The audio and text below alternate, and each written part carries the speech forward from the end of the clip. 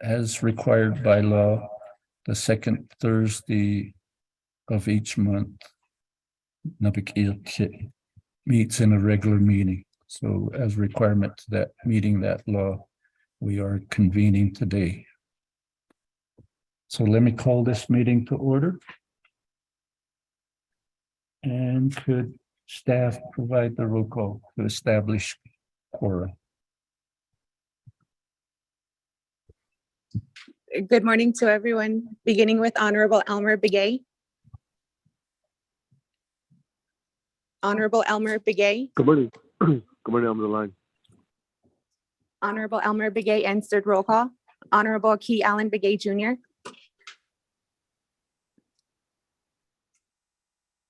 Honorable Key Allen Begay Jr. Honorable Key Allen Begay Jr. did not answer roll call. Honorable Paul Begay.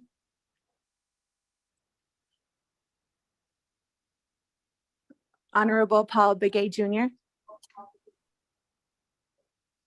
Honorable Paul Begay Jr. did not answer roll call. Honorable Nathaniel Brown.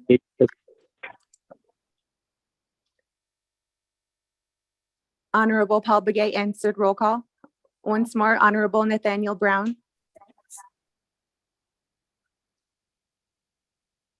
Honorable Nathaniel Brown. Honorable Nathaniel Brown did not answer roll call. Honorable Eugenia Charles Newton. Delegate Charles Newton is on the line. Thank you. Honorable Eugenia Charles Newton answered roll call. Honorable Amber Kenneth Bacrati. Honorable Amber Kenneth Bacrati. Honorable Amber Kenneth Bacrati did not answer roll call. Honorable Speaker Seth Damon is excused. Honorable Herman Daniels. Present. Honorable Herman Daniels answered roll call. Honorable Mark Freeland. Good morning, I'm present, thank you. Honorable Mark Freeland answered roll call. Honorable Pernell Halona. Honorable Pernell Halona. Honorable Pernell Halona did not answer roll call. Honorable Jamie Henio. Good morning, I'm present. Honorable Jamie Henio answered roll call. Honorable Vince James. Delegate James present. Honorable Vince James answered roll call. Honorable Rick Nez. Delegate Rick Nez is present. Got that done. Honorable Rick Nez answered roll call. Honorable Carl Slater is excused. Honorable Raymond Smith Jr.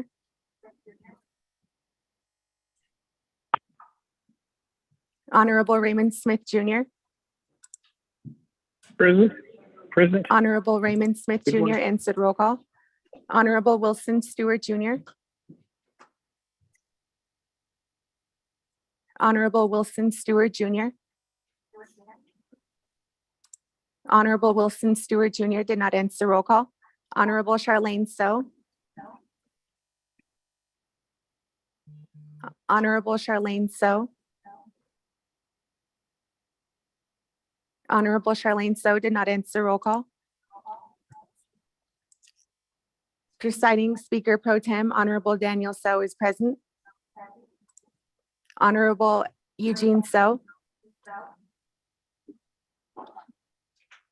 Oh, concentrate. Oh, shoot. Honorable Eugene So answered roll call. Honorable Otto So. Honorable Otto So.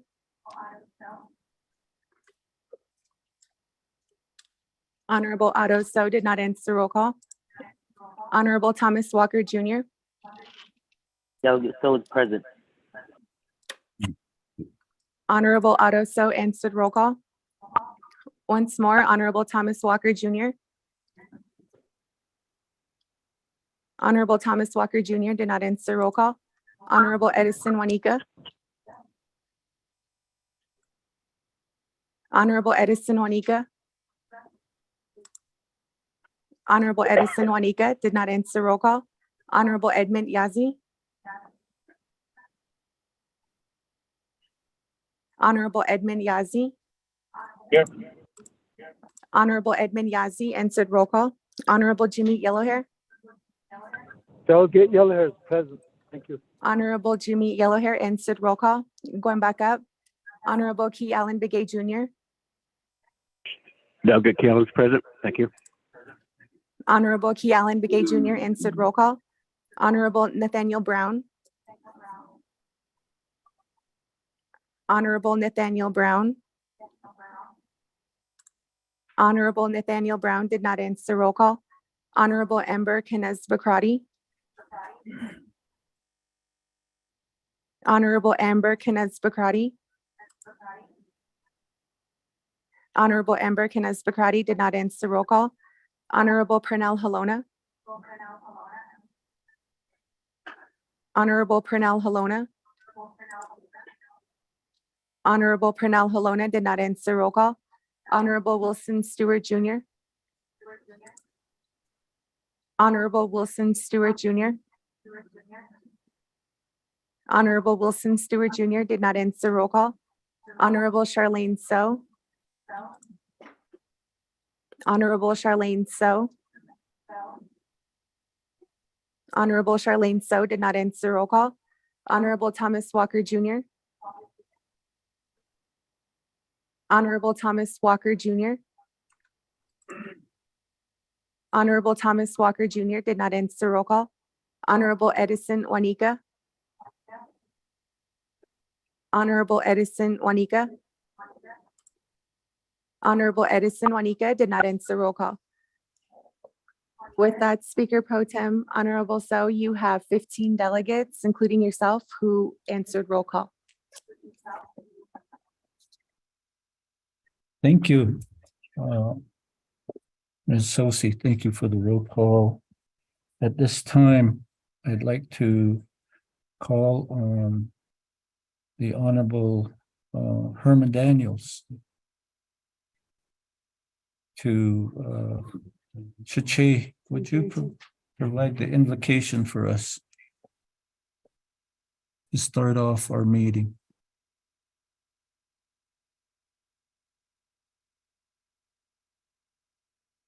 Good morning, Che.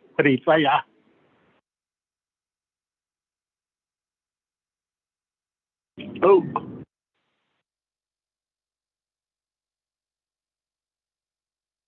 Thank you. Kudo tab Che. Kudo. Adonana kudo. Ana ot Adon but ina ot Adonana. Good day, Herman Daniels Jr. Adon and Selenigate Annie Kilchini, das is it. Haskat low it as another. Boy, he clean it as it say. Adonana again out of an or J. Tosan for a big kin Ebanashness. Adonan today I'm here at Navajo Mountain, not of an. I young here, I that the whole. Well, yeah, what does it say? Kudo, I see Ben, so get Adonana Kudo.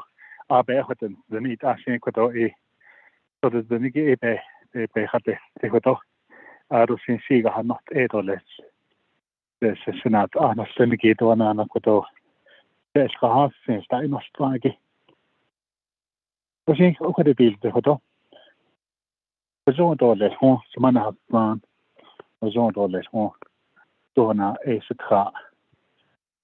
Quay on that in out Ashley Lahone.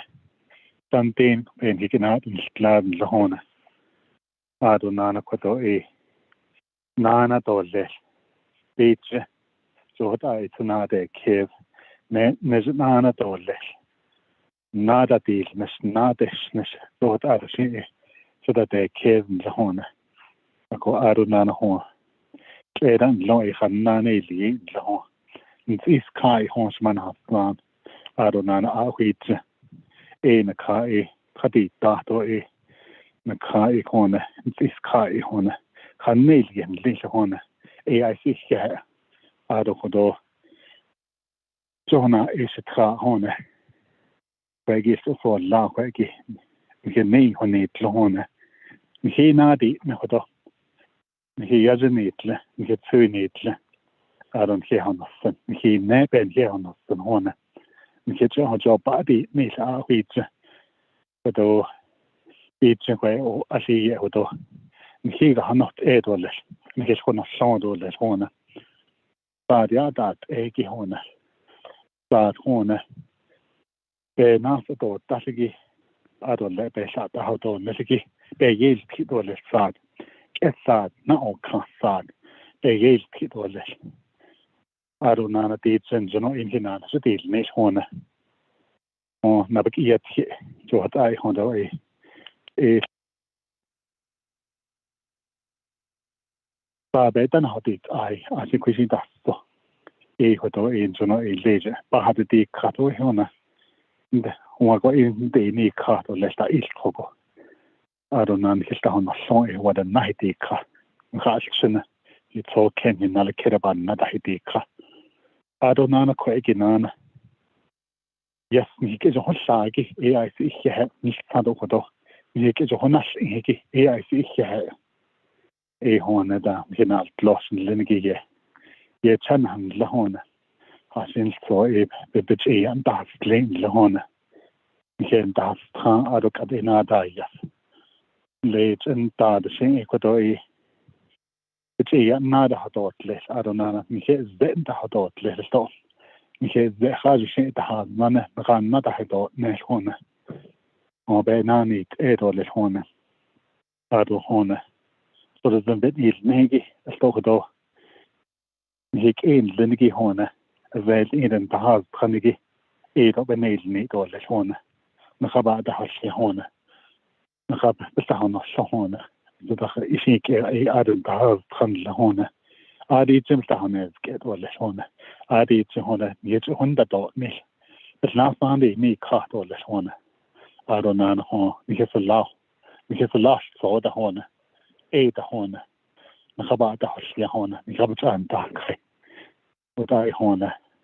The nails need all let me have a law. Don't have lost for. I don't know have and the Hona. You can't have a cargo home. It's not less now than the Hona. Nesna, Dane of Nesna, it's not less than this. Now it's only seems that I have for the Hona. Can't now the little Hona. I don't know, Bevenant, Adanla, Eastern Land Board and the Farm Board. Like as the next day or that, but the Jig Hona. Then being the Hona and Lenigi, I don't know, Tupsy. The Land Use Planning Committee that Hona. I don't know, Koto chapters done Melcohona. We asked that in Nistan Lahona. 35 chapters. Out of Tango A5 chapters. Or that in Nistan Lahona. A Hona the Dalco. Nakaba the Hashian Naka, Stahana Sahona. Out of that in Nishiki. Out of Tweed of Fanny the Hona. The nail need all the Hona. Teacher. Which. Oh, Kavigi Hona. It's a house non high enough. It's a bit veil Hona. In high enough Hona. I'll for the latter nail on Hade enough Hona. Jayana that Hona. Chus that. Said Zenta that Hona. Is he Hona? Be that Inigi Higo. So thou Inigi. Have a latter nail on Hade enough Hona. I don't have send the Hona. A strong baha. A baby meal this Hona. I send the Hona banana. So this so I just saw that in miss. I send the years of that the dash cut. Don't leave it these. That'll touch a Hona. The Robert Hona, so no dash cut all the Hona. In the year that in the Hona on the Papada Lado the Hona. You what I Hona, the nails meat all the Hona. Other Hona, that in this to the hot sun. That in the sea asked for Hona, Dosha out the Hona.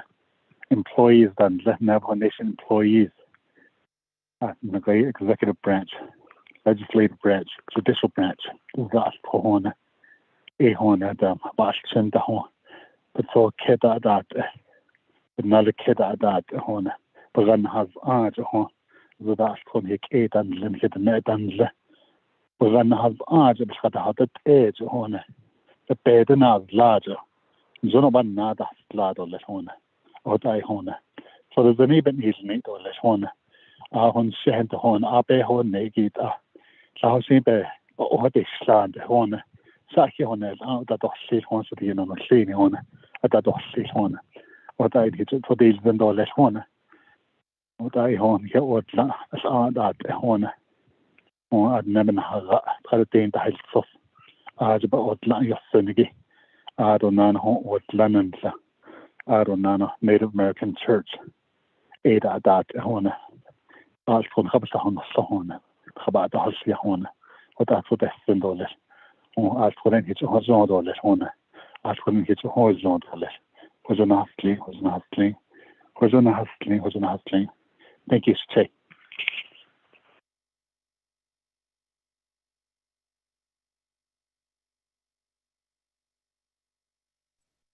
Hakushila, what Edo like his citizen, like in Naabik'íyáti Gito, a hat to che, to the one Sahakesit auto in the height I get out to the natural to kid on it and in the Salagil to Sehasinki, also hold Kaginha. It Edo then the Gito Kota is citizen in Lahaki by he Vincent. To Artsuni, Hitene, that is Gilto, Essential Plato. To out with Archie. So the Kahona a citizen in La. What committee members? Thank you.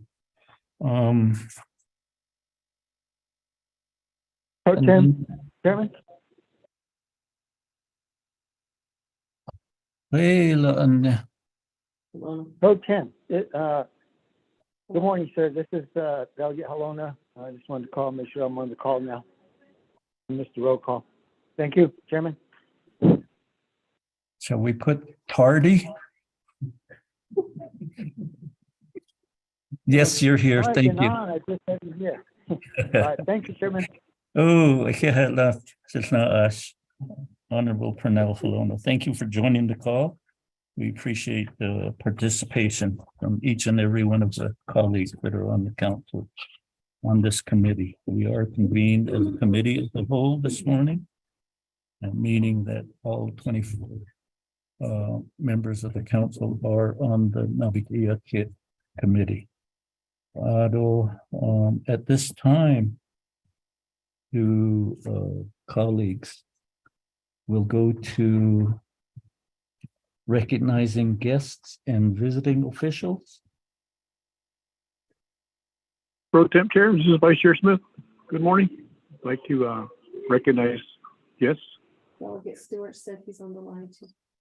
Okoshi, Honorable Vice Chair Raymond Smith, but before I give you the floor, let the record show also that Honorable Wilson Stewart is on the call also, so that ups our quorum. So we're ready to roll. Honorable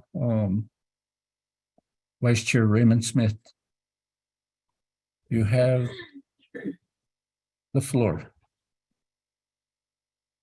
Yes, tonight, Pro Temp Chair of the Naabik'íyáti Committee and committee members of the Naabik'íyáti and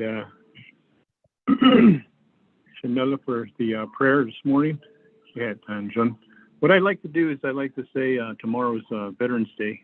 I want to say happy veterans to all the happy Veterans Day to all the veterans in the Navajo Nation and throughout the United States and around the world that are served, that have served and provide freedom, and the Gold Star mothers, Blue Star mothers, and widows, and our remaining World War II code talkers that are still with us.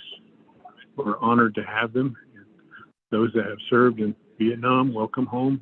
And those that have served in Korea, and those that have served in the conflicts, Desert Storm, Iraq, Afghanistan. We all have family members that are either veterans or have relatives that are veterans.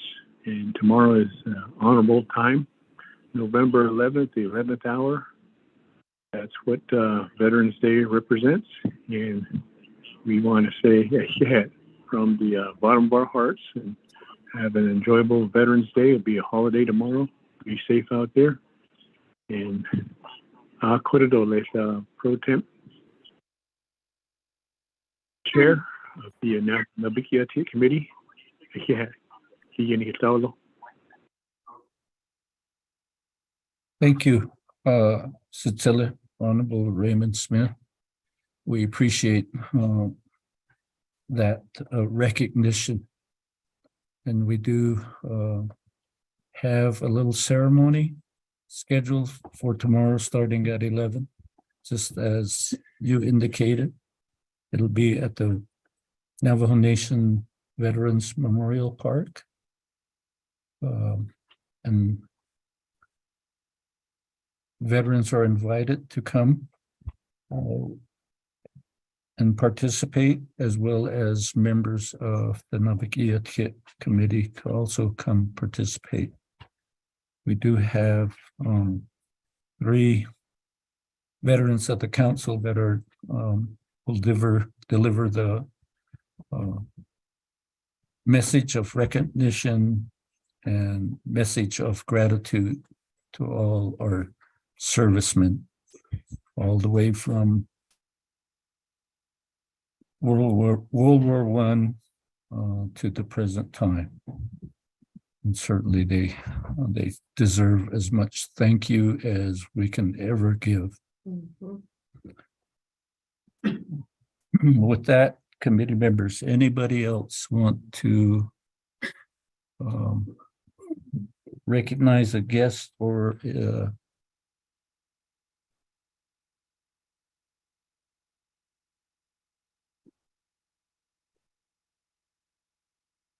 going once? Speaker Pro Tem. So this is Delegate Charles Newton. Oh, yeah, she has a Honorable Chair Eugenia Charles Newton. You have the teleconference floor. Thank you, Speaker Pro Tem. I just want to thank all of the people who are listening in right now who went out to vote on Tuesday. It was an important time to vote at the federal level, at the state level, and then also even here at the tribal level. We had a large number, I believe somebody was saying a record-breaking number of voters who came out to vote and, you know, to cast their ballots for the candidates that they feel is going to be making changes that need to be made, not only on the Navajo Nation, but at the state level and then also at the federal level as well. So I just want to thank everyone who's listening, who voted, whether you voted in the federal, state, or tribal election. You know, thank you everyone for coming out to vote, for making your voice known. And I was just going back, you know, thinking about how many of our states didn't allow our Navajo people to vote. And I believe it was 1949 was the last state that allowed Navajo people to vote.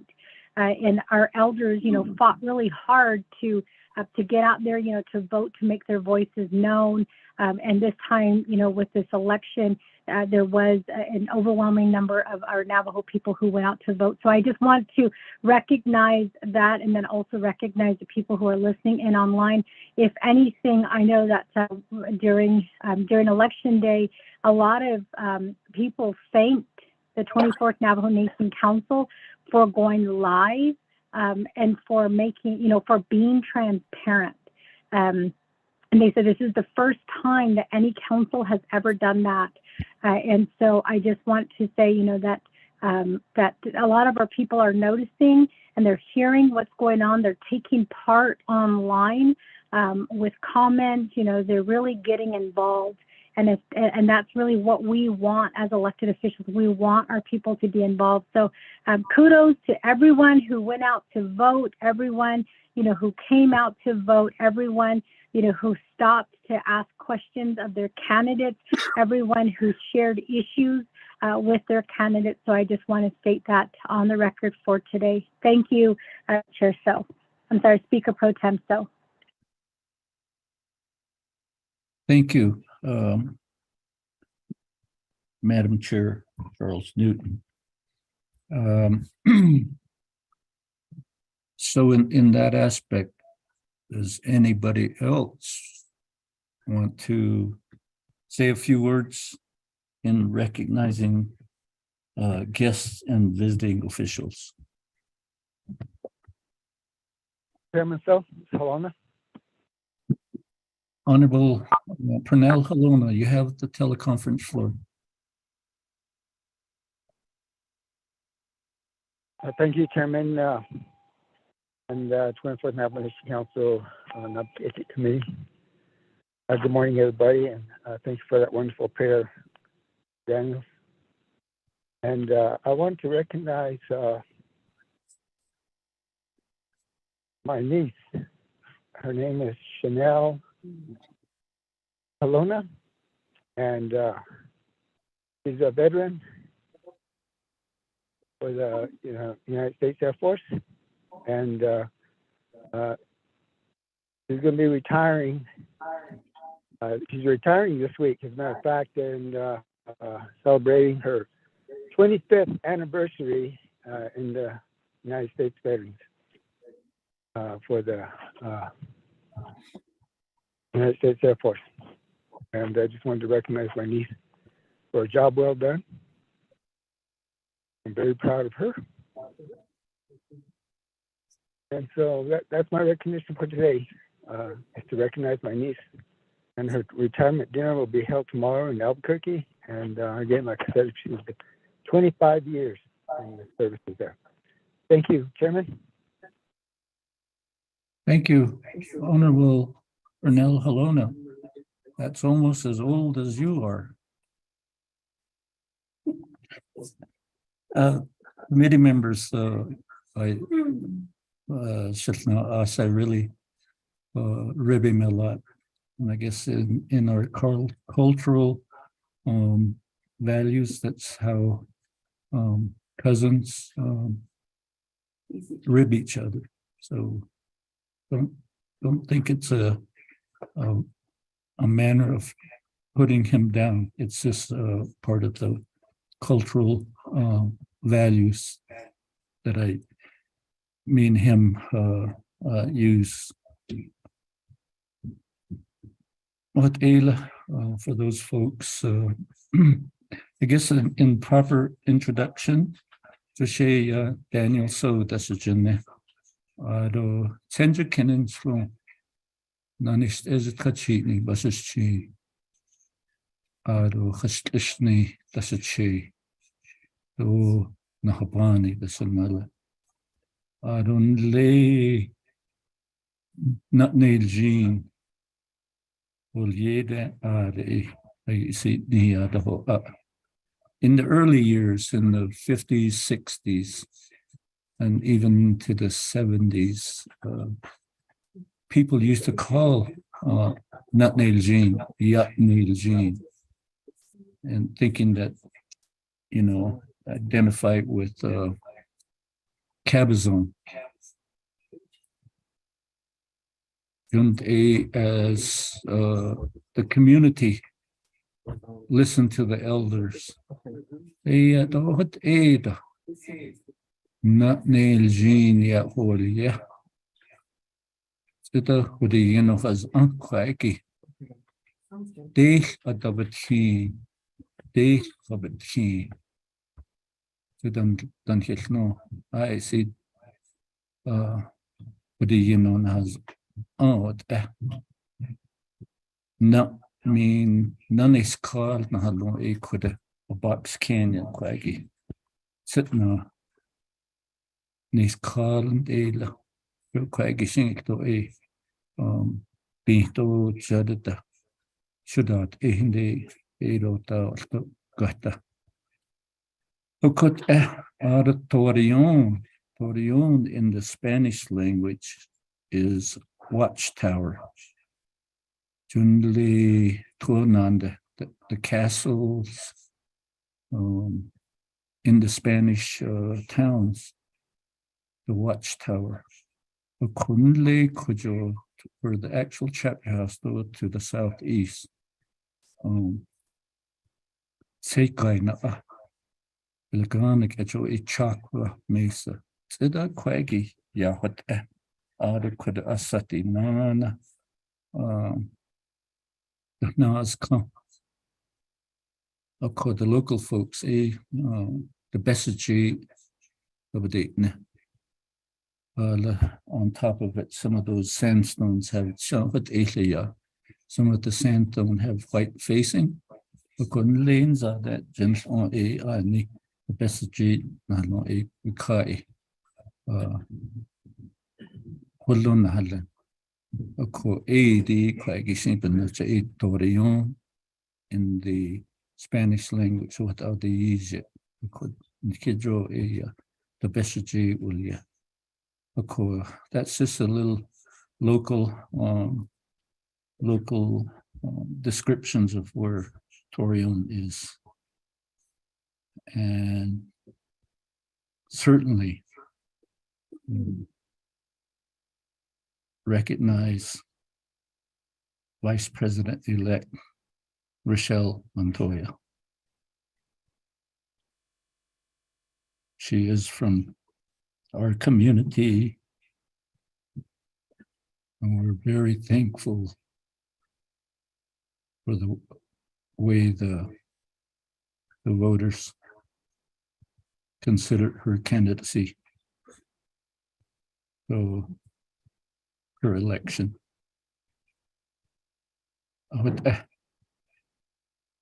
Chiquero Sidines, she is in Ados, and I thank you for listening to that little sidebar announcement. So do we have anybody else that wants to take a few minutes to recognize guests or visiting officials or even relatives? Che. Yeah. Delegate Freeland. No. Diana? Freeland and Brazen. Mark Freeland, Honorable Mark Freeland. Che, you have the floor. Good morning, colleagues, Naabik'íyáti committees, adult staff, good morning. For that prayer, Honorable Daniels as well. And thank you, Che, for stepping up pro tem and serving that capacity. This morning, pro tem I wanted to pay homage and recognition of our veterans. And tomorrow is Veterans Day. We are acknowledging and paying homage to their service. So all of our Navajo veterans out there, thank you. And especially for those out here in Eastern Agency, the 8 chapters, of course, and one in particular, Mr. Frank Henry up at White Rock, who recently got running water. He's a Korea War veteran, and we're so thankful for his service and all the others in the region and throughout the Navajo Nation. So Mr. Frank Henry and his family, thank you. And I got a chance to meet him during the pandemic, visited at his home, and I'll always remember seeing water barrels outside his home. And finally that he was able to get water from OEH recently. It says a lot and how we're moving forward. So to all of our veterans out there, thank you for your service. There is a veterans event tomorrow in Vicente. You're all more than welcome to come and attend. It will be at the residence of Roger and Lori Freeland. It'll be a full day of activities and announcements and speeches, and it'll be a gourd dance as well.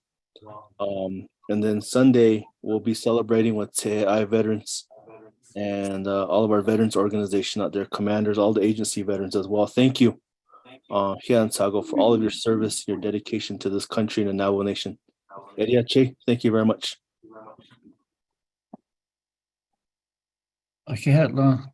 Che, you always do good relations with everybody, for what you do. Colleagues, anybody else? Eugene, so Cecilia? You That's have the you. team coach. Oh, yeah, Tay. And you know, she hana out, ado, she had to the, you know, they hana out, see, if you become Senani Cosole. It's she had. This Rina Hadashi United States Marine Corps birthday is not today. Happy birthday, David of Needle. Shah paid Papa all the Marines across the Navajo Nation. I see you that and are always in the front. Zavi Nand, which one? Keep it Ilian that I Kahask. I see ya beta snitterly. Or she had genius. I don't all the equal that the election board, all the poll workers, they don't share it, nobody does neither, so they don't share it. But I not yet, the law, not another hot, not so now, because the now hot us. It all shared in the list. Thank you, Shana. Oh, what Edo list, Cecilia? Colleagues, anybody else? Paul, Shache, Honorable Paul Begay, all the way from the west. Oh, good morning, Shache, Honorable Pro Tem Speaker Daniel So Ayonis, the Speaker of the Young. Good morning, colleagues, although staff, members, legislation, ICA. The cotton not the high CA go a about Henson ship. Although it is not sanky, although still Honorable Delegate Herman Daniels and John got equal. So there's been behind the door issue because only stayed on this. Although it says me door this, Koto, although I see. Thank you is not enough for to all the veterans from trying does baggy although at this string that they are cut that she let cut that not and that it also doesn't be the kid and it of course adulation and han night or mother of it ya night or cut over action the ya night or cut avenue so there's an bandil she back in a course, Yati, it has Ado Ea, Shisharan has Ado Ea, the veterans, the Holodo, a co a open national, former delegate, former delegate Wilfred Lane, Ado Ea, Badeja, Lois Lane, United States Marine Corps, Ado Ea, I thought that his nephew go, Lionel So, United States Marine Corps. Could Egon Higato, veterans, the Hallo, Ado, the late Kenneth Peshlikar, United States Marine Corps. A could ego, then him Higato, could ego. Not so I didn't need the Hegit Ashen Higato, veterans, the Hallo. I at this Benil Nito, but Nixon. Yego, a Bassatil, and Bagambas has unget this shing it, or Yego, she between the has. Oh, when the bad then no, because basically she in the beta then put over the other leader. Could Egon has Arco A beneath Nation for a Bahas $3, so but she had in needle. Arrow to my colleagues on the 24th Navajo Nation Council. I said it's been a pleasure, it's been an honor working with you. Of course, I didn't need that is even not a Sashi Yato ad Nahi Kata. I feel blessed and I feel content that I think we each one of us 24th Navajo Nation Council did our part, did the best that we can. There was some work that was accomplished. My $58 million jump start of the Western Navajo pipeline. I have some power lines that came to reality. I have a new chapter house in one of my 5 chapters. Of course, I see. Yeah, it doesn't take one person but Oshi Hayat Naha State in Hadish Nigo Kotego. But we all know as 24th consul that it takes the other 23 consul delegates to approve these. Ado president bish ikayi Kotego Kate has Argo Echo. Dina Dish no hat we see it or Odo Beta Nahalan. But we did a lot of accomplishment. Jungo Ashit Dashil Nisto. Ado a connection. Take a nana kagi. She could also doesn't be benefit. I congratulate them. And Ashi actually the Naya Napati Kido. But that is a bizarre echo. Their vote is their voice. Nada hasla. We just pray that the continuation of progress is there. For actually not what is all it Ashko Obasada deals and do Beke Hadani Teda do Shazan Yard Bahinson Kadeya Kadein Race tackle bus re-equip the sleep off, clean my fishing rods and go to the lake. Before the lake completely goes down. Just a really big thank for it. It's a great pleasure and honor to work with you, 24th Navajo Nation Consul. So the year going the job is not done. I told my people that I will work hard for you, even to the last day of whenever our last day is, the work will go. We will finish hard. We will finish respectfully to the last day. Yeah, I don't begin to tell a lot of this. They call it Lindy Donas will just go to translate that be go test Mr. You. I don't not hack of you. I'll just go. That yeah. The colleagues say I love you. You're not to your spouses, to your children. And Lindy that so. But I got your ninja the children. Yeah, so has see all.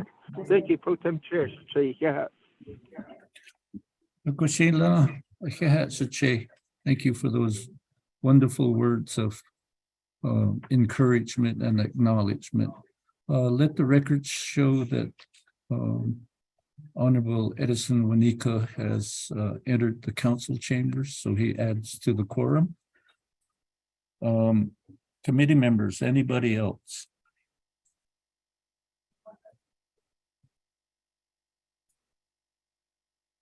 If there is nobody else then that wants to speak on item number 2, we'll go to item number 3, reviewing and adopting today's agenda. Mr. Rico, could you do the honors? Thank you, Chairman. So Speaker Pro Tem and members of the Naabik'íyáti Committee. This is the Naabik'íyáti Committee of the 24th Navajo Nation Council regular meeting agenda, Winterot Navajo Nation, Thursday, November 10th, 2022. Presiding Chair, Honorable Daniel Iso, Speaker Pro Tem, 24th Navajo Nation Council. 1, call meeting to order, roll call invocation. 2, recognize guests and visiting officials. 3, review and adopt the agenda. 4, review and adopt the journals. There are no journals. 5, receive reports. No reports. 6, old business A, legislation 0159-22. 7, new business A, consent agenda. Consent agenda consists of legislations 0117-22, legislation 0203-22, legislation 0195-22, legislation 0186-22, legislation 0189-22, legislation 0175-22, legislation 0204-22, legislation, that's the consent agenda. Item B, legislation 0108-22, C, legislation 0109-22, D, legislation 0188-22, E, legislation 0191-22, F, legislation 0192-22, G, legislation 0218-22. Close the meeting, announcements, adjournment. Mr. Chairman. Thank you, Mr. Rico. Committee members. Motion, Halona? Second by Vice Chair Smith. Thank you. Recognize the motion by Honorable Pernell Haluna and recognize the second by Raymond Smith Jr. Committee members. Now the agenda is in your hands. How do you wish to proceed? Temp, this is Vice Chair Smith. Also, Thank you. Added amendment. Okay. Let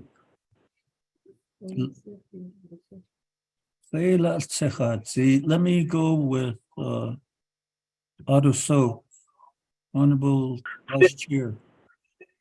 Aduso. Speaker Pro Tem. Oh, Who motioned consent agenda and adopt the consent agenda would be motion from the floor that requests.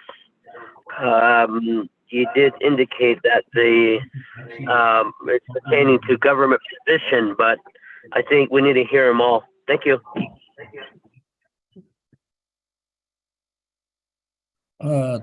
Thank you, Honorable Vice Chair. Basically, I'm the one that instructed staff to put these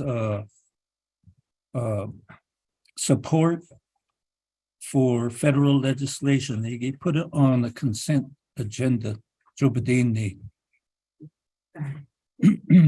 and basically establishing the Navajo position on these federal legislations. And let me give the floor to Mr. Rico to further explain. Mr. Rico.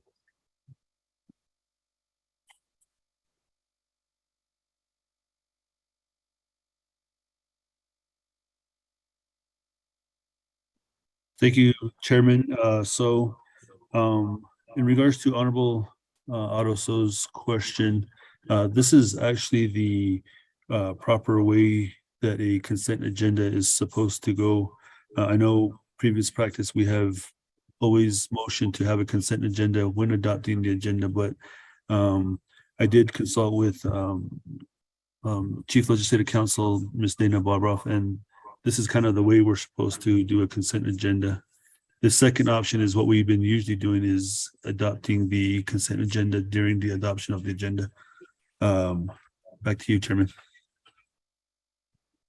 Thank you, Mr. Rico. That would be the response to the question.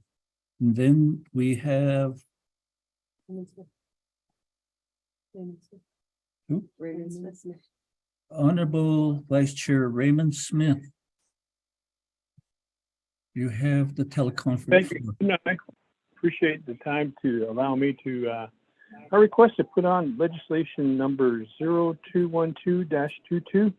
We heard that at yesterday's RDC committee, and it's at now we're at Naabik'íyáti committee, and Naabik'íyáti committee is the final authority. I'd like to add that onto the consent agenda. It's basically just requesting federal resources and prioritize the study for a bridge out in Carino, South Arizona. That's my request. Thank you. What, Honorable Vice Chair Raymond Smith, the number of that legislation one more time? 0212-22.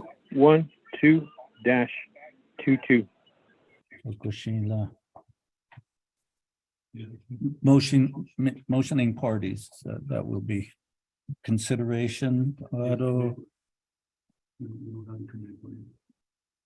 Okay, Honorable Raymond Smith. As a consent item. Yes, however, over here, staff is lacking a committee report.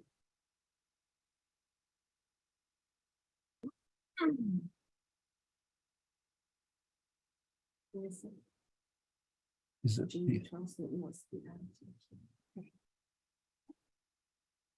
We can't add it 'cause Okay, Vice Chair Raymond Smith, once the committee report is added or received by staff, then we could add it to the agenda. But at this point, it'll be at the back end of the agenda. So with that, some directions on how to handle it, Honorable Vice Chair Smith. So now we have Honorable Wilson Stewart. Cecilia, you have the teleconference floor. Augustine Shanad, Pro Tem. Shanad, Chairman, so legislation 109-22. The agents they're out of the office and out in the field today. I'll drop the legislation so or delete from the delete whatever from the agenda for today, Shanad. So colleagues and so and that's my request for that particular legislation is just to have it removed for today's Naabik'íyáti. Thank you and colleagues.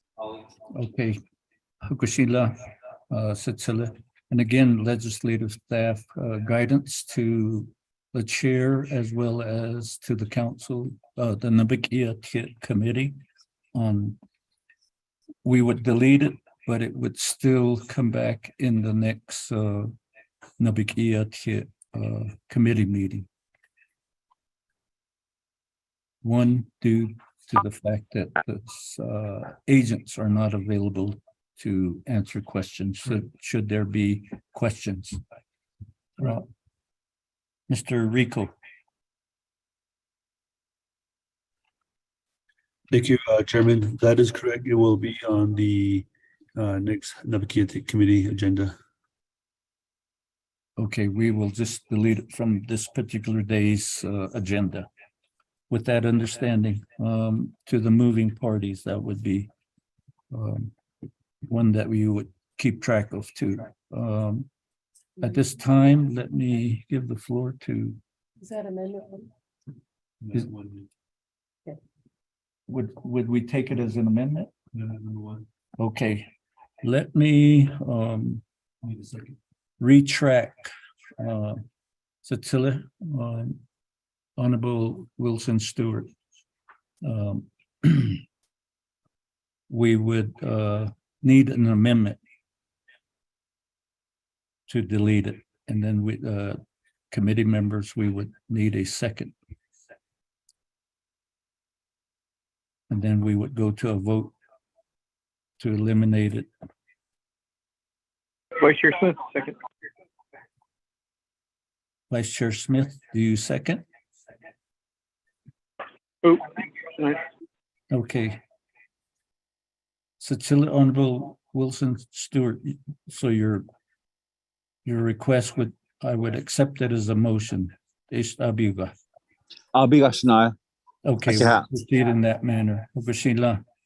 So Naabik'íyáti committee members, we have amendment number 1 to delete legislation 0109-22.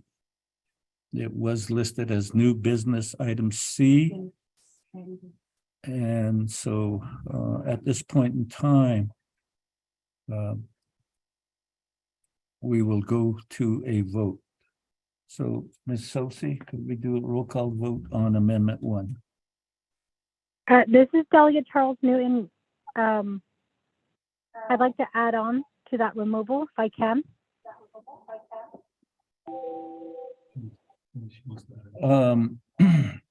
Hakushila, Honorable Madam Chair Eugenia Charles Newton, what is your request?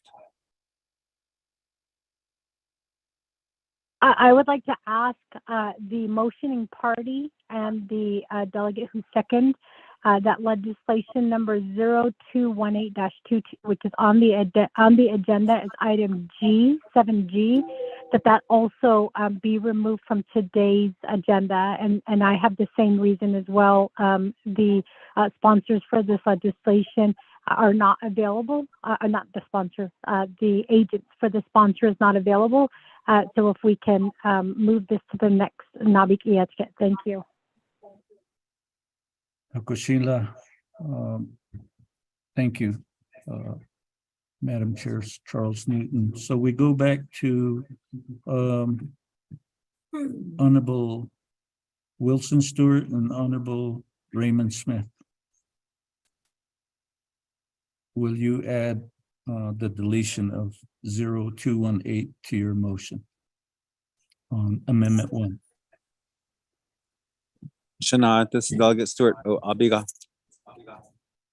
I have Ricky Nez to request to speak. Ricky Nez request to speak. Okay. Honorable Raymond Smith. I concur. Okay, concur. Vice Chair Smith. And then, before we take it to a vote, I have a request to speak from Honorable Chair Ricky Nez. Cecilia, you have the teleconference floor. Thank you.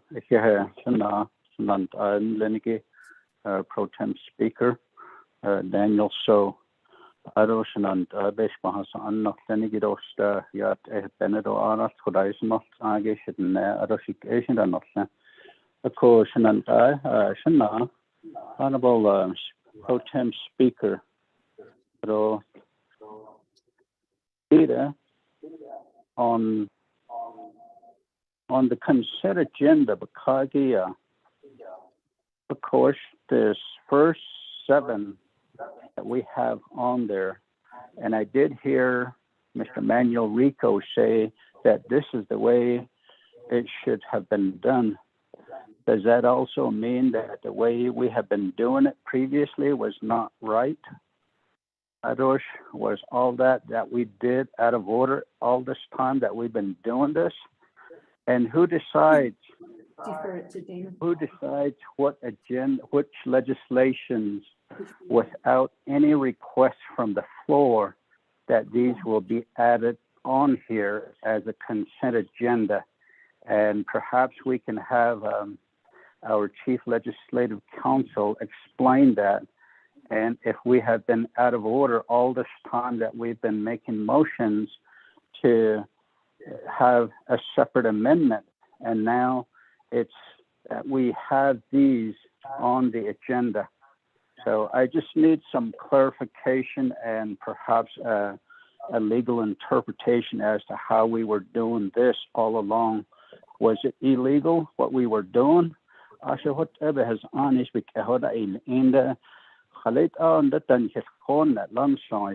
did we just now hear about this? So thank you. Back to you, Pro Tem Speaker. So thank you.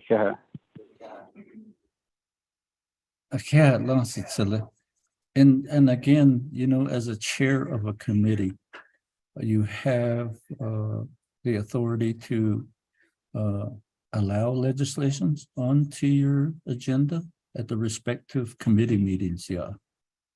Though you can also help craft the agenda. So in my thinking is, let's put this at the front end for the consent. Abenachet, Ado, in speaking with Mr. Rico, then he says, yes, this is the way we should have been doing it. But then as, again, not taking away from Brother Seth Damon, he really allowed the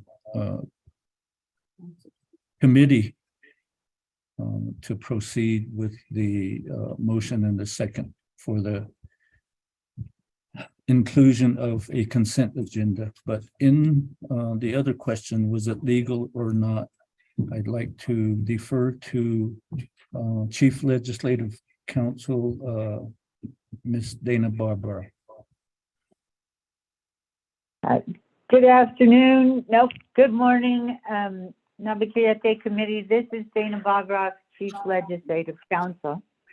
If you will look at the Standing Committee Rules of Order, Rule 8B.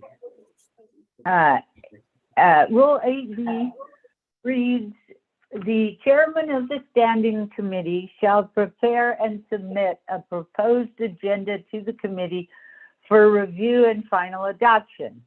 The agenda shall allow for the inclusion of a consent schedule, which is a listing of resolutions that will likely be approved by unanimous consent of the delegates in attendance. The consent schedule shall be developed by the chairperson upon request by any delegate with appropriate exhibit reports and other matter available for review prior to meeting. Items shall be removed from the consent schedule on the request of any one committee member for any reason without debate. Items not removed shall be adopted by unanimous consent without amendment or debate. Removed items may be taken up either immediately after the consent schedule or placed later on the agenda at the discretion of the committee. And once again, I read that from Rule 8D of the Standing Committee Rules of Order. So the way you are doing it today is the cleanest or closest interpretation and implementation of that rule that it is the chairperson of the Standing Committee that develops the consent schedule to be placed on the agenda. Once it gets to the committee can add additional items to the consent schedule, or an individual delegate can take them off. And so the way you're doing it today closely tracks the rule. The way you've done it in the past is that the consent schedule wasn't developed till you were at council, or excuse me, at the committee during the agenda. And I don't believe that that was caused anything to be out of order. It's just a much looser interpretation of the rule. And what you're doing today is hopefully a practice you will adopt going forward. So I think that's all I should add here. Back to you, Chair. Thank you. Thank you, Ms. Barbara. Cecilia, Honorable Chair, Ricky Nyes, does that address your concerns? Thank you, Shana. Thank you, Ms. Barbara. I was trying to find the committee rules of order. I do have the Navajo Nation Council rules of order, and rule number 18 speaks to modification to motion and tabling motion. But if Mr. Rico, if you would send me that rule 18 for Naabik'íyáti committee, I would appreciate it. Thank you, Shana. Thank you. Excuse me for interrupting. I guess my voice is, I think my voice is still a little slurry, but it's getting better. But it's actually Rule 8 of the Standing Committee rules. So it's Rule 8. Thank you. Thank you, Ms. Barbara. Pro Temp Speaker. Honorable Edmund Yazzie, you have the Good morning, Pro Temp Speaker, and good morning to my colleague and everyone that's listening. Just a question. On this consent, that's including the Mariano Lake legislation, correct, sir? My hearing has been kind of depleting because of all the metal music that I've been playing, sir. Sir? You're gonna have to turn up your hearing aid. Okay. It's at volume 7 right now. Okay, the Mariano Lake one, 0159 is listed as old business. And not Okay. as part of the consent. Okay, Pro Temp Chair, with my colleagues, could we add that on with consent, or if not, then we'll go ahead and just listen to it as it comes. Pro Temp Chair, members of the council.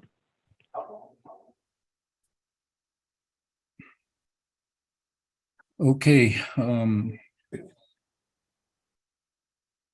Honorable Wilson Stewart, you have the motion. And Honorable Vice Chair Raymond Smith. We have two items. Amendment 1, delete legislation 109-22 and legislation 0218-22. And now you have a request to add 0159-22 to add it to item 7 new business and to a consent agenda. Moving parties, how do you wish to handle that request? Shania, Chairman, this is Delegate Stewart. I approve. Honorable Raymond Smith.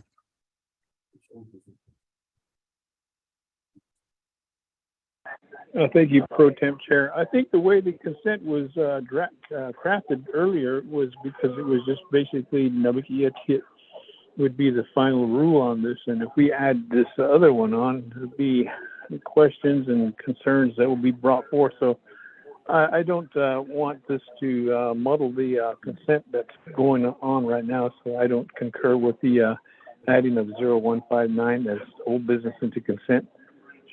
Thank you. Thank you. With that, the request is not going forward. So the amendment 1 still includes deleting legislation 0109-22 and 0218-22. Committee members.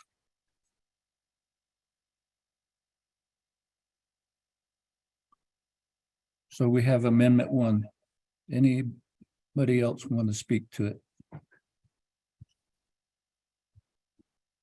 Going twice? 3 times. Ms. Sosi, could you provide the roll call vote on amendment 1? Honorable Elmer Begay, how do you vote? I agree. Honorable Elmer Begay votes red. Green. Oh, excuse me. Honorable Elmer Begay votes green. Honorable Key Allen Begay Jr., how do you vote? Yeah, it's green. Thank you. Honorable Key Allen Begay Jr. votes green. Honorable Paul Begay Jr., how do you vote? Delegate Paul Begay votes green.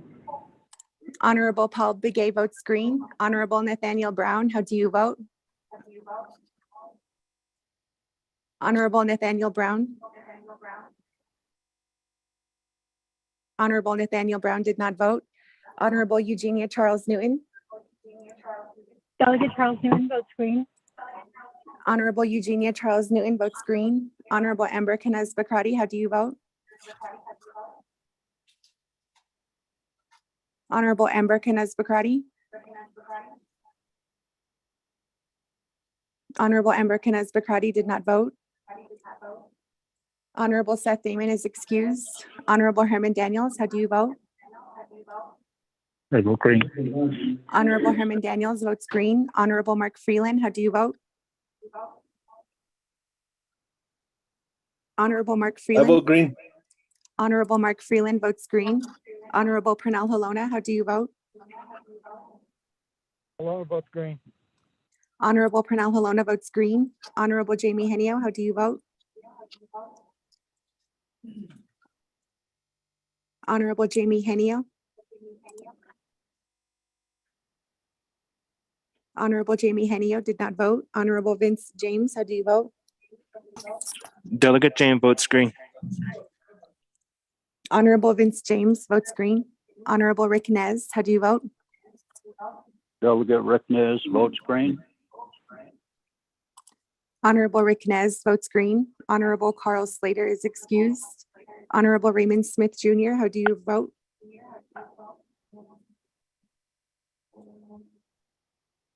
Honorable Raymond Smith Jr. Green. Honorable Raymond Smith Jr. votes green. Honorable Wilson Stewart Jr., how do you vote? Green, I'm sorry. Honorable Wilson Stewart Jr. votes green. Honorable Charlene So, how do you vote? Honorable Charlene So. I vote green. Honorable Charlene So votes green. Presiding Speaker Pro Tem, Honorable Daniel So, not voting. Honorable Eugene So, how do you vote? Who does this show? Honorable Eugene So votes green. Honorable Otto So, how do you vote? Honorable Otto So. I vote green. Honorable Otto So votes green. Honorable Thomas Walker Jr., how do you vote? Green. Honorable Thomas Walker Jr. votes green. Honorable Edison Juanica, how do you vote? Honorable Edison Juanica votes green. Honorable Edmund Yazdi, how do you vote? Green. Honorable Edmund Yazdi votes green. Honorable Jimmy Yellowhair, how do you vote? Honorable Jimmy Yellowhair. I vote green. Thank you. Honorable Jimmy Yellowhair votes green. Going back up. Honorable Nathaniel Brown, how do you vote? Honorable Nathaniel Brown. Honorable Nathaniel Brown did not vote. Honorable Amber Kinez Bakrati, how do you vote? Honorable Amber Kinez Bakrati. Honorable Amber Kinez Bakrati did not vote. Honorable Jamie Henio, how do you vote? Green. Honorable Jamie Henio votes green. With that, Honorable Speaker Pro Tem, you have 19 delegates who voted in favor, 0 delegates who oppose, with presiding Speaker Pro Tem Daniel So not voting. Thank you, Ms. Sosi. Thank you for the roll call vote, and committee members, thank you for the vote on addressing the deletion of 2 legislation from this agenda, but they will go back on to the next Naabik'íyáti committee agenda. With that, the floor is back open for discussion on the amended agenda. Chair Calvin. Honorable Key Allen Begay Jr. Shache, you have the teleconference floor. Good morning, Chair. Ado, 24th Navajo Nation Council. I want to add legislation 0211-22. I wonder if they received a certified report from the last committee that we made presentation. RDC was the last committee. They should be ready for Nabi. Chairman, they add this and want to make a motion if it's available and ready. I texted him. I said we haven't got it yet. Shache, Honorable Key Allen Begay Jr. The staff have not received the committee report just yet, so we can't act on it. And what we can do is once it's received, then we will give you notice and we could suspend the rules and add it to the current agenda. And it would be at the tail end of the agenda. Mr. Pro Tem Speaker, so. Mr. Pro Tem Speaker, so this is Delegate Rick Nez, request to speak on the subject, sir. Yes, Honorable Chair of the Resource and Development Committee, the Honorable Ricky Nez, you have the floor. Thank you, Shana Shehe. Koro Shitsilina, this Kirgi, Honorable Kialan Begay. I just signed the committee report, so it should be on its way back to Window Rock. It should be there in about an hour. Thank you. Thank you. Thank you, Honorable Chair Ricky Nez. Once it's in hand to the staff, we will let you know, and then at that time we can entertain a motion to suspend the floor rules to add that particular legislation 0211-22 to the agenda, and it would be eligible for action once we add it to the agenda. Pro Tem Chair, this is Vice Chair Smith. Okay. Pro Tem Chair, this is Vice Chair Smith. Vice Chair Raymond Smith. Okay, Sinead, my question also goes to Chairman Nez. My request was to also add in the consent. I was wondering if he had also put his signature on there and if that's going to be in process too under legislation 0212-22, 212-22. Thank you.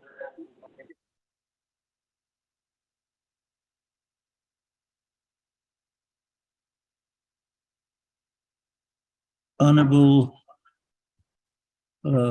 Chair Ricky Nez, the question is posed to you. Thank you, Honorable Chairman. So, I signed all the committee reports, and our advisor, Mr. Tahi, is on the way back. He should be there hopefully within an hour, and it should be ready by then. Thank you. Chair Ricky Nez, Honorable Vice Chair Raymond Smith. Again, we can't take action on it until the actual document has been received by our staff.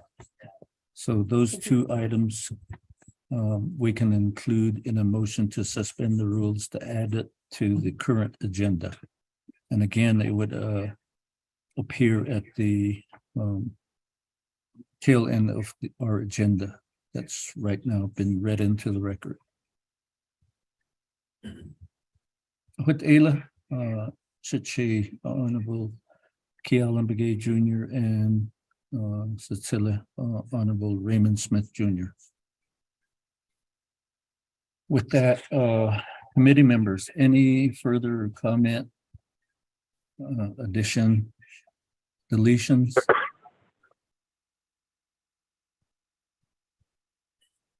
Going once. Twice. 3 times. So we'll go back to the motion to adopt the amended agenda. With Ayla, so in that aspect, the motion to adopt the agenda by Honorable Pernell Halona and second by Honorable Raymond Smith Jr. With Amendment 1, let's go to a vote. Okay, let me back up. Mr. Manuel Rico, could you provide the second reading before we vote? I appreciate the staff to keep me in line. Thank you. Thank you, Chairman. Members of the Naabik'íyáti Committee, you have one amendment. Amendment number 1 is to remove legislation 0109-22 and legislation 0218-22 from the agenda. Mr. Chair.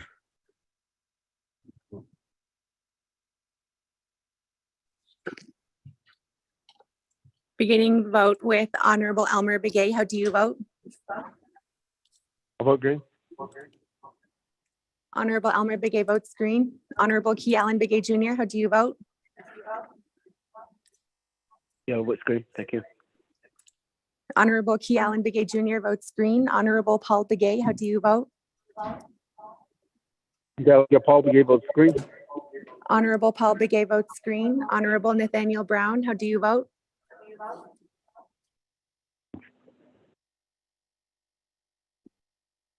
Honorable Nathaniel Brown. Honorable Nathaniel Brown did not vote. Honorable Eugenia Charles Newton, how do you vote? Delegate Charles Newton votes green. Honorable Eugenia Charles Newton votes green. Honorable Amber Kines Bakrati, how do you vote? Honorable Amber Kines Bakrati. Honorable Amber Kines Bakrati did not vote. Honorable Seth Damon is excused. Honorable Herman Daniels, how do you vote? I vote green. Honorable Herman Daniels votes green. Honorable Mark Freeland, how do you vote? I vote green. Honorable Mark Freeland votes green. Honorable Pernell Halona, how do you vote? I vote green. Honorable Pernell Halona votes green. Honorable Jamie Henio, how do you vote?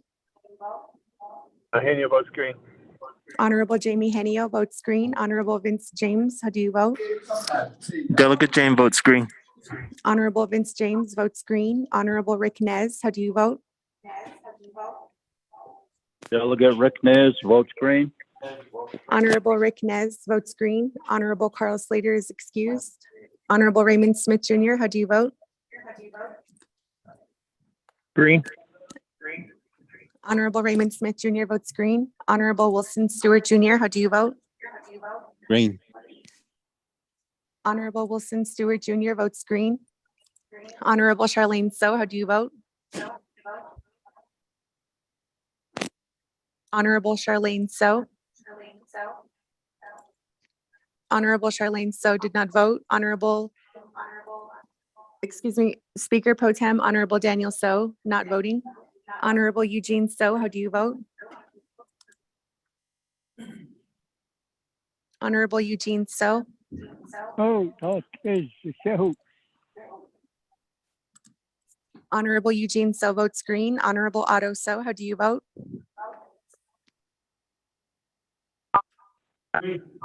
Honorable Otto So votes green. Honorable Thomas Walker Jr., how do you vote? I vote green. Honorable Thomas Walker Jr. votes green. Honorable Edison Juanica, how do you vote? Honorable Edison Juanica votes green. Honorable Edmund Yazdi, how do you vote? Green. Honorable Edmund Yazdi votes green. Honorable Jimmy Yellowhair, how do you vote? Honorable Jimmy Yellowhair. Honorable Jimmy Yellowhair did not vote. Going back up, Honorable Nathaniel Brown, how do you vote? Honorable Nathaniel Brown. Honorable Nathaniel Brown did not vote. Honorable Amber Kines Bakrati, how do you vote? Honorable Amber Kines Bakrati. Honorable Amber Kines Bakrati did not vote. Honorable Charlene So, how do you vote? I vote green. Honorable Charlene So votes green. Honorable Jimmy Yellowhair, how do you vote? Delegate Yellowhair votes green. Honorable Jimmy Yellowhair votes green. With that, Speaker Pro Tem, you have 19 delegates who voted in favor, 0 delegates who oppose. With Speaker Pro Tem, Honorable Daniel So not voting. Thank you, Ms. Sosi. Thank you for the roll call vote.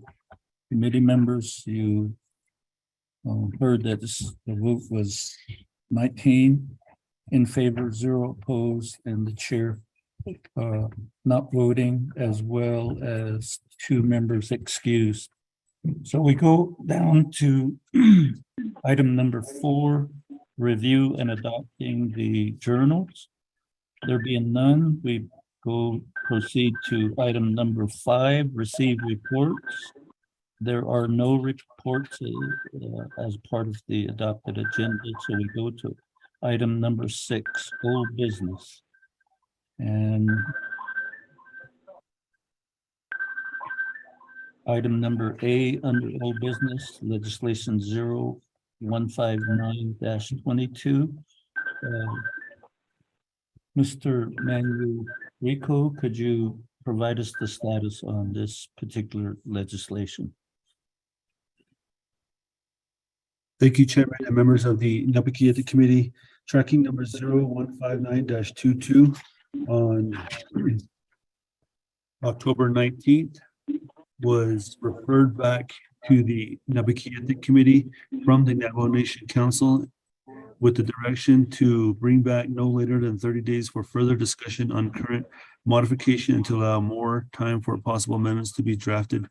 That referral motion was made by Madam Chair Eugenia Charles Newton and second by Honorable Herman M. Daniels Jr. with a vote of 14 in favor, 7 opposed.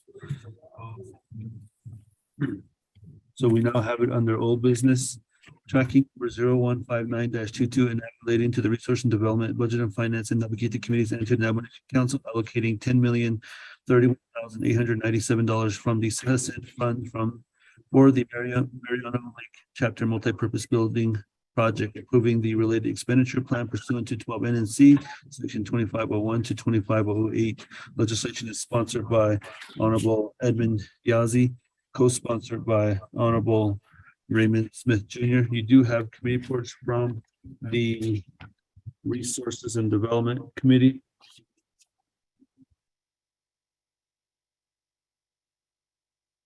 The Resource and Development Committee recommended to pass with no amendment. The Budget and Finance Committee recommended to pass with no amendment. The Naabik'íyáti Committee on October 13, 2022, recommended pass and referred to the Navajo Nation Council. At the Navajo Nation Council, this legislation was referred back to the Naabik'íyáti Committee with one pending amendment. Chairman. Thank you, Mr. Rico. Regarding that referral back to the Naabik'íyáti, we do have the sponsor, Honorable Edmund Yazzie, present, and the co-sponsor, Honorable Raymond Smith Jr. With that,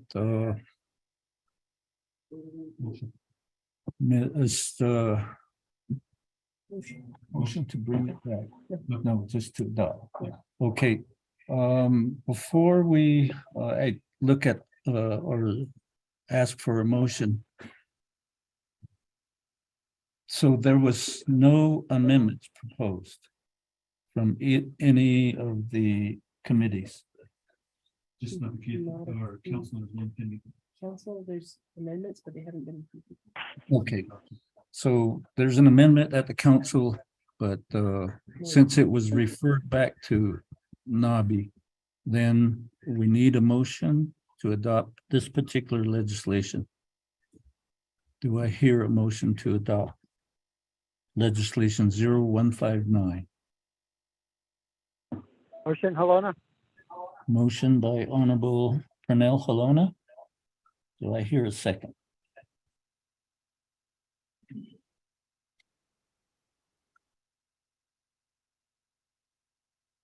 Going once.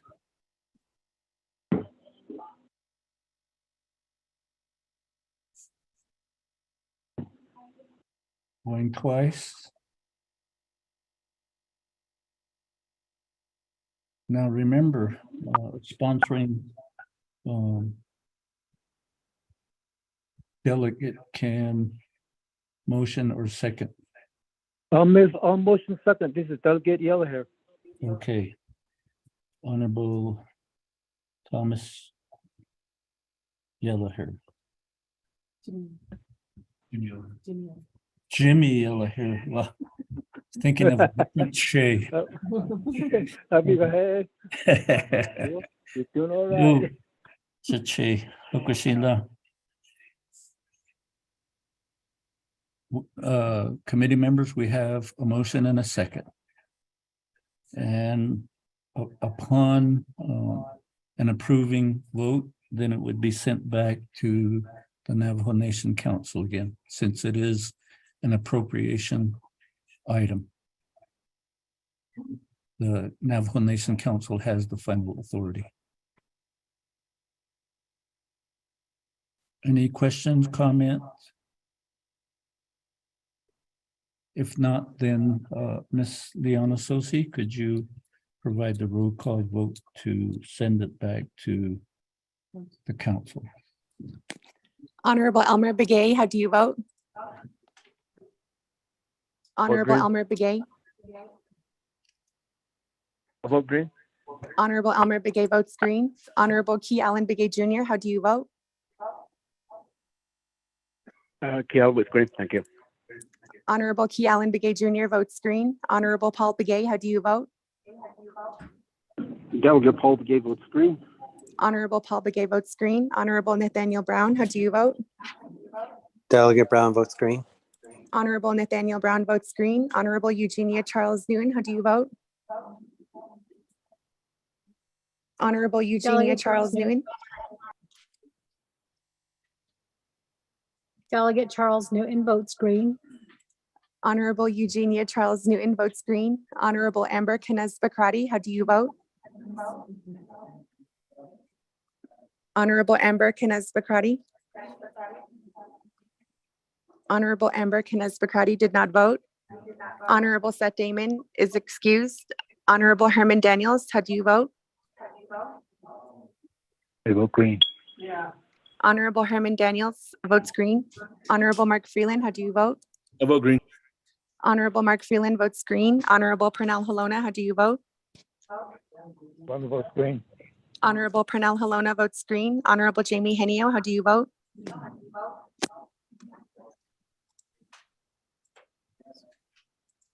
Honorable Jamie Henio. Honorable Jamie Henio did not vote. Honorable Vince James, how do you vote?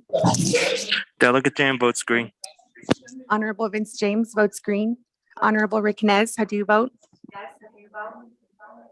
Delegate Rick Nez votes green. Honorable Rick Nez votes green. Honorable Carl Slater is excused.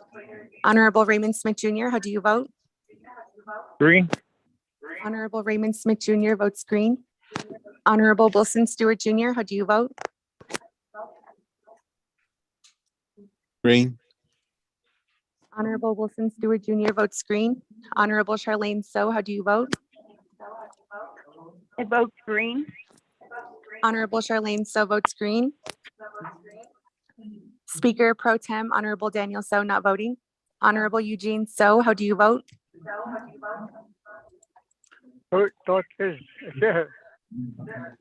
Honorable Eugene So votes green. Honorable Otto So, how do you vote? I vote green. Honorable Otto So votes green. Honorable Thomas Walker Jr., how do you vote? I vote green. Honorable Thomas Walker Jr. votes green. Honorable Edison Juanica, how do you vote? Honorable Edison Juanica votes green. Honorable Edmund Yazzie, how do you vote? I vote green, and thank you, my colleagues. Honorable Edmund Yazzie votes green. Honorable Jimmy Yellowhair, how do you vote? Delegate Yellowhair votes green. Thank you. Honorable Jimmy Yellowhair votes green. Going back up, Honorable Amber Kines Bakrati, how do you vote? Honorable Amber Kines Bakrati. Honorable Amber Kines Bakrati did not vote. Honorable Jamie Henio, how do you vote? Honorable Jamie Henio. Honorable Jamie Henio did not vote. With that, Speaker Pro Tem, You have 19 delegates who voted in favor, 0 delegates who oppose, with Speaker Pro Tem Honorable Daniel So not voting. Thank you, Ms. Sosi, for the roll call vote. So let the record show a vote of 19 in favor, 0 opposed, the chair not voting, and 2 members excused, as well as 2 not voting.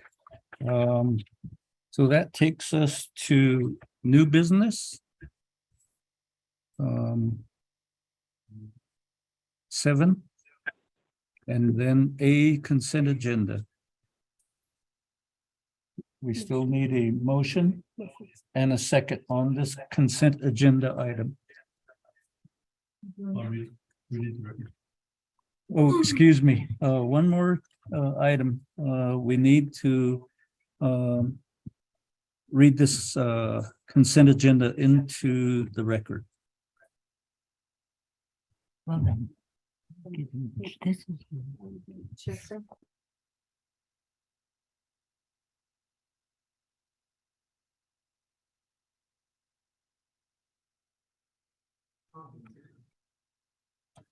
Thank you, Chairman and members of the Naabik'íyáti Committee. Consent agenda, tracking number 0117-22 in action relating to the Resource and Development Committee and Naabik'íyáti Committee supporting U.S. Senate Bill 2265, the Native American Housing Assistance and Self-Determination Act, NAHASDA, of 2021, urging the U.S. Senate to amend the bill to expand income eligibility requirements to increase Native American home ownership.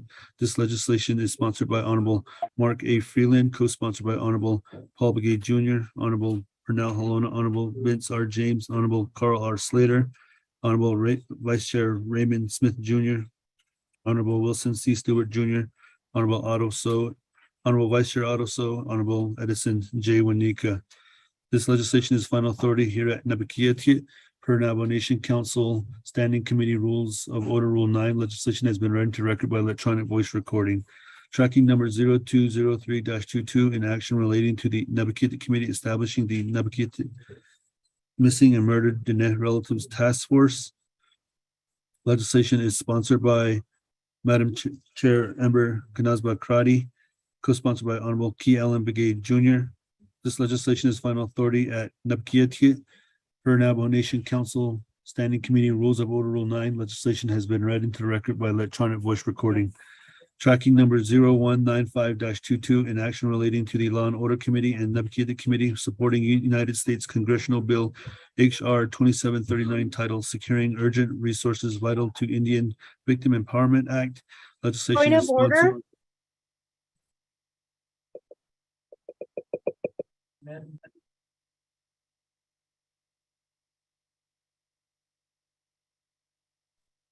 Madam Chair Charles Newton, what is your point of order? Thank you for that. Chair Pro Tem, so I'm really confused. We just voted to move the legislation that's under old business, legislation number 0159-22. We just voted to bring it back to discuss. Am I wrong on that? No, it was adopted in the agenda. There was a request to put it on the consent agenda, and that was denied. So 0159 was considered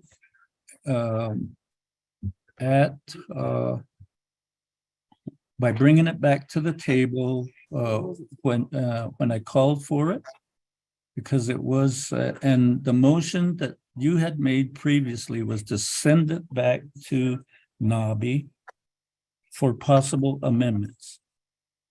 And there are no amendments. So that's how come it's moving forward with the vote. It was never tabled at NABI. It was at council, it was referred back to NABI. And so that's how come there was a motion to adopt the legislation to send it back to the council.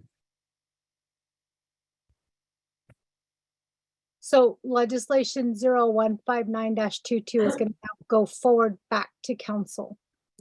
Yes, ma'am. So we don't have a discussion on legislation 0159-22. I called for discussion. And there was no discussion. Okay, I just wanted to make sure. So it was never tabled. It was just sent back to Nabi. You called for a discussion. No amendments were made. And so the legislation 0159-22 proceeds forward with just Mariano Lake Chapter Multipurpose Building Project. Madam Chair, yes, as the legislation is written. Okay, thank you. Okay, committee members. Still reading. Let's continue reading the consent agenda items into the record. Mr. Rico. Point Thank of you. order, this is Vice Chair Smith.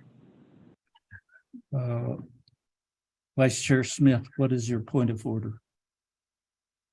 Since we're doing the consent, and I heard Chairman Nez say that he signed some documents for legislation on, should say, Honorable Key Allen and also my legislation. Is that also going to be considered in this at this point in time? That's my point of order. Thank you. Thank you for that point of order. Again, the conditions are when a committee report is sent, legislative staff have to have it in hand, that committee report. As of this minute, as of your point of order, that particular committee report on 0211 and 0212, they have not arrived at the council chambers. So once we do, then I'll let you, Vice Chair Smith and Honorable Key Allen Begay will let you know that the reports are received. Then you can do a motion to suspend the rules, to amend the agenda and put it, and it'll appear, since it's we already adopted the agenda. A motion to suspend to add these two legislations will be at the tail end of our adopted agenda.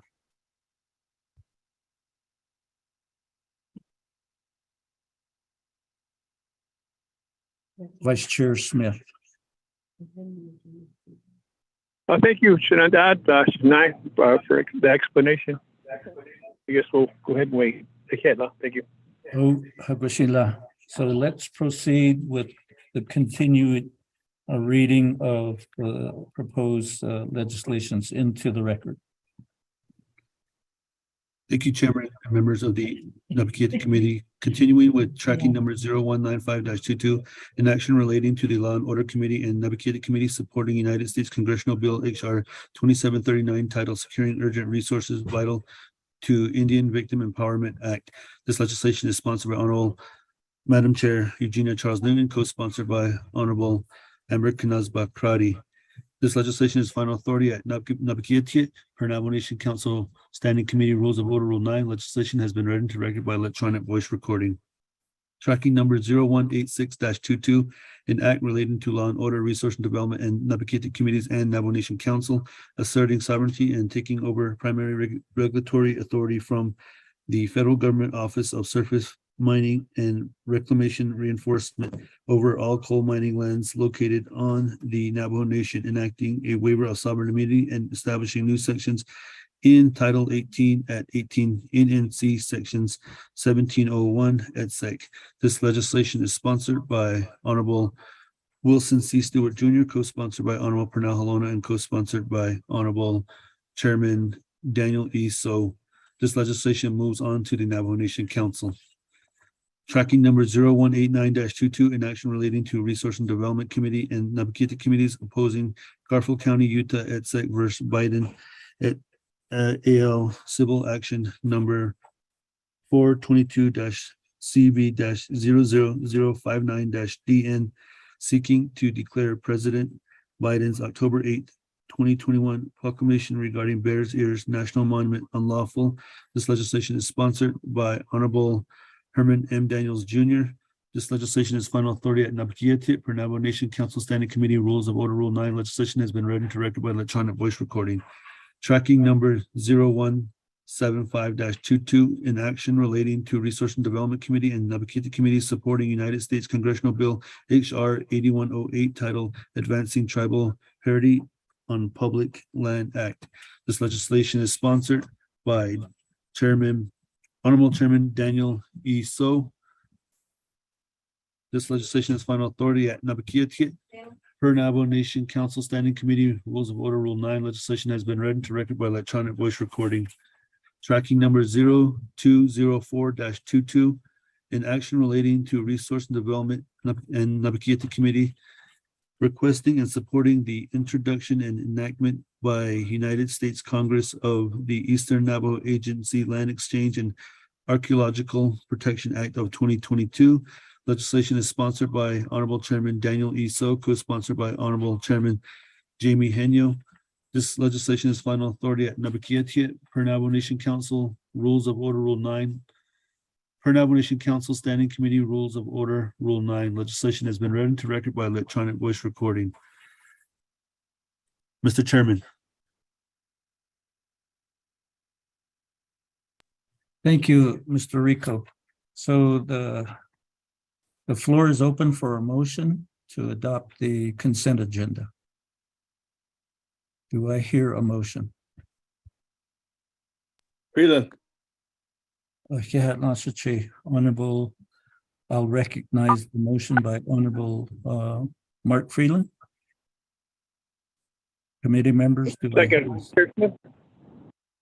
Thank you, Cecilia. Honorable Vice Chair Smith, I'll recognize the second to the motion. With that, committee members, let's take it to a vote. Ms. Liana Sosi, roll call vote, please. Honorable Elmer Begay, how do you vote? I'll vote green. Honorable Elmer Begay votes green. Honorable Key Allen Begay Jr., how do you vote? Yeah, I'll vote green. Thank you. Honorable Key Allen Begay Jr. votes green. Honorable Paul Begay, how do you vote? Honorable Paul Begay. Delegate Paul Begay votes green. Honorable Paul Begay votes green. Honorable Nathaniel Brown, how do you vote? Delegate Brown votes green. Honorable Nathaniel Brown votes green. Honorable Eugenia Charles Newton, how do you vote? Delegate Charles Newton votes green. Honorable Eugenia Charles Newton votes green. Honorable Amber Kines Bakrati, how do you vote? Honorable Amber Kines Bakrati. Honorable Amber Kines Bakrati is excused. Honorable Seth Damon is also excused. Honorable Herman Daniels, how do you vote? I vote green. Honorable Herman Daniels votes green. Honorable Mark Freeland, how do you vote? Honorable Mark Freeland votes green. Honorable Pernell Halona, how do you vote? Honorable Pernell Halona. Honorable Pernell Halona did not vote. Honorable Jamie Henio, how do you vote? Henio votes green. Honorable Jamie Henio votes green. Honorable Vince James, how do you vote? Honorable Vince James. Delegate James votes red. Honorable Vince James votes red. Honorable Rick Nez, how do you vote? Honorable Rick Nez. Honorable Rick Nez did not vote. Honorable Carl Slater is excused. Honorable Raymond Smith Jr., how do you vote? Votes is green. Honorable Raymond Smith Jr. votes green. Honorable Wilson Stewart Jr., how do you vote? Green. Honorable Wilson Stewart Jr. votes green. Honorable Charlene So, how do you vote? I vote green. Honorable Charlene So votes green. Honorable Daniel So, how do you vote? Excuse me. Speaker Pro Tem, Honorable Daniel So, not voting. Honorable Eugene So, how do you vote? Oh, that is, yeah. Honorable Eugene So votes green. Honorable Otto So, how do you vote? I vote green. Honorable Otto So votes green. Honorable Thomas Walker Jr., how do you vote? Go green. Honorable Thomas Walker Jr. votes green. Honorable Edison Juanica, how do you vote? Honorable Edison Juanica votes green. Honorable Edmund Yazzie, how do you vote? Honorable Edmund Yazzie. Honorable Edmund Yazzie did not vote. Honorable Jameet Yellowhair, how do you vote? Delegate Yellowhair, vote green. Honorable Jameet Yellowhair votes green. Going back up. Honorable Pernell Halona, how do you vote? I'm gonna go with green. Thank you.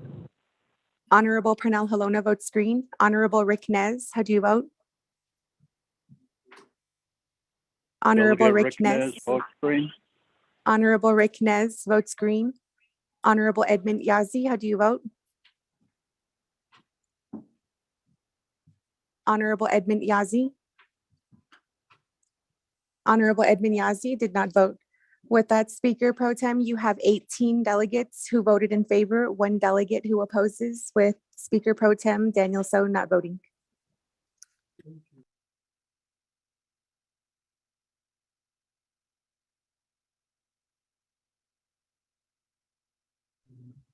Thank you, staff, for the roll call vote. Let's let the record show a vote of 18 in favor, 1 opposed.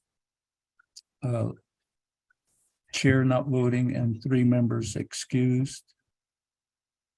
With that, let's go on to item 7, new business. Item B, legislation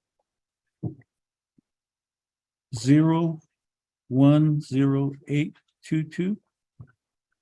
Mr. Rico, could you read that legislation into the record? Thank you, Chairman and members of the Naabik'íyáti Committee.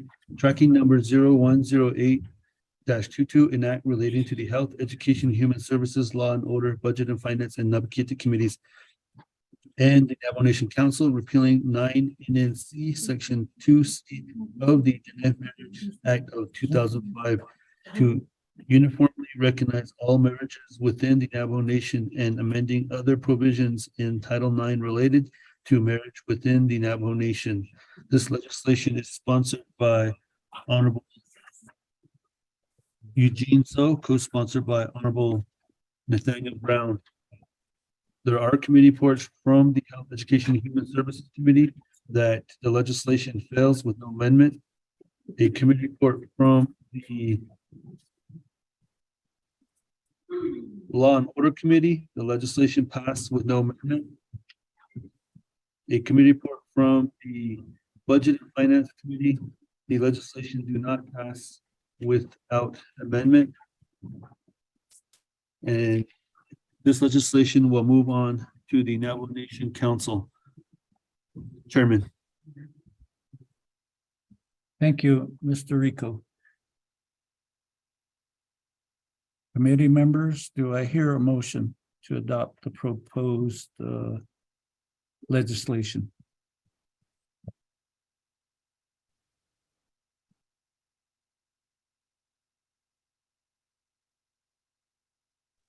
Delegate Charles Nguyen makes the motion. Thank you, Madam Chair. I will recognize that motion by Honorable Chair Eugenia Charles Newt. Do I hear a second? Second, Delegate James. Thank you, Sache. I'll recognize the second to the motion to adopt the legislation by Honorable Vince James. Committee members, the floor is open for Comments, discussion?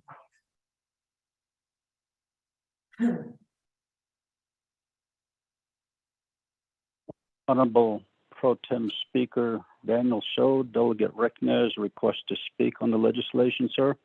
Okay, based on that, thank you. That will then provide the sponsor 20 minutes time to speak on behalf of the legislation he has sponsored, and that is Honorable Eugene So. Cecilia, Honorable Eugene So, you have the teleconference floor. 可惜呀，现在呢是拿到13 Rickness not district Although I don't know if my sponsors are on the call. Jennifer, the net deal, are you there? If you are, can you respond first to our legislation? Thank you.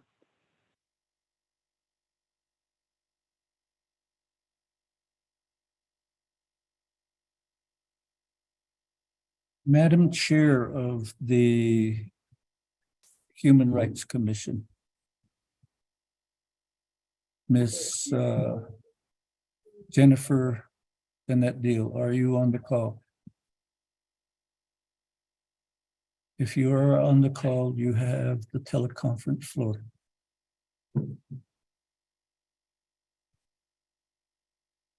Star 6. Star 6. Star 6. Miss Dr. Jennifer Danette Deal, press star 6 if you're using the telephone.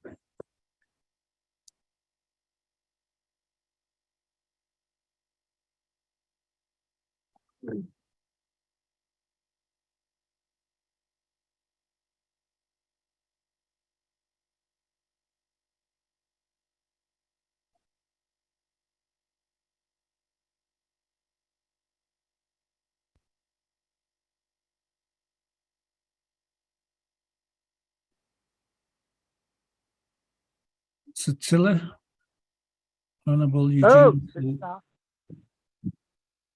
So it's Ida. Oh, what is that? Oh, very. Oh, she said she was on travel, but just keep me in line, no. So how channels are start off, no. It's in line. I don't know. And my LDA. Each one. Maybe I'll go to the next one. Josie Barito, are you on the line? Or Ellery Nelson? Thank you. Cecilia, Honorable Eugene. So when we sponsor legislations, we're allowed 2 agents.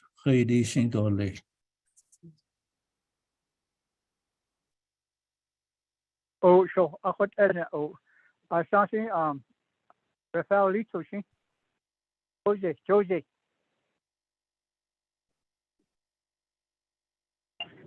Point of order, this is Delegate Henio. Oh, Sache, point of order, Honorable Jamie Henio.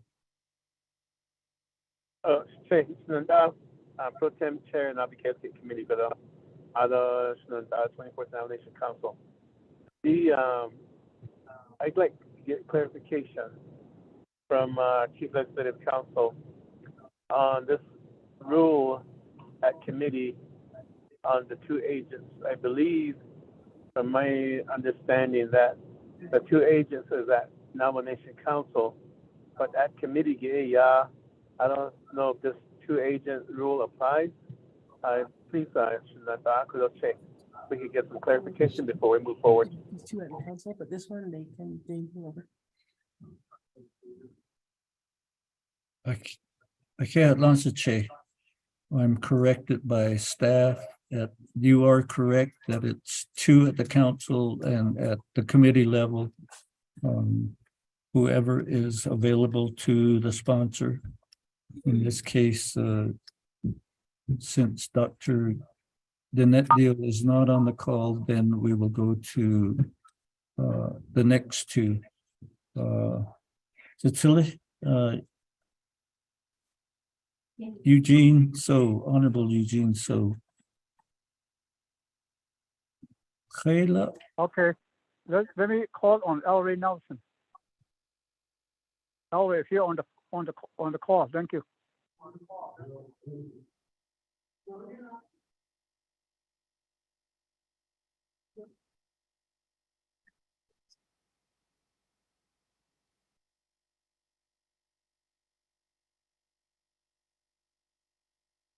Mr. Alray Nelson, are you on the call?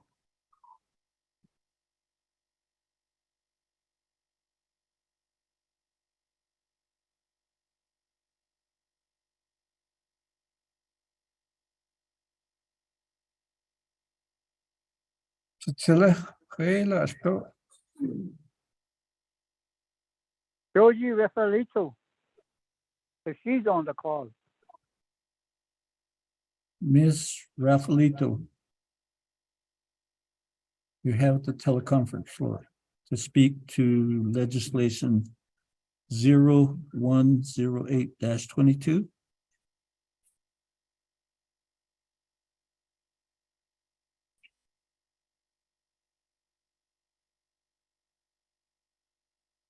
Tell them to unmute. Star 6 if you're on the phone, and then in the lower left-hand corner, there's the button if you're on Zoom.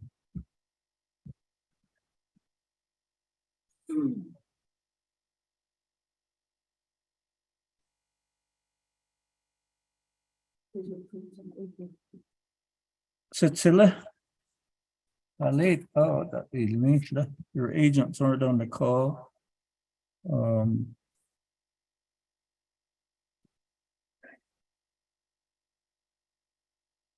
Ashnebanzi. Oh, Behasi. I'm up to check your comment as I speak. Hakushi. I do I have the floor? No. Oh. Hakushi. Oh. Quacky. Wahansi. Hakushi. Decrease condition way. We started on this legislation in regards to a part of the nation that we are kind of not forgetting or neglecting, or it's on the wheel in has an alley hardishing, and the cheeto hotel on by me craving now, or is it unknown now? On it aid and anything, we're all humans and we all have rights. And so now could on hit that on so though I hotel in has on he cut like the last meeting we didn't get the second, and it really hurts me because it's hurting the people out there. Oh, they all voted for us on it and we have that very good word honorable because and she's it I don't that they're all shared footholds and they were in the firefight. And later, they're all veterans too. Oh, I contact, could all ye are in Nahas, shared the hospital, but a young she's a law, thought and long, so even now, upon this case, even now, they fought for the rights, but we're not giving that rights to them. For the human rights that they have,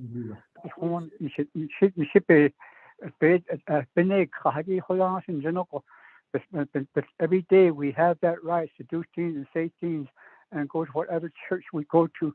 We've been doing that. So this legislation here only talks about the western part of marriage license. Not the church part of it. Is part of the sacrament. Holy matrimony. But licensing other than that, I created a license. Indeed, yeah. Although the great other way near and infinity, if has only a not aided or not either. a young couple this is so I has on his kids of on it either. So the contract no longer is kegi, the man and the wife. So it had the dog. I thought it's kid enough life as being a partner. How she was all the astrology, not life as making another child. I on it either. So I want the people of the Navajo Nation that have fight for their rights to know when they come back to have the rights as everybody else, human being has. Even now, they corn in that on so. But you're not because I don't want to discriminate. Afraid other than law discriminate is either the I see those space tail. This are Janus. Even now, it could on his solve. And if I do have Dale on the line or Valio or Elway Nelson, I would like to let them help me for the next a few minutes. It is it's almost straight out if they're all on the line now. Thank you, Siddharth. Oh, Shache, Delegate Eugene So, and Honorable Chairman. So this is Alray Nelson. I'm here standing by. Mr. Alray Nelson, sponsor Eugene So has deferred to you to speak to the committee respective of the legislation 1008-22. You have the teleconference floor. Oh, thank you for that, Shache, Chairman So, and also to Delegate Eugene So and honorable members of the 24th Navajo Nation Council. Shache Alray Nelson and She, on Schmodo, Ani Abashis Chin, Tanjikina Aid Dashit Che, Rotachina Aid Dashinale, and Lay basically Tode, Ainasha, Kut all Denen Schle. It's good to see you all here virtually, members of our Naabik'íyáti committee. I currently serve and have been serving the last 5 years now as the executive director for Diné Pride, also known as Navajo Nation Pride. And I just recently was reelected by our board of directors last week to serve another term.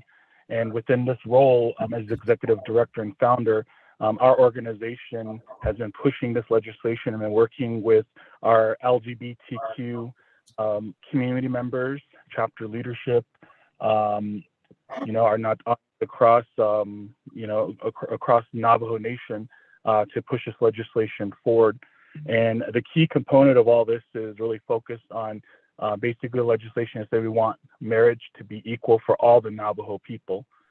That's the vote you're going to be taking today. We've had multiple conversations with chapter community and our religious and Christian brothers and sisters who continue to, share not only their concerns, but also many of them their support for the basis of this legislation that's focused on marriage equality for all Navajo people. Not only will this legislation, and mind you, it's not about same-sex marriage between a man and another man or a woman and another woman. It's about all of us having the same rights and dignity and respect under Navajo law for a marriage like my partner, Brennan Yanni, who is from Tehachapi, New Mexico. He and I have been together for a little over 12 years now. We just celebrated our 12th year anniversary this past June. And as you all heard from a former agent that could not be here today, my colleague who serves as the program director for Diné Pride, Miss Josie Rafaelito, her and her wife are legally married in the state of New York. And Josie regrets not being here today because she's a speaker at a national conference for human rights today. But she did send her regards and wanted me to speak on her behalf on this legislation support. I think for the Navajo Nation Council, the key thing we've always said over the last 4 years has really been focused on Hajon and how do we bring balance and how do we protect all of us. And this legislation, if you're going to support our Missing and Murdered Indigenous Women's movement, this legislation will ensure that value that the council has always supported, even with our speaker and formerly Speaker Seth Damon to current members of the Navajo Nation Council that have always spoken for LGBTQ rights. And I think I want the Navajo Nation Council to know that we just submitted through public comments. We gathered over 1,600, almost 1,700 signatures from the Navajo people supporting legislation, 108-22. And one thing that we are making it very clear is that, the Diné Marriage Act of 2005, it was passed as a discriminatory law that bans same-sex marriage and unions like my partner Brenna and I have. In addition to that, it does the same thing for Miss Josie Rafaelito and her wife. We just want to come home and build, get our home site lease to adopt, children. We want the opportunity to have that same rights as a straight couple does, and many of you on the Navajo Nation Council have as well. And the Diné Marriage Act of 2005 is a discriminatory law, and with the leadership of Shiche, Council Delegate Jean So from Chinle, this legislation will recognize marriage equality, as we said, for all Navajo people, but also the key thing, it makes sure we protect the rights of our Navajo women. If you read through the last component of this legislation, it shares in there that, the Navajo law right now is kind of archaic in many terms when it comes to the rights of our Diné women. And, this bill expands protections for all couples in the Navajo Nation. It will recognize current marriage license from other states outside the Navajo Nation. It will ensure equal benefits for everybody. And it will also direct, the Navajo Nation government, the executive branch, and those divisions to protect our tribal employees that may have a marriage license that of a same-sex union that's been recognized by the federal government. But also the key thing, and before I end, honorable delegates, it will also update Title IX to ensure that our Navajo women have equal rights as our men.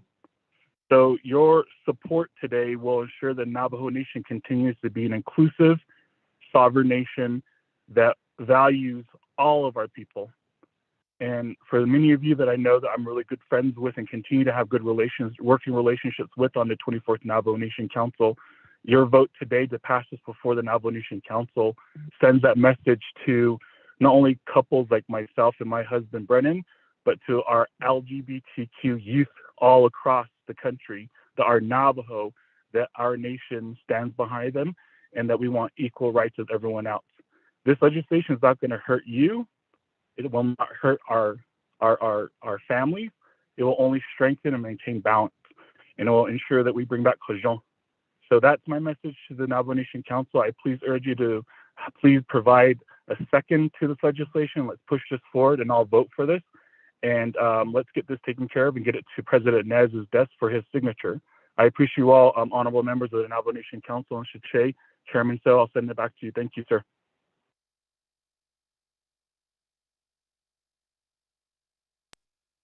With Ela,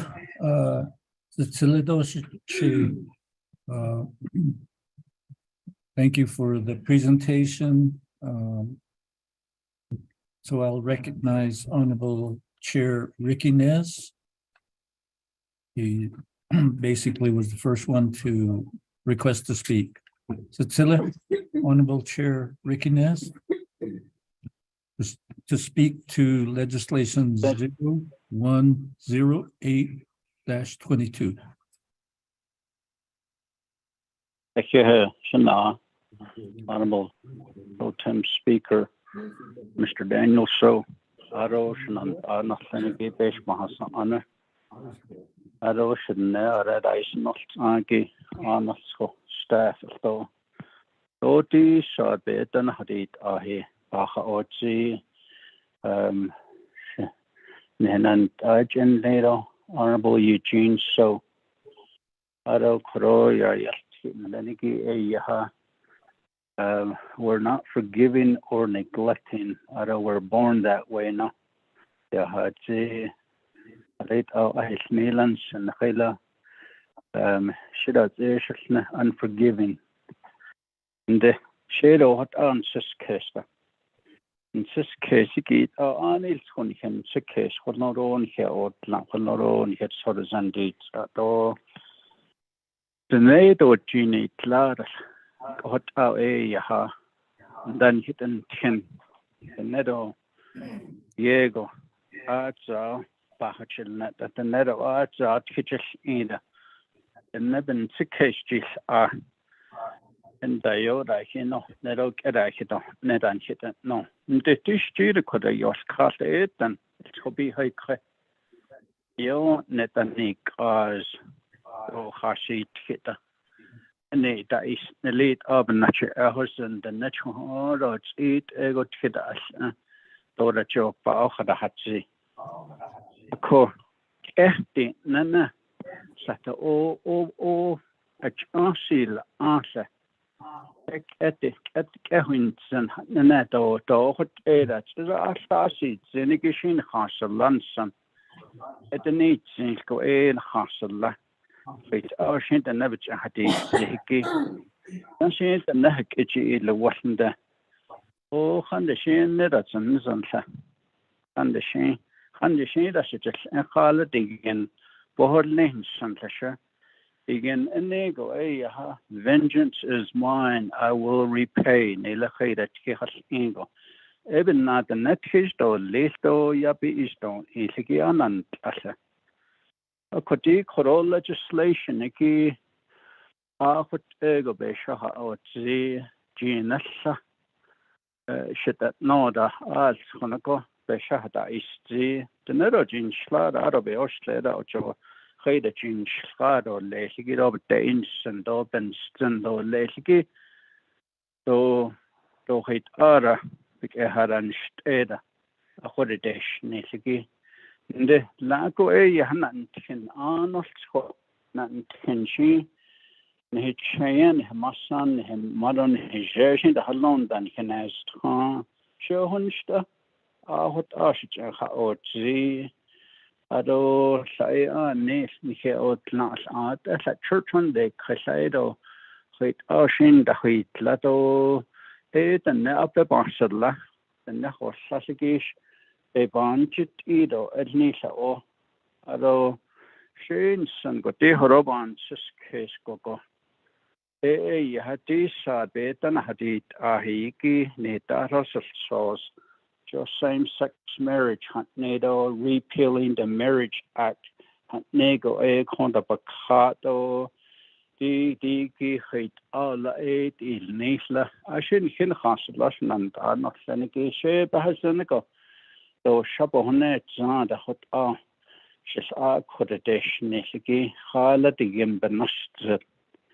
I said again, because it's Koto. Yaha, in this case, got did it the nepich and really go on a ballot, funded the Naas for Navajo Nation at all. The Kodo, the Naat, so Nikatiat, the Don Nistats, Edo, Dagodats, and did it to hot oh, man hit and hinder that's another Don Nis. I shame Nick, Edo, yon, never does eating the. Say that though you then need that or less don't hit a schneider. A conditio be a dances cast up a Hashianiki. The way you unstead at the schnitzer and then is see him snat the schnitzer. Need a schn. Hela a hato or sister. Hela a hato eat ego hoyatins and the set. Hard stuff was not that. Eki. Again, she day ha hota. A koti corona hitato so siki ha go a doshas a coda inte the netjin slage a do a wins and the show ala in bezad a sahot anashin hindo a neighbor on hidden slagi beta hunson ado a hunnet again bezad so not that ha Ado Bacati the arts on Ohot Ahedi la Mas or chief or lesbian, you know how to Ado to replenish the earth, Ado to bless them, no you have the imbazad, hun a coshede go codo, hot edo lesiki a shannon, ebony na edo do hit order. you have thought is addition litigation and addition ocean to go at all list or Ashin Sihit Ashin Zaban Sokes oceans and Pashera instant go it and not have a whole Navajo nation, but what now? Let them decide. And here you have 24 nails ego if we decide this. What about the rest of the people? Need and then high is nil or need and not absence that and hits now what a ship nahota. But absence in the DD couldn't hit that on this solo dashna.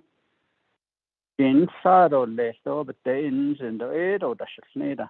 A quotidian or I go over this. I shouldn't lachit Ashin ons and honest for again just a whole not on hut so this. Yeah, so back to you, Mr. Pro Tem Speaker. So.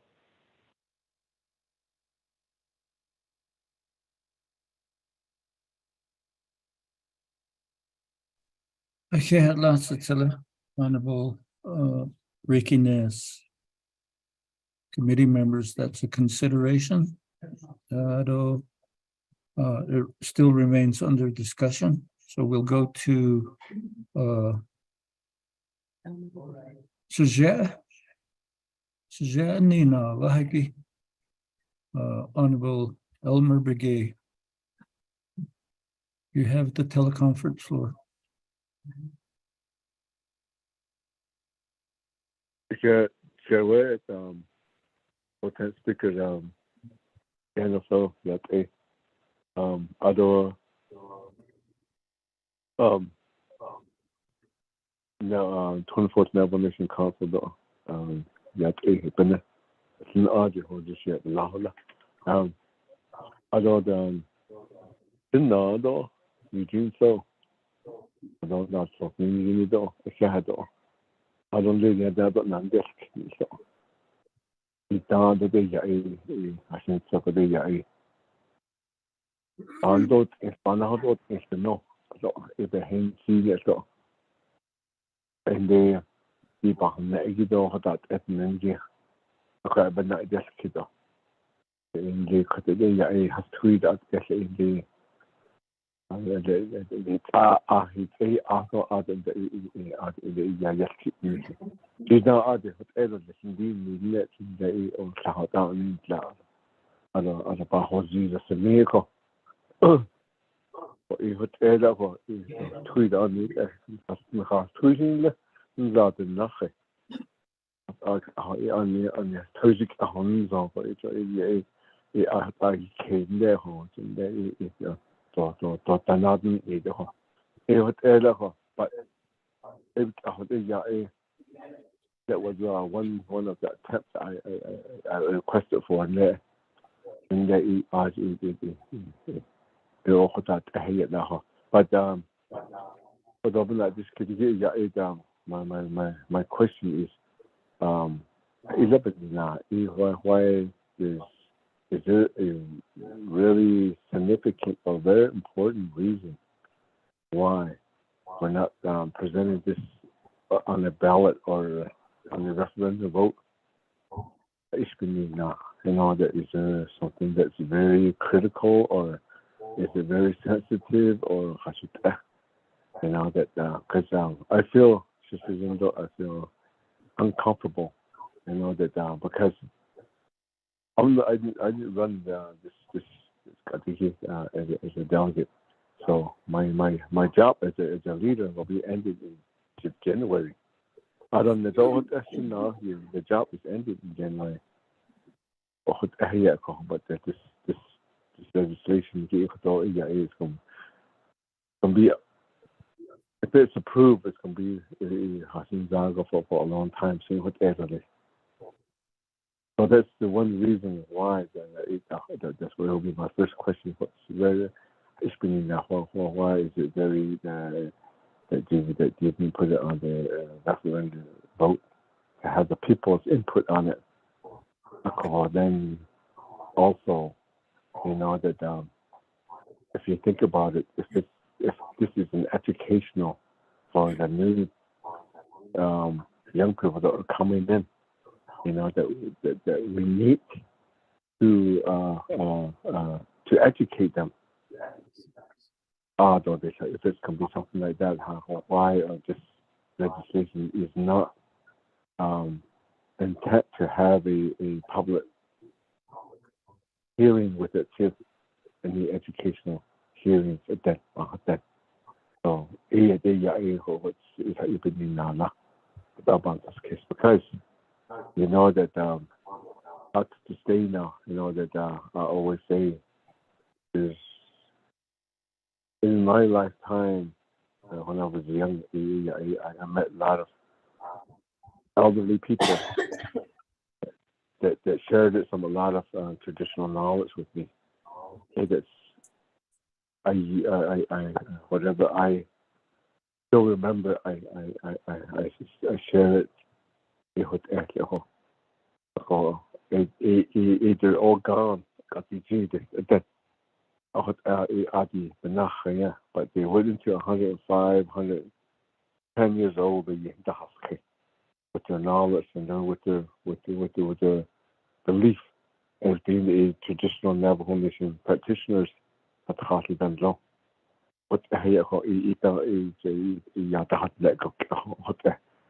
So my point here is that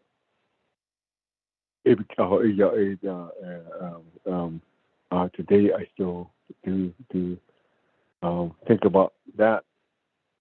So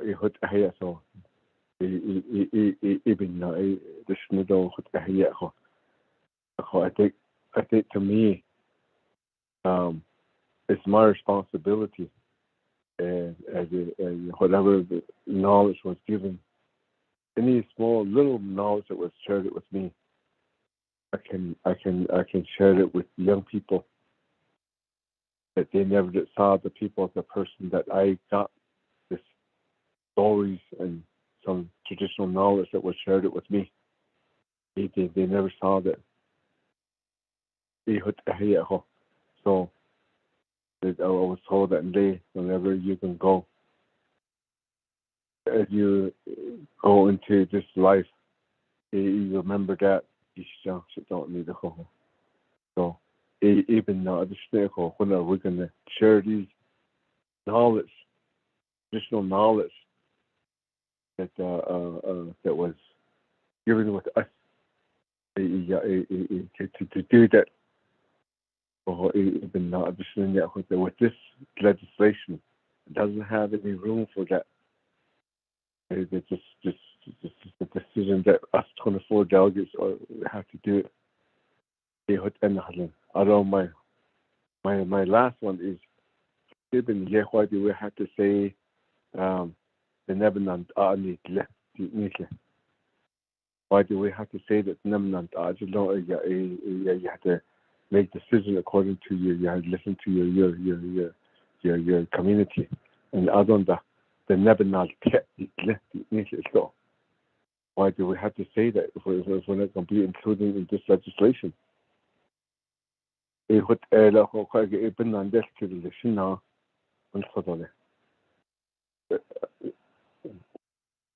Protest Speaker.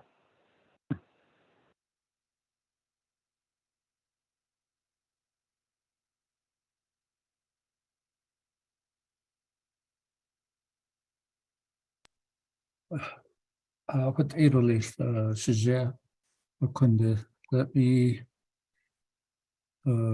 see if there's anybody else that wants to make comment on the legislation, and then we'll refer it back to the sponsor and his agents. Anybody else? Oh yeah, Fukushi. Honorable Paul Begay Jr., you have the teleconference floor.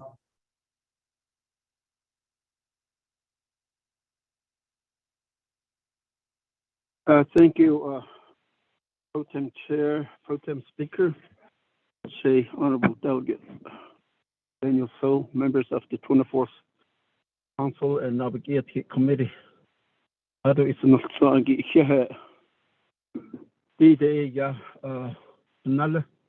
Legislation, datos source, ako the 24th Council ni Glengi adon lane hilange not aftan lene. So that all hay you tage dan ho dit ahin hitaton has nes aroban dahastin. The majority of these legislation so that all hay you bishpan has aniki they has ani ayila. Edo tako be has ani edo tato lestini. So council delegates are lawmakers and ishita legislation it's good and we pass it. We make we turn it into a law. The other president signing it, officially becomes law. But every now and then, hashin hot inko put egi legislation ni dato nilsos. I see ye ko bahas tiko. Nehina ti tinko beshmahas anni klingi oiba ohnil anko Aquagi ti kodor nilti ningi do si na chansalahagi eda shibansas kesko. Ako hashine land ebechitzi hatkali oliagi native practitioner Navajo hatkali mahashad and lingi. Ekodat egi edet dischantle. Ediki wahadne egi bekako kodonchi na do kodoya chilki. Kodid o asken ta kot ego na hotadiya. Partly dan lengi la bebeche hasido Naabik'íyáti ki. Ako ediki ye hatsi ki button sendo hot ego bansas kis. Tudani yati same-sex marriage wal yagi jo natle wal yagi pedeti. Akot ano gede khanna. The nanny kliniki emergent stories wal Achine khanna. Jo the kwidi shi to sati I don't ban a stay ni go kot ego ta that is tasati ni kohotin. There was a part of that story when there was the division of the sexes.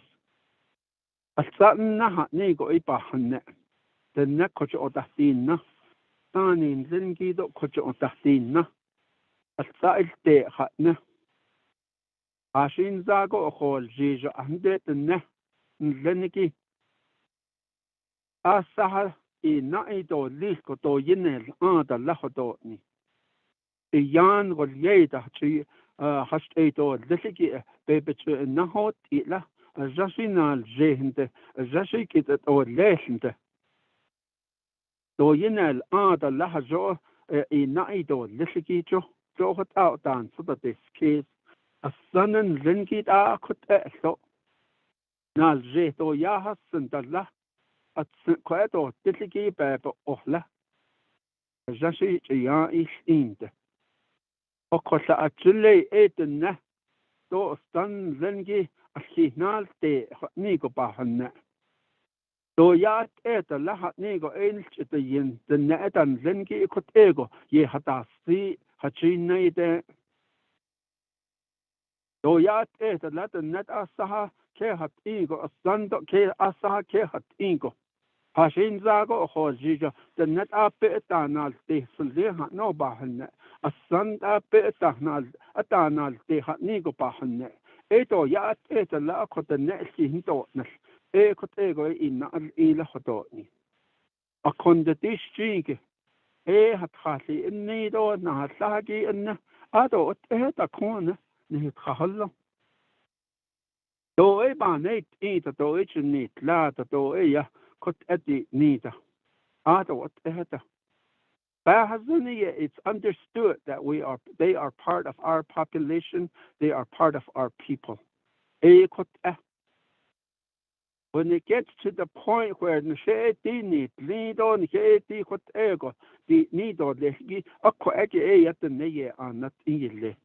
Ansi itang ta huil the end that the ne at the last door at your lato at the huin do o zi that I arch at the nil ye could ego I say could ego a besicha o zi but I thought eta ni tra holongo they couldn't stay or less ninge it or chit at the things or just ye I do yet ne ye huint into it. So that or ego bantas kiss. Het has ouders, ik edos, laat dat ik is dat begrijp je, maar als je had dat, ik laat dan, ouders het dat ze daar kijk. Jons is het daar met de sneeuw, het diensthandelen. Ouders dat is still family to me. Ouders dat die jegen gaat, wees maar zo anoniet, klinke, ana die niet, we cannot decide. For the people, this is how it's going to be. So the year go back at the banate in the not the referendum the net aisle and up in the Bandor Yesi could either the Donny. I could ego a basement on the coal yeni, Nikijosla, basement on the coal yeni, basement on coal yeni, at the clash don't hit it neither dollars, the net up the heart $3. By their votes, they will voice and make the decision themselves. She actually give the case of the referendum. But do basement on the snake or hot $8, $30, let's ninge, to shop on it, not the shadow. Even nice, do the chigo ash, $8, could Halishay had Kathleen Lingy, EGC, Nikinat, that Eggy, Diki shall have given that could ego ea, Bansata case or could ego ea, ash, $8. Also go and has $3, Carly in Sunday is not saggy. I Pro Tem Chair. Thank you.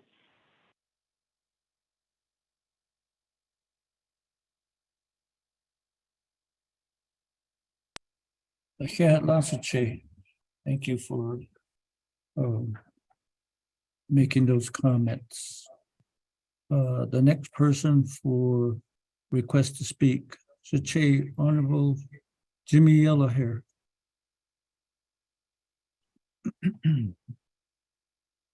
I read it in school, but I'm going to follow.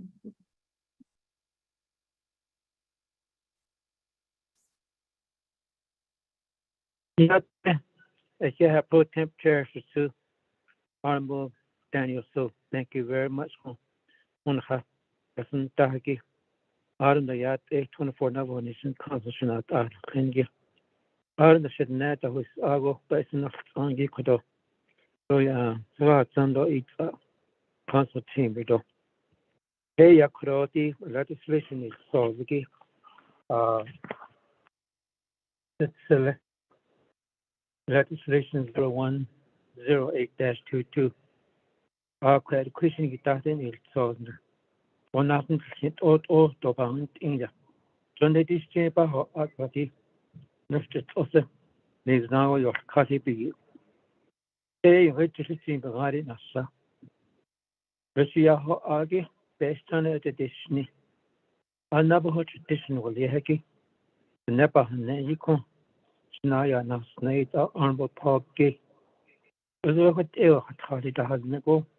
What are they sick a or what are they the sinking with Kate or are they holding audition? I'm going to hit him for our year RC has name. Are it to see killed was raised 100% Navajo tradition at Kate has neto. Eat off to the way and let it down. Neto in the Hazard in the citizen that in Altabahan Ada Nandi Great Asham Arotahana Citizen Tajna. You can't leave without Kinasta, but Hazard Bali Nasway a faction of Holland only. It is Congo. Some people go no what ego citizen that With I thought there's no way. Niet religion even eeuwig is ben je te houden. Ben je el kan daarna. El kan zo dit dan.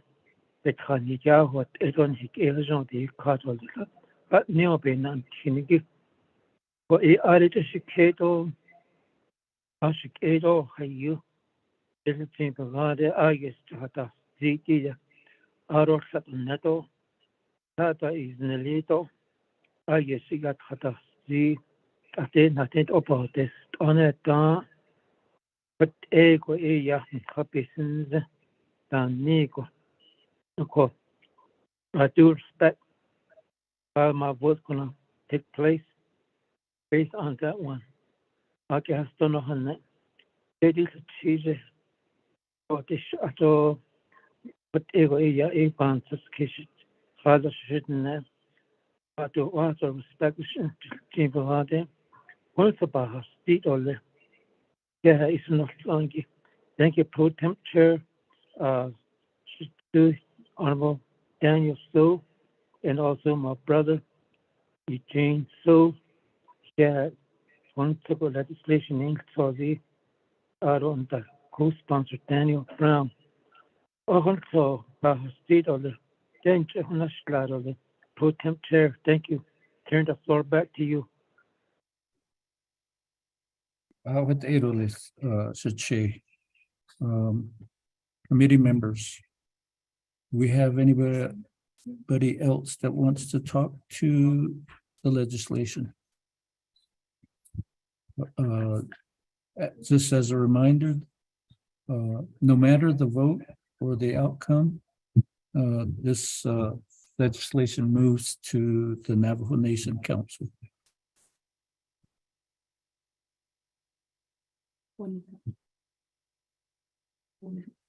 Honorable Edison Wanika, you have the teleconference floor.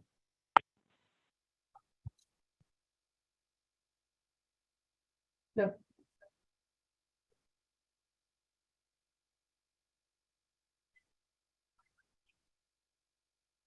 Acha. Lita. Okay. Thank you.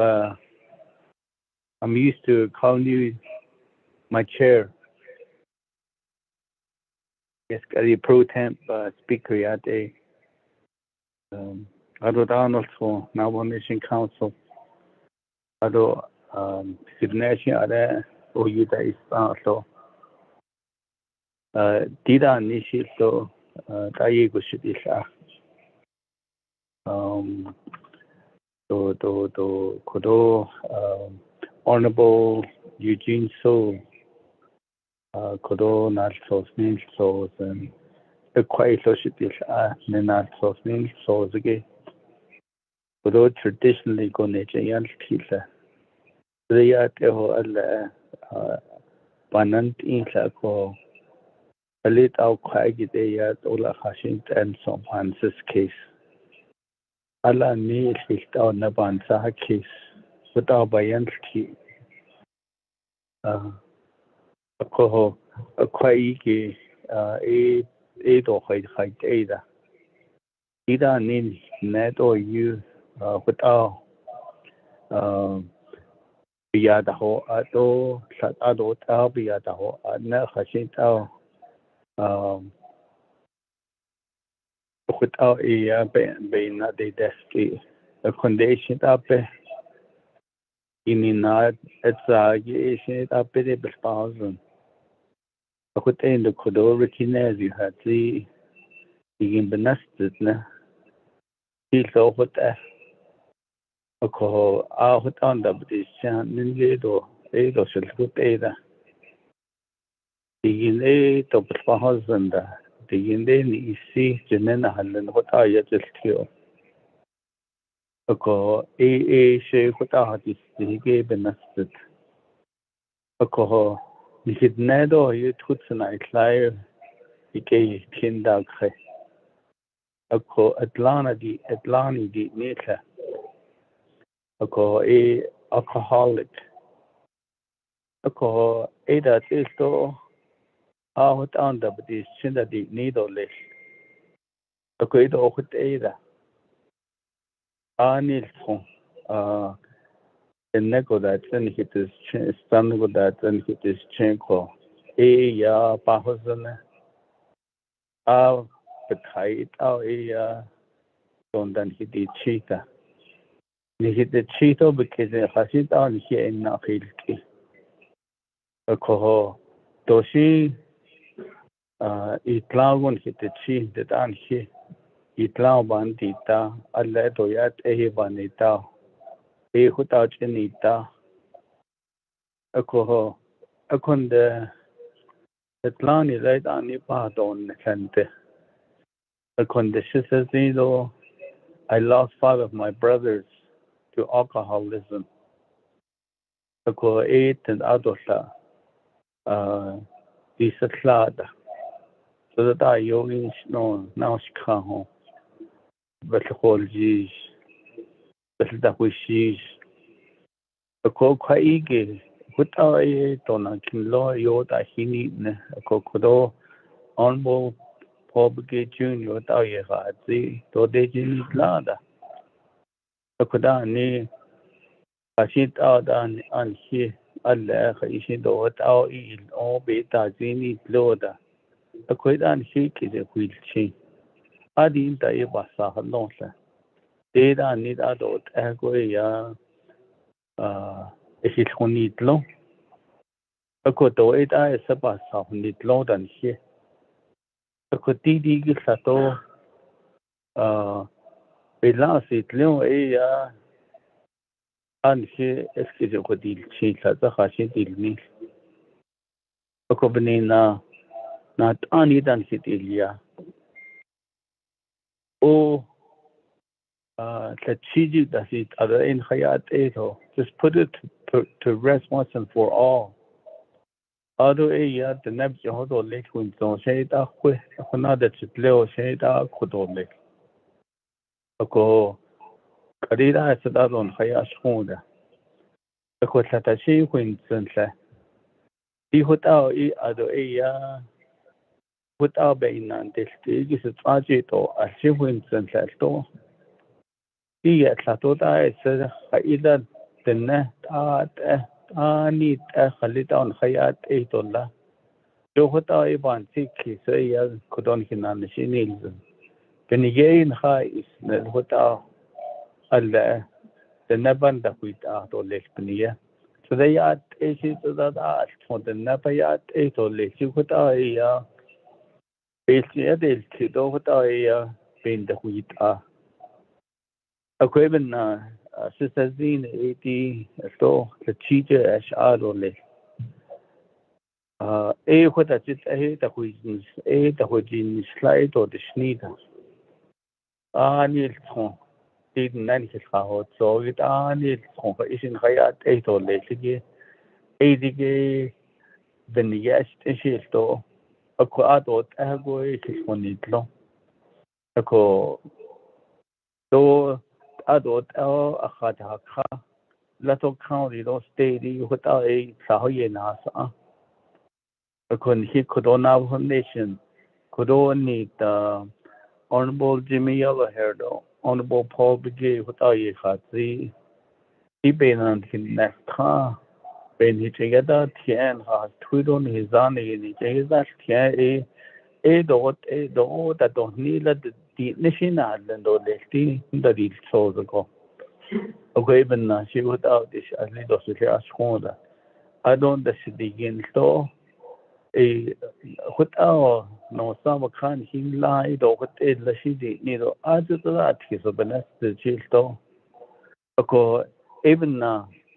As I see, I feel so. The now lieni back when you see the nature. The embetana, I feel so and he left high because that's it. I don't think Hayat 8 only. A con so they be a state or let the hair la.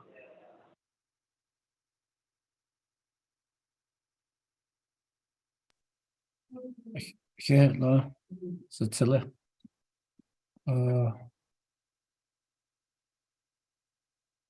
with that, there really wasn't any questions to the sponsor or the agent. Do we have anybody else that wants to? Order. Delegate McGay. Delegate Elmer Begay.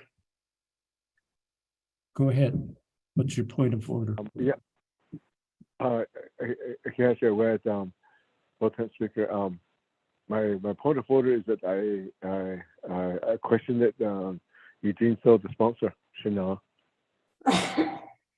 Question Schlander.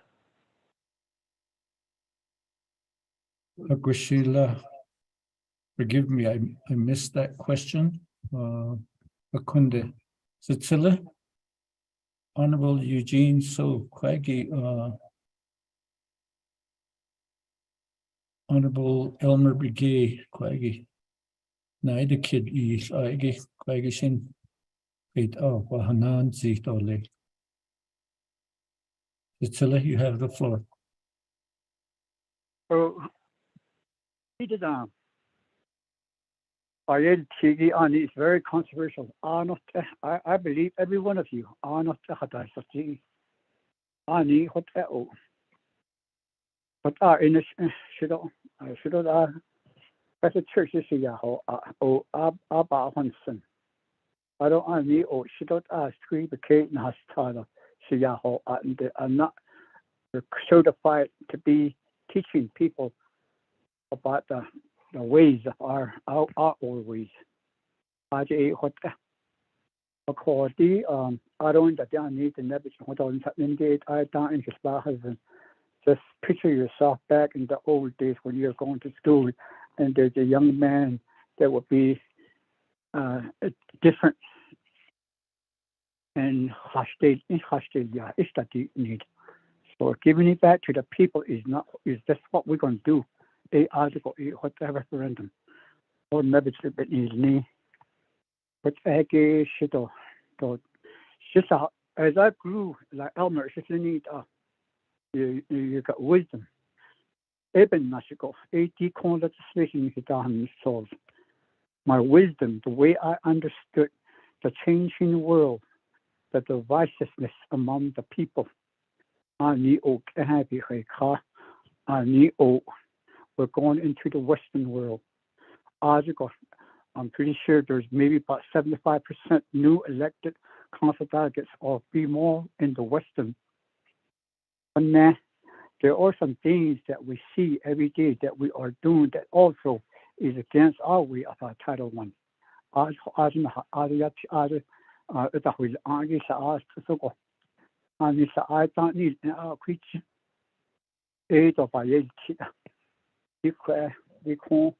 There's only Hadi Konditan solve the national Indian lady Yaho at work a question who shot the Shatliki Eben Nabu Kodonkitan solve. Hala in this case of me or these can't be the day Marines the birthday. We call LGBTQ or you talking about. So I see they put their life on the line to fight for their rights.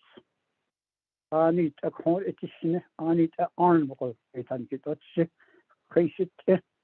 those people. They're part of it. That they're doing.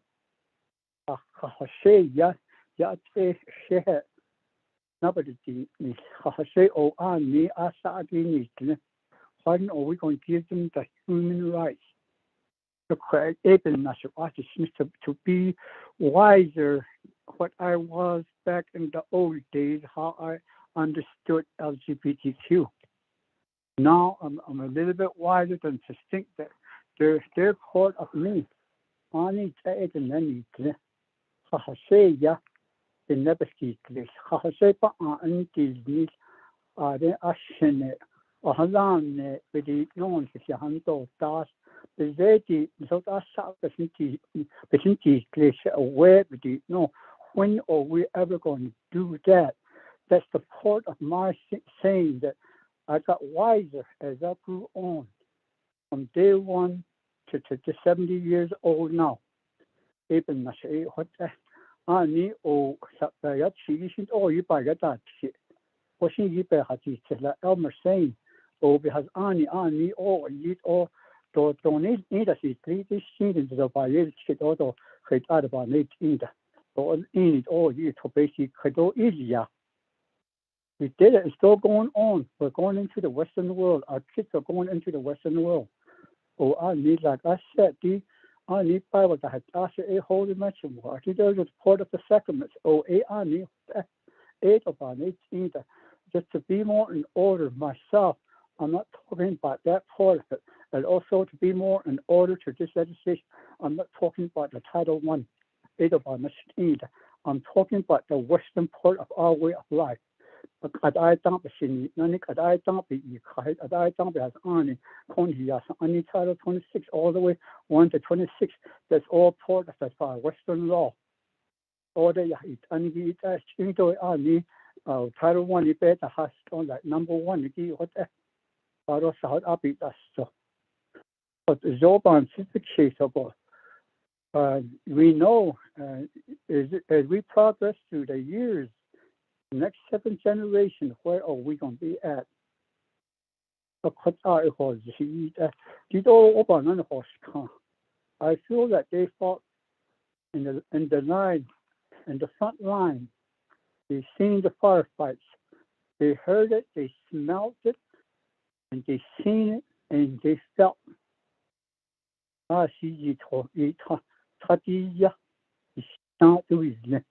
It is not Oscar, but the case is on Iya. That's our preaching, but is on that right now. So when are we going to give them the rights? That's my part of the wisdom that I'm being asked. Even now, I'm used to the little element because the net has treated many these stations on the so that's what I picked up. From day one, when I was born to today, he became eternal power from the genes and now equal is just so it was never to be so how I in his what we can say and do, and how our people or how the wise that they are. And need it recognize how genes as a result, genes are the best kids. There's a little cut off a don't know it and shit as a leader. See how the wisdom we have conquered through the years. Where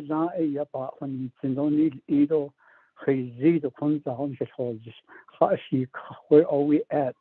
I know that we're not going back. There's a lot of young generation and our grandkids or you not to cut out of the bed. I think it's just the if we have not I think our can put on.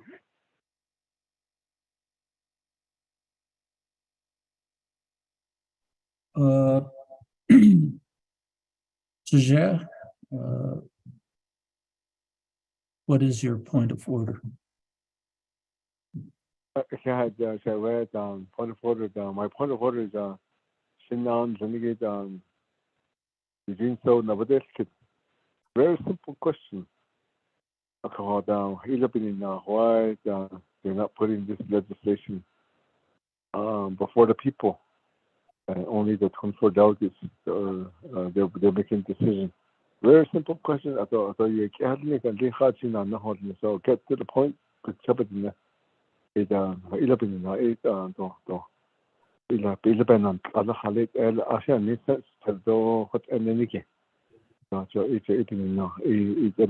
no educational happen. If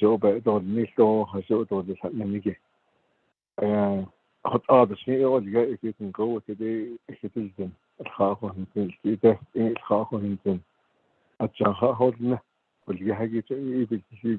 it's be educational.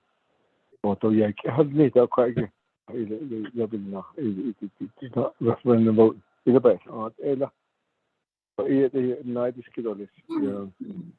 Thank you.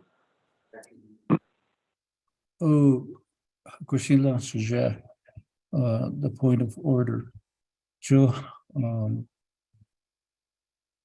Chip when Sino Aya di sa betana di ai ni dato nil sozigi yato referendum yukita aro kwagi nihnant ai dilt ego ajo betolne chun dadini akko kodo. No matter the vote, Navajo Nation Council, they have the final authority. Ako, kwagishanant ay kwagbihata has of the referendum do lichta doch ninegi. The shop. The legislation nigi amendment del Yago at the council level. At the council level, the amendment del Yago to call for a referendum vote. The shop at area. Adeyat or Bahaiti or Hodolni, Chokodotni. A call what our a ship Nishido, what our a on Sissa case, Cement I. A what so right now, the legislation is the Nabi's legislation. The call Honorable Eugene so a Shabe la they do nas what say. Joke out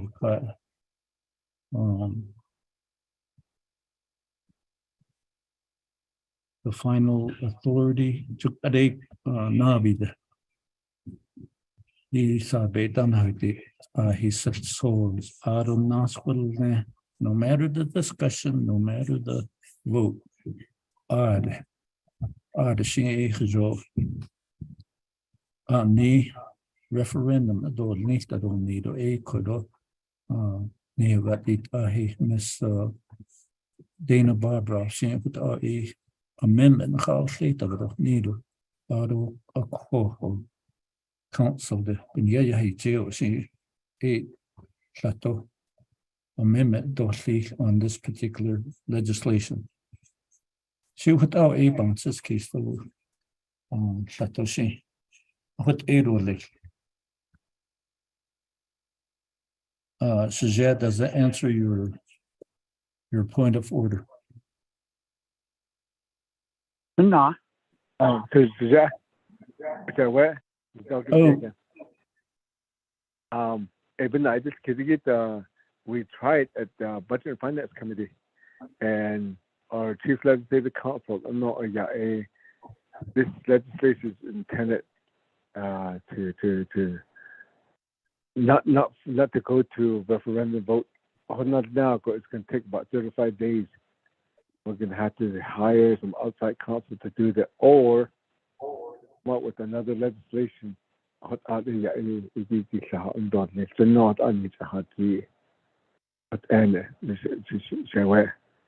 My response.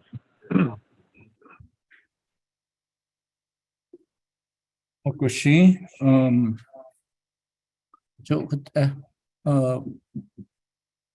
in the point of order, I'd like to refer that particular aspect to Chief Legislative Counsel, Ms. Dana Barbara.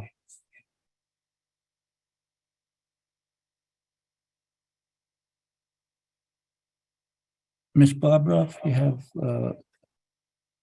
the questions of do we send this to a referendum?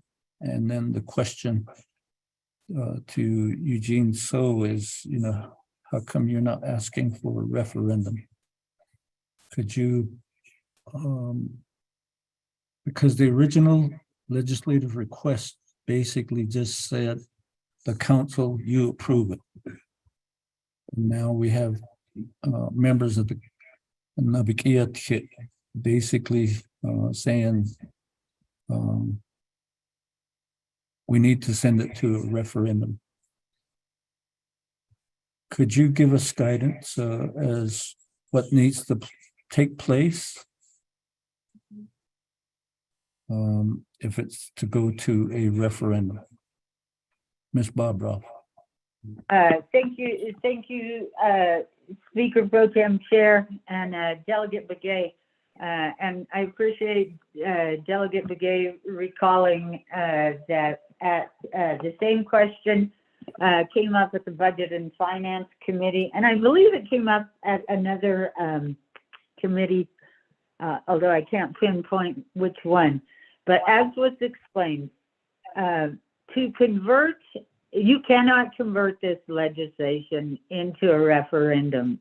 It's just too complex. The election code has too many intricacies that will have to be complied with.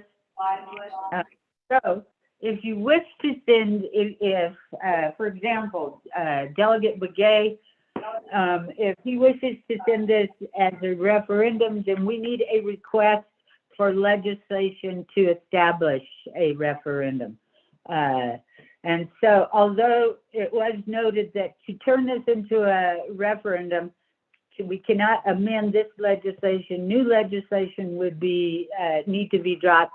Office of Legislative Counsel has not received any legislation requests for a referendum. Certainly, if we get one, we got such a request. We would have to start working with the election office and DOJ to establish various things like ballot language and things like that. So referendums are a fairly complex process. As far as the reason or why Delegate Eugene So didn't ask for a referendum, of course, that's his decision, like any delegates, and the request came in for council approval, and council approval is within the council's authority. Thank you, Chair. Back to you.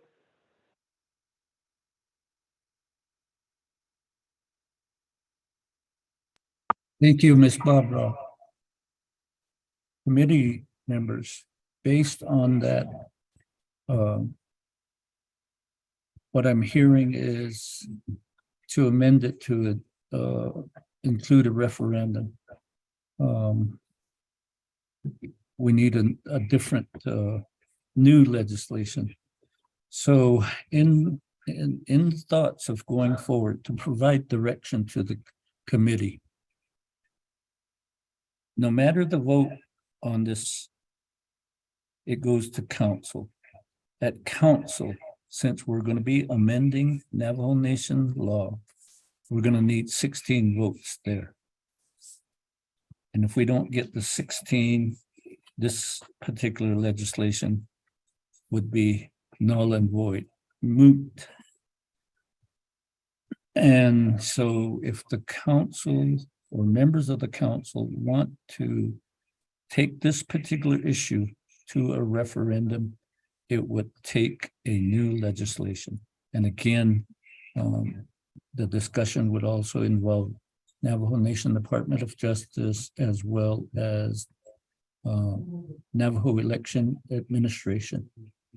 And of course, if it's going to be a separate referendum, then an appropriation to cover the cost of that referendum. What AILA committee members?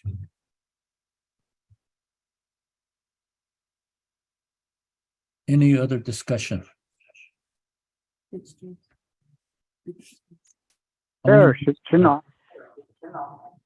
Okay, let me, Sesho, Satilla, let me give the floor to Honorable Vince James.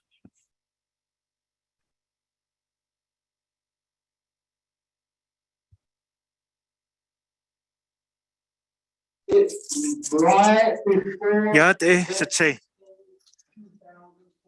What did I say? What dates Pro Tem. Otto, in the background, there's background noise deeds from your phone. Yeah. Ik had Nana, Che, Pro Temp, Ado, Kahasi, Lo, Sanat Ahnolinigi, the 24th Navajo Nation Council. Ado Isanot Agi, Kodo, Kode, look on Tiel, the Aya Veterans Day, a Quaki, the Appreciation Luncheon, a Bane Kaiko, Ganado Chapter House, a Bina, a background, Jihudits, a Koko, Kodo, legislation, Banate Eniki, a ya, Halid a Kodo Asbidi, Nila, Jokot. Nakhalchinen Lenigi, Nada Nesedo, Nadi Ka Leko.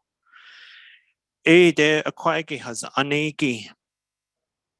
Halid Ela Jokut Eko. Kodo be Nihinata Nasse. Nakhalchine de Nego Yeltit. Ado Sad. Shiyajish away de Nego dot be Yeltiko. Ahishi Gachi. What Nakhalchine bedi Neko. Oko do eils nesta do eils hot asad Lenigi be ebedi nida. Oko shiyajish itsui, shiyajish nale.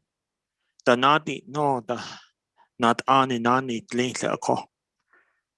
So da hait aho shik lenebel dast okot an halchinen leni de ka leko. Nihig ein lenigi de ka kode Chaishi beyaje nitle, chaishi betsui nitle. Benan hitten tiendo ben hitchen hada at leko. Ako di hait ashi hot atat suto kosto kot do le. Chakot ako. Di kodo legislation hit datos al sozi. Ahit aho da Kot ehot don nihli shasazido da abasis leko. Khala khishi biyaje bediyin loko. Ba we lo. What adan sada kiso da sada the cost le. Dit na shadow list. Asane adel do hasti adel. Jakot eko. They're a child and a grandchild of someone that dearly loves them. Adonana diyin has ade diyin da hodloje. Ade sto hot shiyaje sitsu but dot nigo. Hot in da kayako. Ahit ahoda kodoshis zido ana anleti nahaloda bahatisito. Toshaba hone zada. Hala sotizen lenigishi ye yalti. Do diyen has ade hit ashi. Ayo betotne. Akot anil skot asa. Nahosan sa ani baka ke honit eko. Ado bi konne. Zilsen naligi. Nihitiyen zilsen nali. Bi konne. Nihil nada hasta. Zilsen nali bi konne. Hot an he kot nada diltle. Nihe nada slan hit sotizen nada slako. Asa nahosan baka hanitna. Asa leda hat aho.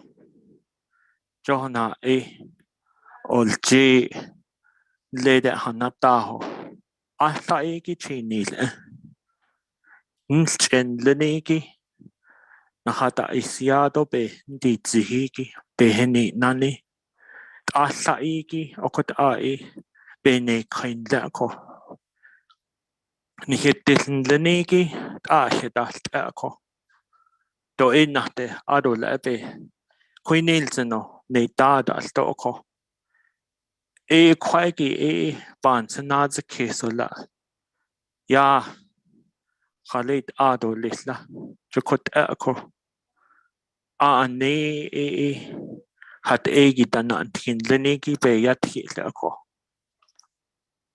Di kodo hard she could out Nloido al.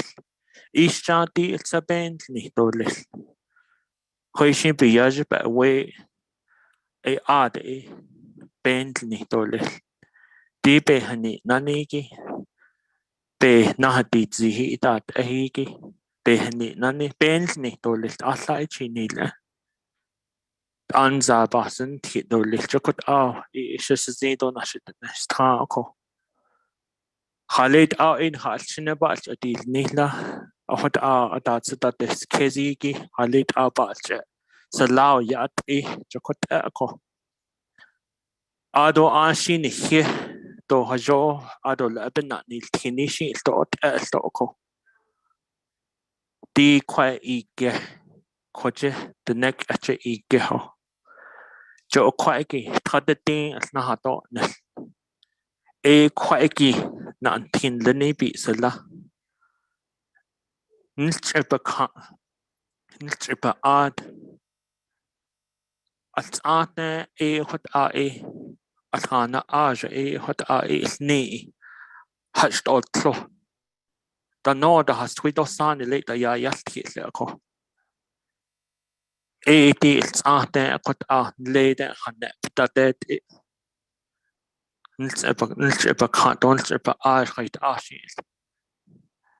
Dana height ashi nahalao what Celine chokot echo. Eben nach banzi case or she. Abe need so dominate and it kodo it eat asinle. Ado nana sato hot in halchinen. Hitchet that is in hick in linit hitchet that is in. So that ha huge ban sasa case. Chokot echo. A condition be kahon neto. Be'ilhan neil negi she stot not sosako. A conde da is aegi don leden da kagi quado shabansis kesit don antin lini betadet igi shade dots in shaya cons and dolly. Quado it is ali shaya quatenonzi do bansis case bansidas kesit a heholt saha case in Linigi, a quat ashaya quat the nozil, so benia hot aba hadis niziako. A cautionat not Linigi, a hea conzad hot she's not nihich hanana seat or lift. Do ashade Shalchene, she yells away that is not quite in hane, not sos nien hassel sozi. But I not need of it and hit zeal. Go she could eat adolis. Jokot na is a scandolis. A stot nana ko. Height aho da bat to the dock costo height aho da ban so case or ligi. Nequinos and the way.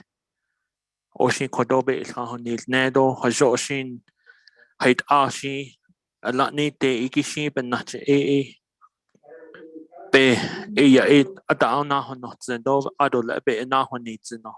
He's now hold just all little Shalchin no senigi, di codonal so zigi, but kaigi aj what inan that ina that they not lehi. Could has the dollars. I hear it's a change. I could dollars. Thank you.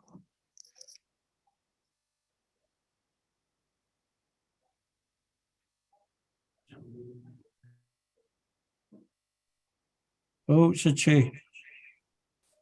Yeah, look like Sato. So behind the Asto, you know, a Galchin behind the Harushi Chinahins and the lake.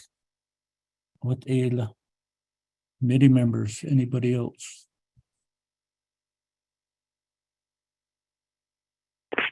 Pro Temp Chair, Shachi. This is Delegate Daniel.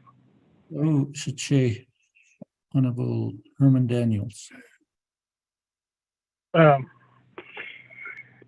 without pro temp chair, without should say. I don't know, my favorite shade of what actually. Yeah, I don't without Naabik'íyáti committee, without the members. Tonight on in Senegi, without Benchmark for Anna. Allah go a bad ice the without. I don't know, without not so near that. Meal so the so. It was in so a Naabik'íyáti to Nana Bahngati. I don't know, without then he had any joy. Ben his house net look Coco Codon Redam Panash Nasugi Quete Cocoto the Nay Panashness Codon Redam Nasus on was Jet Ho Shot Hodo Zapi Kin E Codo Rahodzana Baba Sanashtato Nana Codo Adole and Hanegi Banasha no baby slash Nezza Co 8 Yakodo. Yeah, got on also me done in so. I made in a girl by bias here.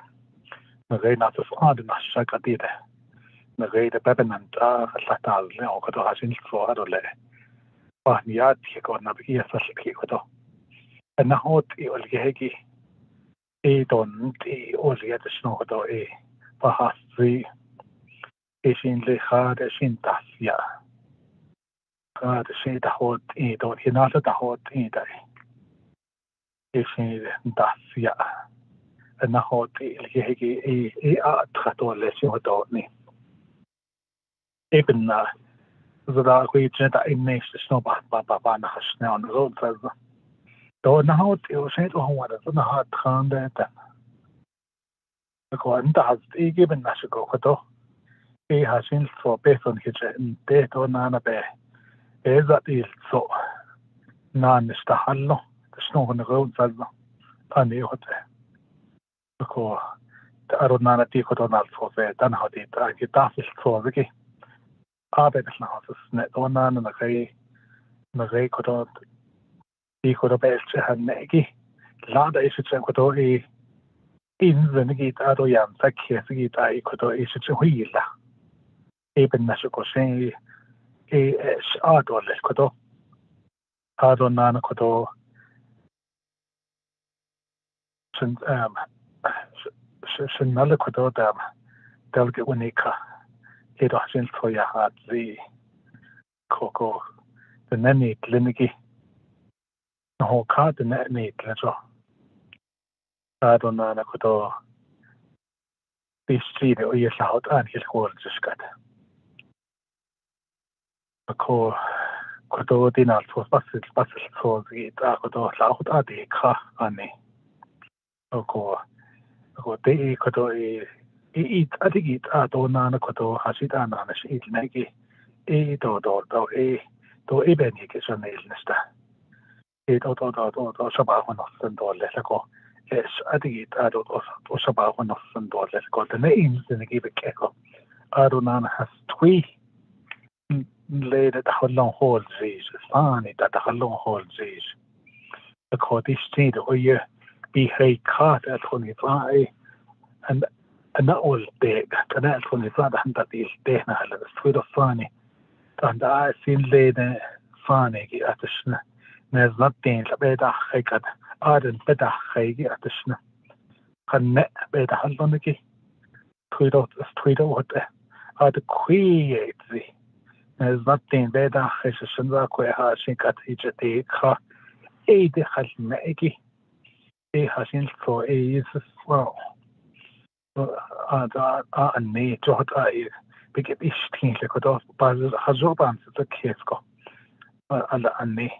So what later has in for a state and let look well the Honda state on the nada state are they with how they say the hot eat. Hard to say the hot eat or do it and he not. He mother said or the bean not and he say the said or the bean not. Hard to say the hot eat is 3 behind as not it is there.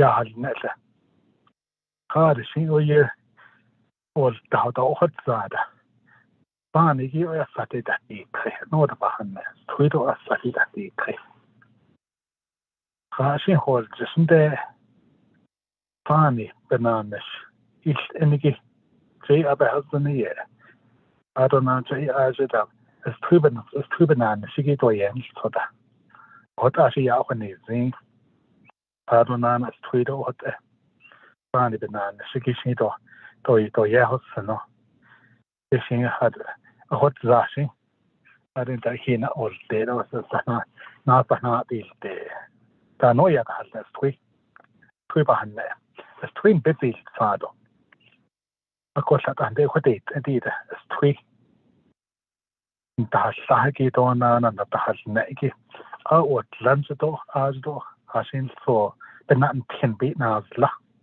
أدونا نكوز الزبنة غاجة Native American Church أجدو تنبي نازلة إيه ده في فاقو عشان سوكو تو إنكي زي عشان سوي ين تنتين أكو هدات أكو أدونا أني أخذ إده أجوبان تتكيسو بيس فاقو أني هنأ نكينا هنأ بيس فاقو أجوبان تتكيسله أخذ إده سو كدو نغيدا كدو نالفوسيجو هدا يلاهي كدو the 4 chapters that I represent كدو بيبلاش نديده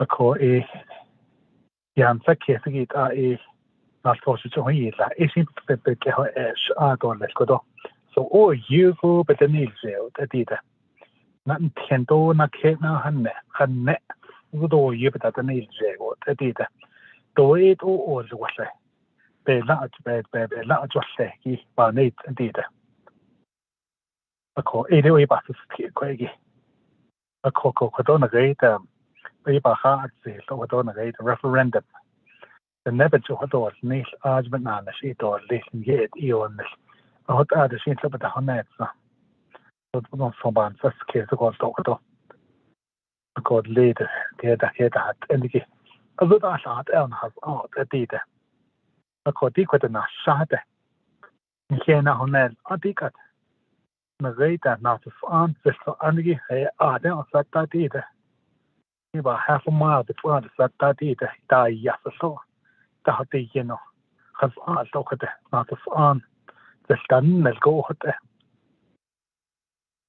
تيجو تسناد من الأرض بيجي نادا سمل هنبت ديت لو ديت عشان تسوقه هدات إيجو ده طبعا تسكي سوسات ديته أدونا نديته كده مكينا هنال أدشنا أن ليت استويتا بابا استويتا حزنا فاني تحزنا أيودي تسنت عند كده نشغاله كده أكوزو ده أشعات أنا حزات أديده نغيدا تغهو زن بالناجي كويجي كين تخسنا هذا آجيكو فكده إيدو ناغا هذا ناليبا هو أنت إتنديده نا كذي هي الكران إنت ناليبا هو أنت أديده أكو كده دن جغاغو إيشهو أديده ويبا بان سبكيس لكدو بان ساكيس لكدو so it is auto bahasito les kudo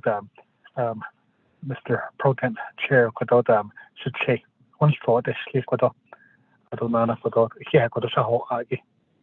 Thank you.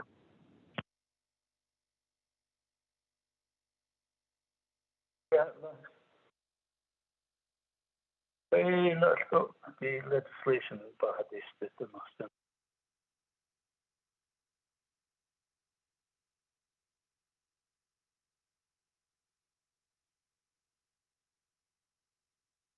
This is Delegate Charles Newton.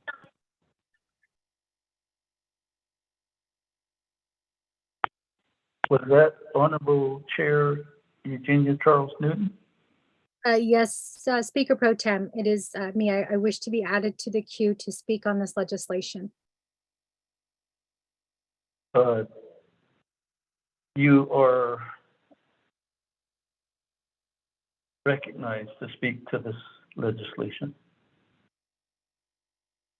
Thank you. Thank you, Speaker Pro Tem, and then also Shajab for sponsoring legislation 0108-22, the Marriage Equality Act. I did read through the legislation a couple of times just to make sure that I'm understanding fully what this legislation is doing.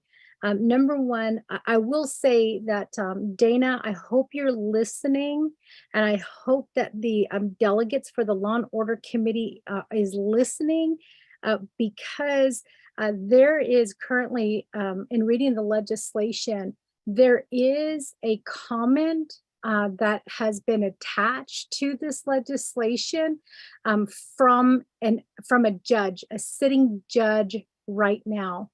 And I believe, and I could be wrong on this, but every judge is required to follow the judicial canons of it's a code that judges are required to follow, and they're supposed to be impartial. Meaning they're not supposed to be commenting on legislation that are coming down the pipeline. So we need to address this issue. And I believe and I hope that there are laws in place that will either remove this judge or discipline this judge. And I might be wrong. Maybe the Navajo Nation has not, maybe they have not adopted this judicial canon for judges. I know at the United States level, they do have that. And again, the judiciary is required to be impartial and to show integrity. So when you have a judge who's commenting on a legislation, stating that they oppose it, I think it's a violation. And again, we probably will have to get some information, but we need to make that known. So Dana, if I can get a response to that, because this needs to be addressed.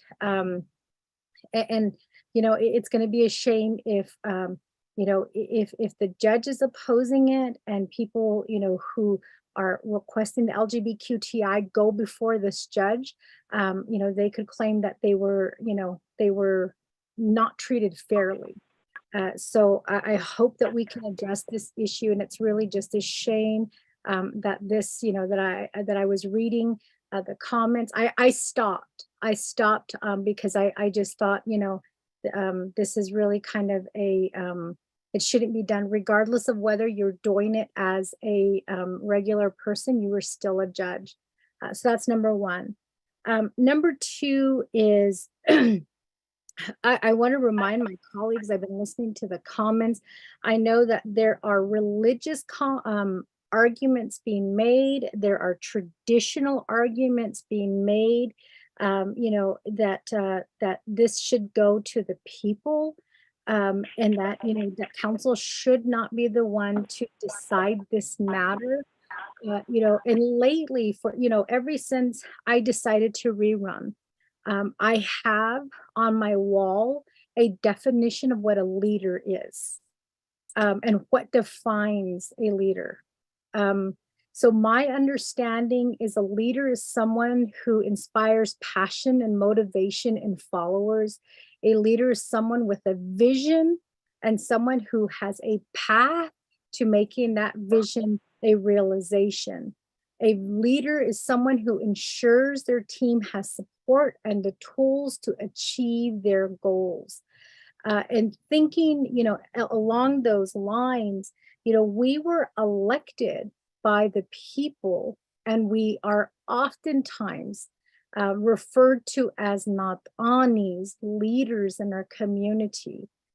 So I find it, really interesting that the arguments being made that it should be back to the people to decide and not us as council, is really saying, that every legislation, we should, based on the arguments that have been made, we shouldn't be deciding these issues. We should be giving it to the people. So if that's what we're saying today, then what's the purpose of having a council? What is the purpose of calling ourselves Naabik'íyáti? It just doesn't make sense. Logically, the argument doesn't make sense. This legislation and reading it, it's a right. It is a right. It is a right that is attached to being married. And in law school, we always say that a marriage is a contract between two people and the courts. It is a contract that defines what your rights are under the marriage. And it used to be at one time that women had no rights. When we married, we had no rights to land. We had no rights to property. We had no rights to money. It is all about the rights that are attached to the marriage. Some of those rights are the rights to file jointly with your federal and state tax rights. The right to receive marriage or family rates on health, car, and liability insurance. The right to inherit a spouse's property upon death. The right to sue for a spouse's wrongful death or the loss of consortium. I could keep going on and on about the rights that are attached to being married. But I think that you guys I hope that you guys got the gist of what it means to have that right. And, when we talk about the human rights that we should all be afforded, what I think about are those who came out during COVID, those who said, I was not allowed to be next to my spouse's bed when they took their last breath. I was not allowed to be given, any information about how my spouse was doing because the Navajo Nation and the Indian Health Services doesn't recognize my right. And to me, that is wrong. We all have rights. This has nothing to do with religion. This has nothing to do with the traditional, beliefs that we may have. This is about the right that each of our people should be afforded. As was stated earlier, we as leaders represent all people. That means that we represent all walks of life. We represent people who have different experiences. We represent people who, have different religious beliefs, people who were raised, the way that they were raised with the beliefs that they have in tow. But this is about the rights. And when I read the legislation, a lot of it is the right for a spouse to inherit property, the right for the spouse to own property and to divide property. So a lot of this, what we're talking about, I started writing down, and then I started to think, we're not really making logical arguments here.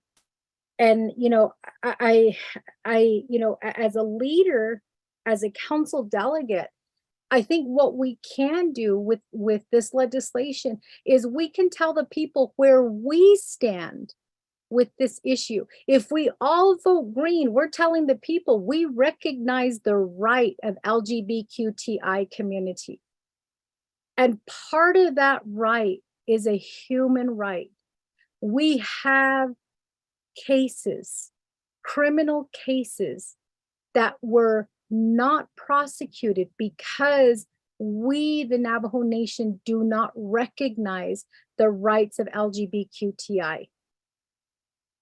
One case in particular, a man was hung on a bridge and his testicles were cut off. And we were told that is not a hate crime. And I asked, Why is that not a hate crime? And what I was told is because your people don't recognize the rights of LGBTQI. How do you explain to families where an individual who is within the LGBTQI community who is hurt, how do we explain to those families that because we don't recognize their rights, we cannot prosecute properly? That right needs to be recognized in our laws, and it needs to start with this legislation. And you guys probably have already figured it out. I am in support of this legislation. I believe that, you know, we all have rights that we should be entitled to, and that these rights should extend to not only ourselves, but to our family. And I think that, you know, we're talking about tradition, we're talking about culture. I remember a time when our elders lived together and they didn't have to have a piece of paper saying that they are married and that they have a right to be together. I don't remember that. It wasn't until recently we started to recognize the marriage certificate. And that's where our rights extended, because by law, if we have this contract, it recognizes that we have a right. And I remember a time when divorce was unheard of, and it still is. But yet we recognize it today because it is a right for each one of us to dissolve a marriage, to dissolve being together. It is a right for us to make that decision.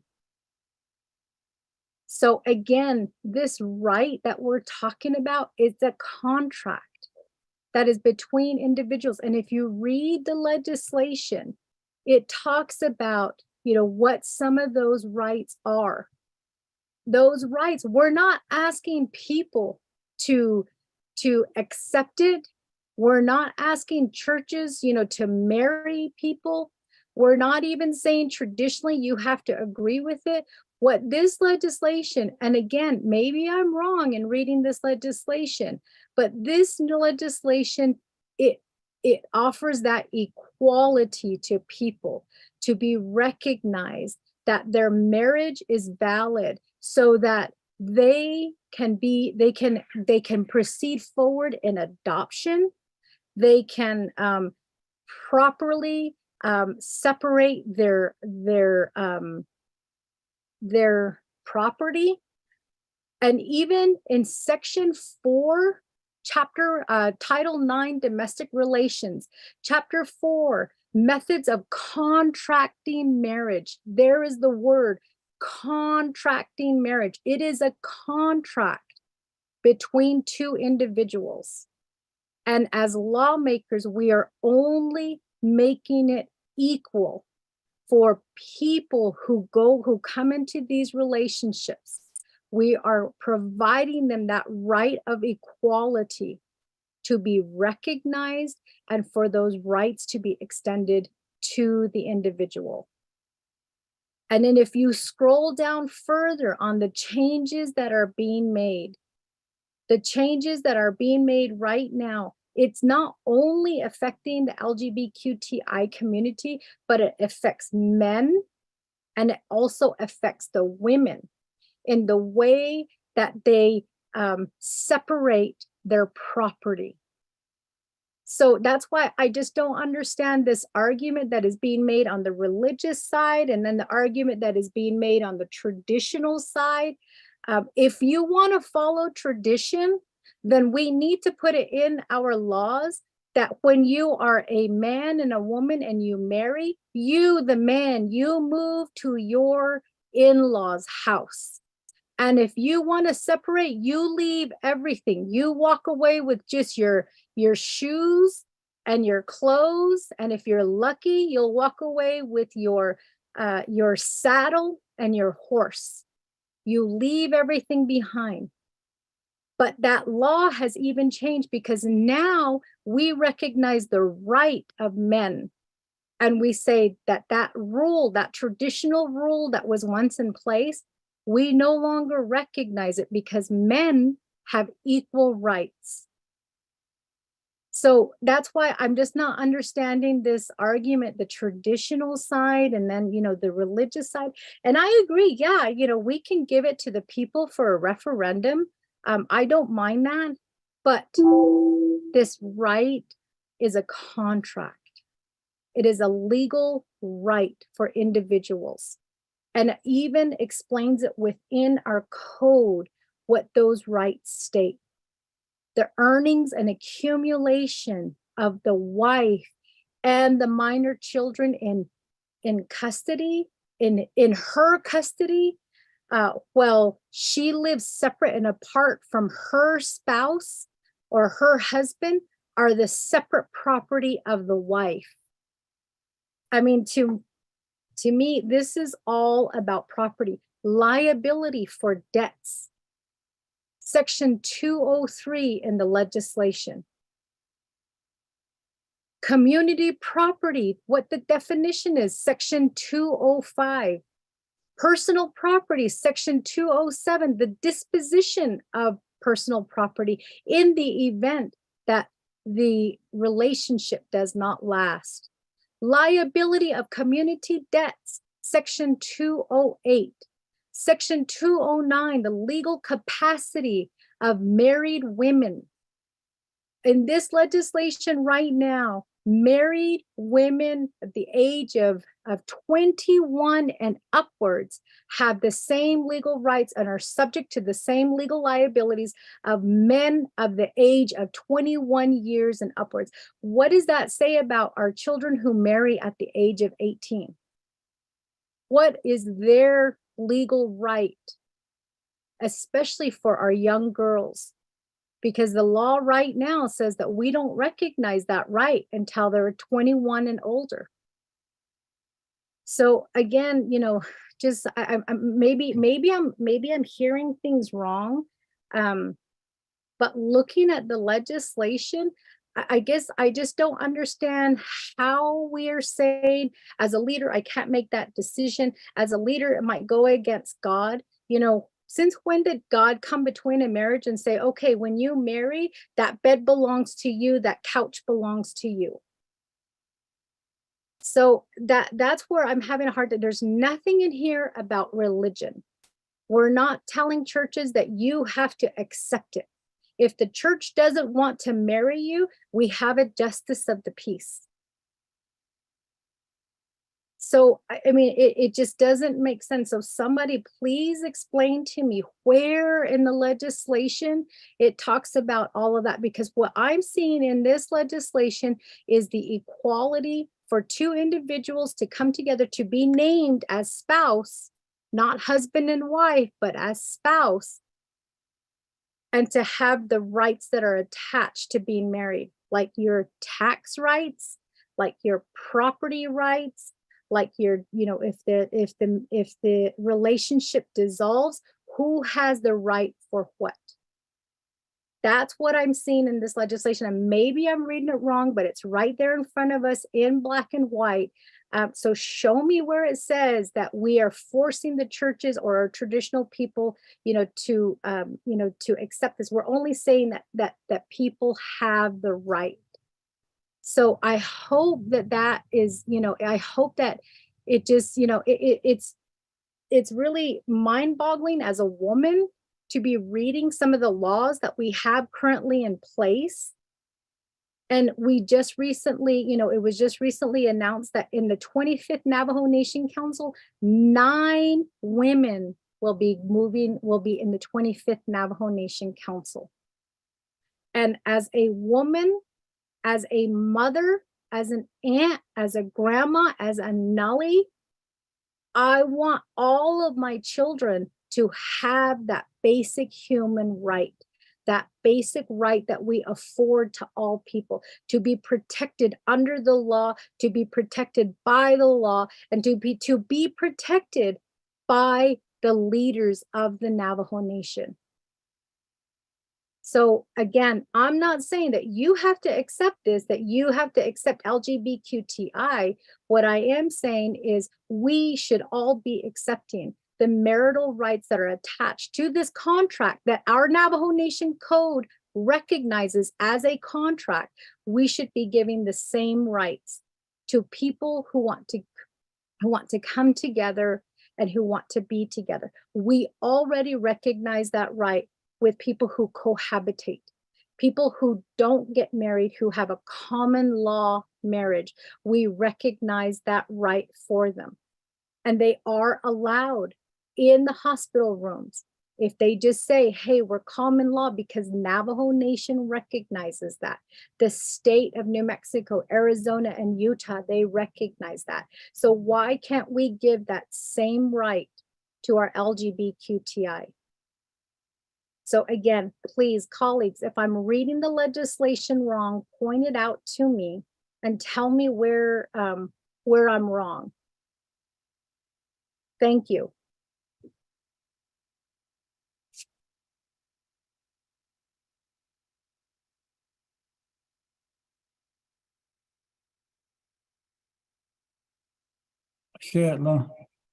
Madam Chair, Charles Newton.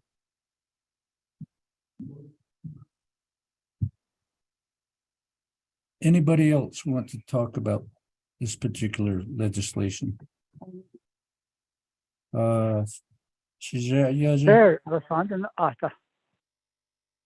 Okay, let me go back to Honorable Eugene. So before we go back to Honorable Elmer Begay for follow-up comments or questions. But Ayla Sitsile, you have the teleconference floor. I just wonder if any of my agent arrived. I would like to give part of my response back to LRA, but first I want to say,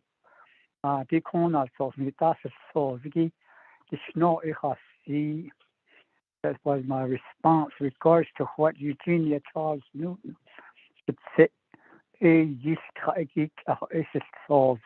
It's in addition Western Title 1 it about 18 religion about 18 Western Nikiti Con Souls 8 on 8. So that was my what is net out when you didn't need turned out on me the way church on the war. Age is out of order because on the legislation that has nothing to do with the Title 1 or church either not either or contract you did now is this either you have certain rights. It is you see not on referendum vote does not have see where others in the home and then get it I thought behind see what I said was I'm related to see that all this change. This is the what I picked up a Copenhagen she the way in the Shahada not late no big happy no ban secret all cut and that's on this case so referendum vote is going to be the same thing. What don't need even not or should or funds in the article. These the LGBTQ fan they have a rights and she on tradition to art a now spot the not need on his yeah palette are a rights of the wheel nesta. So the snow in each hospital. So this is the contract. Cornelia and John should sit each in the east car. So my other agent usually he that the net deal these on can Nate they show you out of your heart seat. It are hot iron she's not having it so according now the concept of it is just simply the rights of an individual then belash a day you see by it and the rights on his hall Eugenia should say a day you see it lay hard if I was not to sponsoring this legislation I would have raised a point of order in regards to any responding to any religion part of this legislation because it doesn't say anything. It's only talks about that the legislation is only part of the Western contract that we it's a wheel ta shin silke ta shi churchy ta shin silke ta shi ta is other shin silke what other, but this is the Western law. The other day on it, and it also was there's on the council up in out on the road, never to deal with out of dean neither. Up in the up in the out of unseen Mahasla. So RJ is a base about the or you see about the referendum vote. So what RJ could only start the year going to say we did, because even though I wasn't a council at that time, we're the council that make this law. No same-sex marriage. We're the council that can change and end it right here with this legislation and make it into a contract for all people, Navajo Nation, to have the same rights as everybody else. Like we said, the woman had no rights a lot of times on me. But I don't see case. I don't what Ada. We like Eugenia was saying there's 9 of them that's going to be on the council. They have the rights to be a leader too. From the greatest out of on see case in that stuff. But the idea right now we can't change it. The world is changing with us. Now so you cut. Question talk about a buncy case. Other buncy case. So it is could be a street of the citizen. If Ellery has something, Ellery, do you have anything to add, Nelson? Oh, yeah, thank you, Chiche Eugene So, for being a sponsor for this legislation and being a voice and a champion for our LGBTQ relatives. I think the main component here is what you had shared, Delegate So, was why referendum?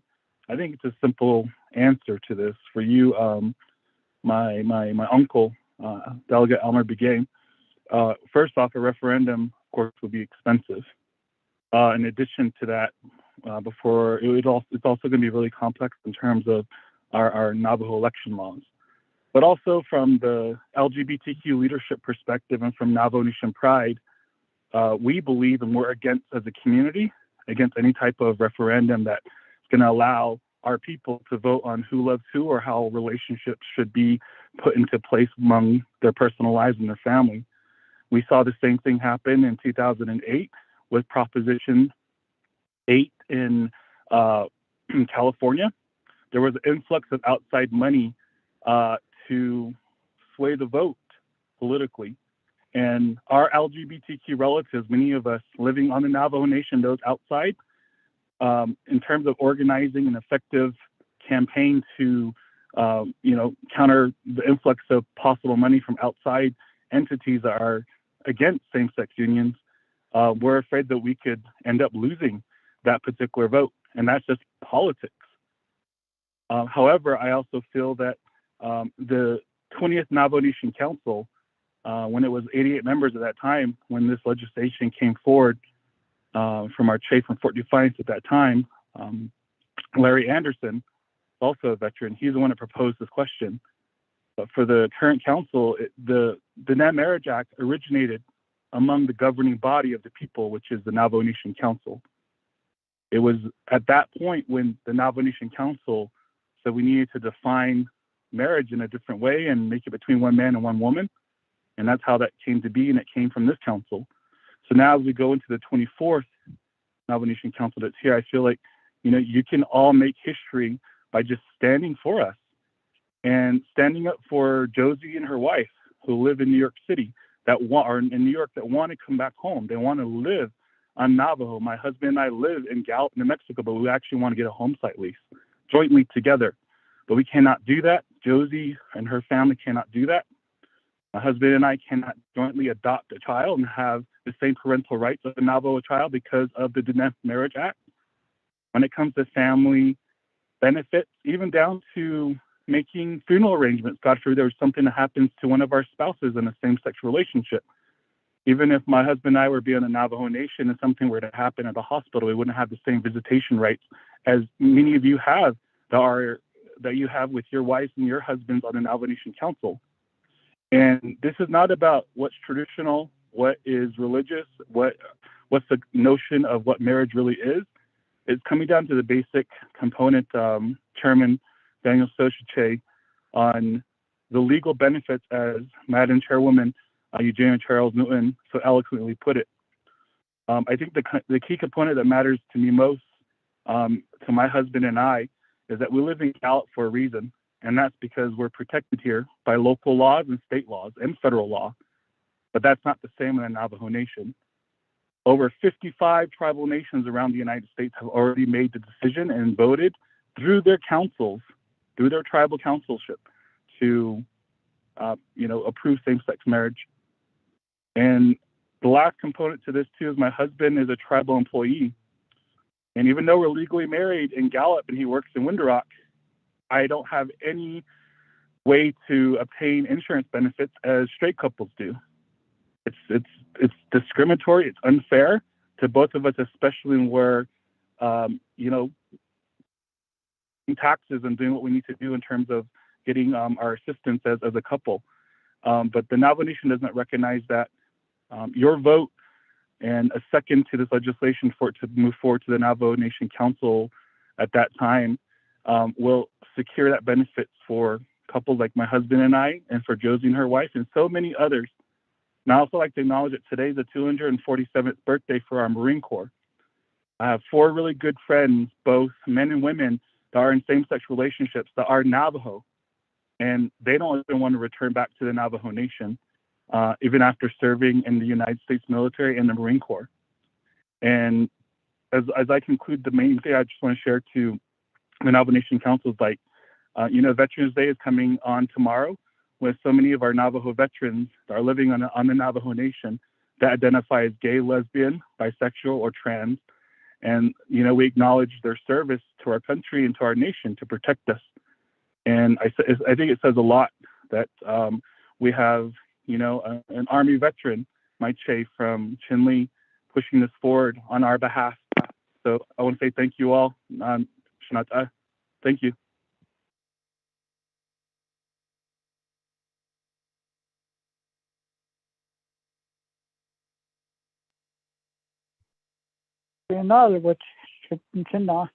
Oh, Hakushila, but Hundi Gleason. So, Madam Chair Charles Newton, Chateau Legislative Council, Naide Kid. In that regard, Ms. Dana Barbara, there was a question regarding comment made by a member of the judiciary. And there was a question of the propriety of that particular aspect. Ms. Dana Barbara? Thank you,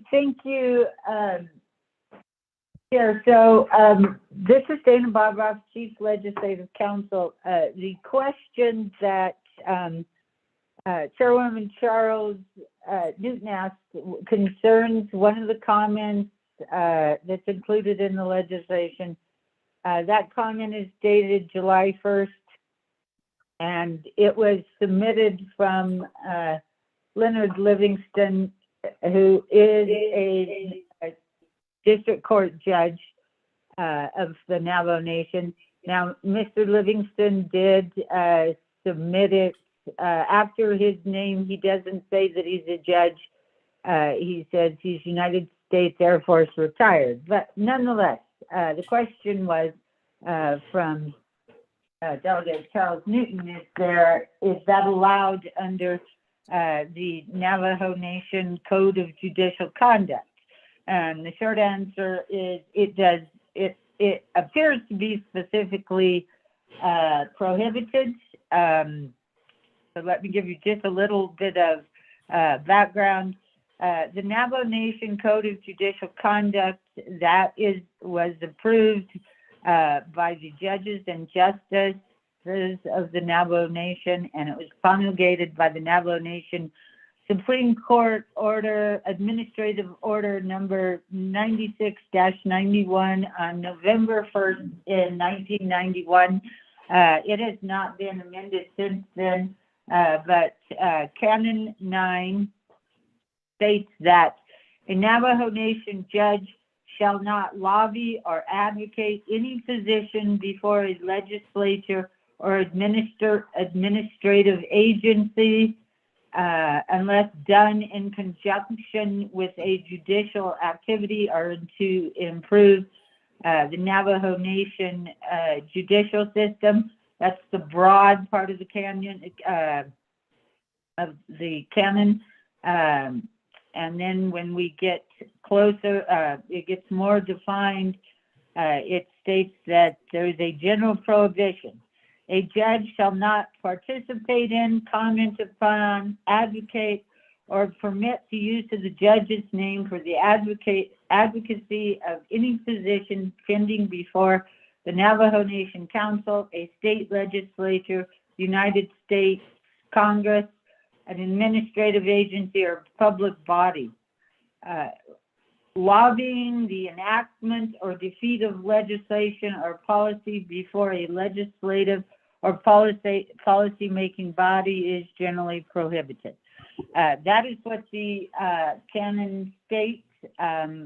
As far as whether the Supreme Court has taken any action about this comment, that I do not know. Thank you, Madam Chair, for the question, and back to you, Chair So.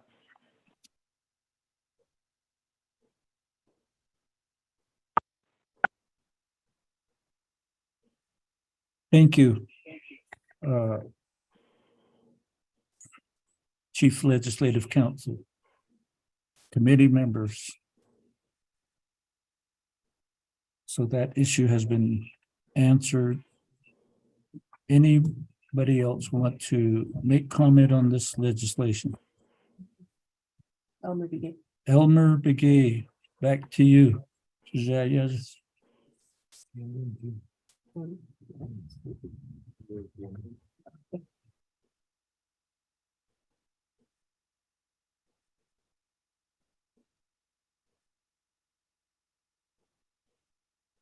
Elmer Begay. Calling on Elmer Begay. Chair Ware, can you hear me now? Oh, but it's up. Chair Ware, Pro Tem Speaker, other the members of the 2014 Navajo Nation Council, but Shabesh Banks on your opinion. Other the other the senior side of the leadership in it. Other the Pato, the Shinado, the delegate, Eugene Soto, as on the legislation in the unit of Shahar. Other the Hotel Suido, the Shabesh Banks on the unit of Shahar. Other things that it needs the need other than the clearness need actually. It means that case in Unity, we keep it changing it up. Other things that you need energy up.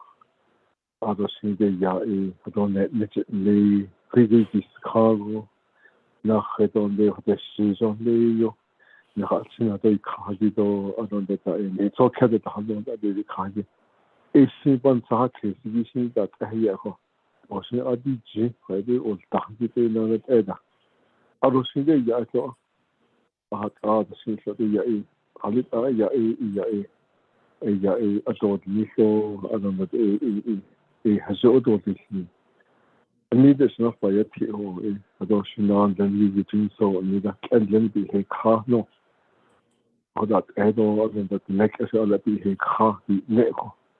一般听的是说，那个好差，其实那个好的就是嘛，你都那个好好之前的或者是说的，比如讲那个好差，其实你都那个讲那个好的，但是你一动，等呢，当最当也一块，你把孩子那个好的是都是很那个好，你得那他都history的，那得那他就是一当。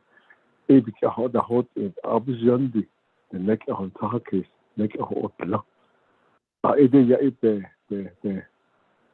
个体里，你咋你差的，你比如讲那个好一种差的，现在个体里个比级的红的也好背上，安尼去的弄好多也，阿拉你government要安尼去的弄可以，阿拉在一块去。non sata has jido da italia li ho hamza te iya ite ila ho in hi te ila ho ik hamza te ika lede ho zeda ita iya abjandi dat olia hat ada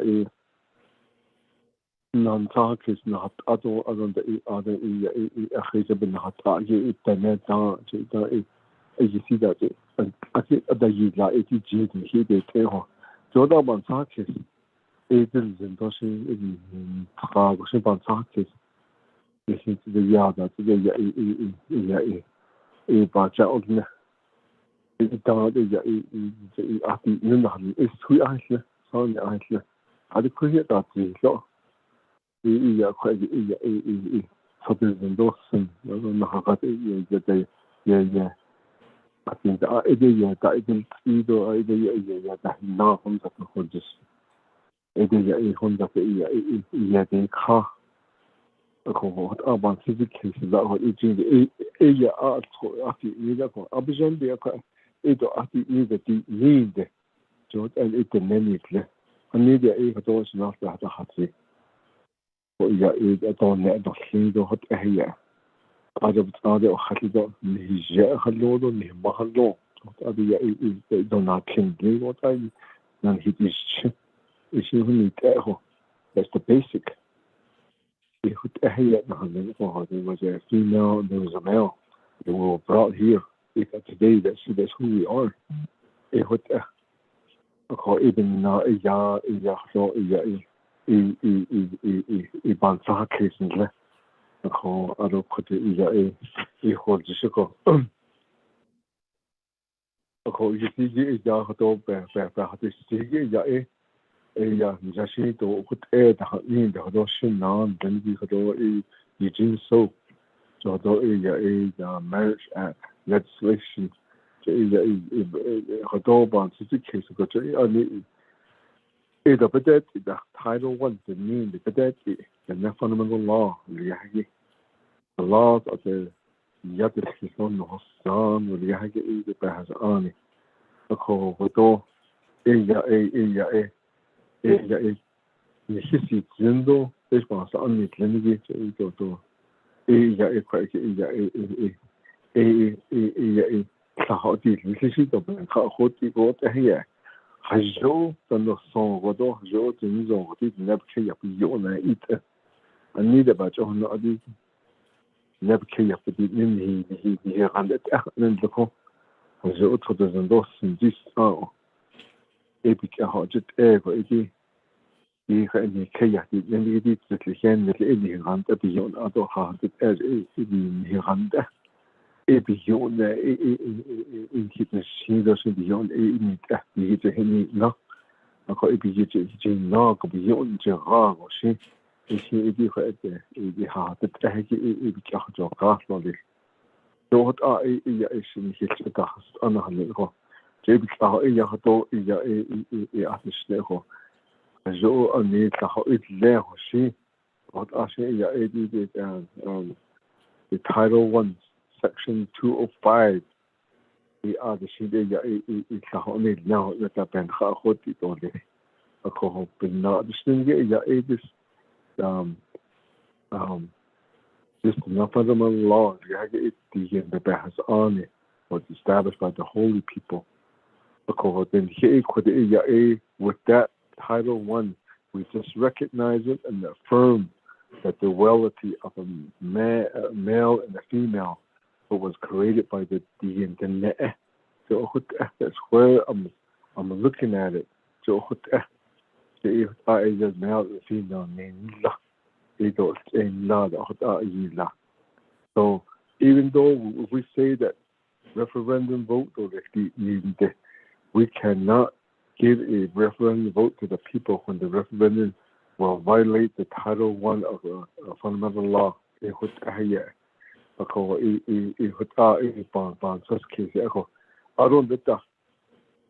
would say that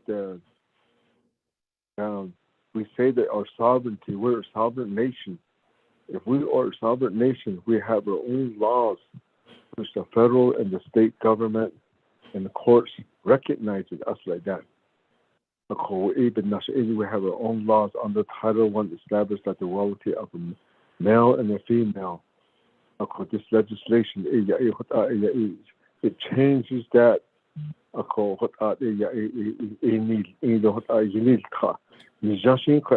It's just a contract. And it's the net what I want us case here. I don't know that it does. Ben, so has need the hot aid, the hot little at Hartley, the Ebas, Nia, with the heat up and the deepness, is deemed the got the Chico A. Course, they don't need. This was an unending is the don't that charter. So they don't need she. The Ben hold me the titty in the neck or had it. I keep quite no sauce, the other cabin, and the house of Bahati. Dino song quite a lot of yet like 8 of the it was a hobby Lisa. If it's other a person, I doesn't have him take on that is shown that and not safe. Shit that don't need a bahazin either. A cohort I a bunch of Casey additional. A cohort at DG, the she answer and need a question has on a shadow, it could ever not send it. She she got a good edit who had hardly halloda, but not a halloda. All the day, how much my son, the mother, a hot what you just hit the quack, a hot the big and later go. A what need either what are the yard a yako. Even in now, a she says, a yard Pontus case, holiday netter, holiday, then how are you? Has opened, I just keep the good end. Quite non limited Eugene so delegate so I bet you has opened and just keep the whole to the eyes best holding the best and see that what a the rights along the that at the medical asking and it's a name so either another one and non leader there's no card in but like need they could have the Yazoo in the no sound of the Yazoo about the way as a joke not either by way to what other had a he does me what area what I quite how it quite a bouncing case or it the needle to what other just open and just get the call they put out the quite sad and then I understand could all the not this so the snake I said I not I just just medical Jado now they is not the home that the whole just go in addition no she only but is do need quite has the education you had has the things a hot other is in higher that a hot out so what other bounces case here no, you have to put that desk to do none seat or this she way called protest speaker. And also yeah.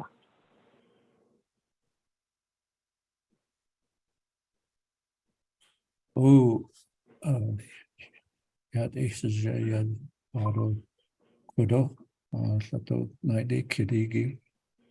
Follow-up question to Honorable Eugene, so sponsor of this legislation 0108-22.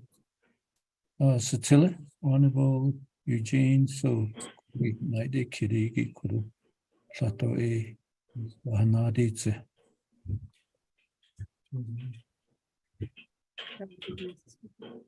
Shinda. That's a dog the teeth land song, yes, it all in this case. We not hard or she and Shitilia or Hamshitilia. It's all science. Sure, what are it's a Masani at Abbey. It's with such as Mahoney Zing. Yeah, no, universe. I don't know. I don't know. I don't that hot, don't know. I don't shanteen. I don't care. I don't set on the Hastani soil. So it's all science.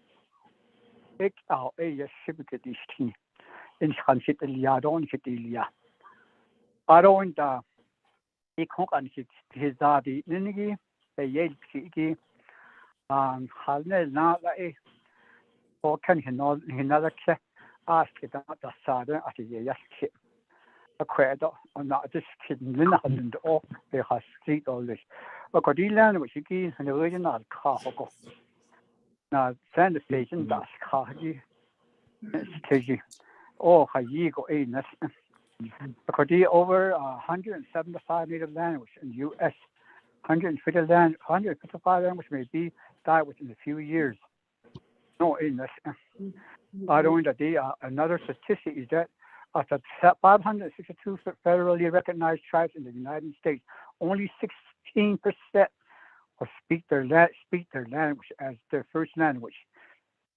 But at the then you could so then you side at all that's about the death of a language. Is all or you got the Mexico, Miss Spain, of the the Spanish, they speak at but are you at this? Okay, the quite or stun going to stun each other. Okay, shape. I always thought that don't know better. Yeah, because those 100 that are in his because every time there's more generation, we are losing this and that. That's when it's at this. At this bars and also on ye had it all ye had anything that had all ye for Pennsylvania. As we go forward, we're going in that direction. Even now, edition be a car. So she says that over yet in 1960 or 70, which was on than it is. At it at a fantasy. They know how to read Navajo language, but they would ask me, what does it say? No, not on, not a certificate, the just call. So we can't really, and then it's more divisive now of our younger generation. So you by tweet over Zani that a achieve my son, the Jap mother. So you east on the Sydney, I am my own person, that's why we have we're asking for a lot of police, more money in the police department as we fight crime. Crime raises and also policemen raises, all based on what they accord. I go in Chicago, you see, keep them now go shipped out about this case. Corona Shadin, Kitty, Halit ID has twisted lead, Halit I hot answer case. So the snot is a dash. The next share your being Hassan Cheta six northern. Halit ID answer case to the northern kid. As the wisdom goes forward, my wisdom, how I understand the world, I see that things are changing. Like even in Congress, you saw it the other day. So what I was saying, that's all how to see though. So a craggy, I need I need zero issue all you wisdom be teaching your case as you go forward into your life. So even now, we put all things that I see me or how you go see the never. David the social is something easy and was it a lake. Them on the men that they just kids are. Something that other days just cut them on the men that have kids out. What I go every time shot on later. I call yon early on effort that need a sucker.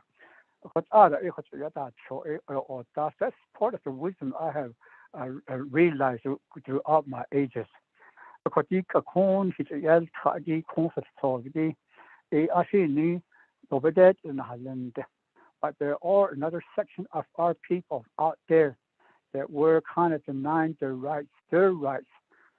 Which a saint of DC, the aunt that wheel in Holland.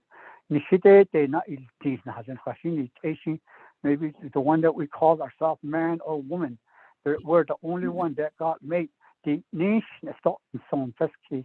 The Ash Ade has on, or they're the only holy people that can recognize. Don't non-stone case. Those are some of the things the thoughts that comes to my mind as I'm growing older.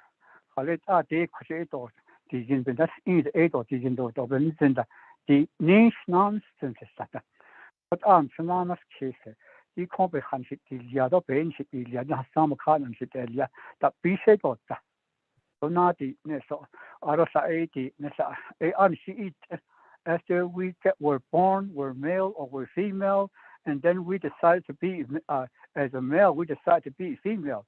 The Nenhazen Sosa and she eats. So are we telling the LGBTQ they make their own decision to be what they are? So all those things, the debate is going forward. It's automatically just spells out black and white right there on the legislation. That's what we're all these things that we're asking for is the right for the LGBTQ, their rights. We don't be husband has it or not be having Shishina. I saw the share on the I think we should get back on the legislation, how it is read and how it is before us, and go with that. Thank you.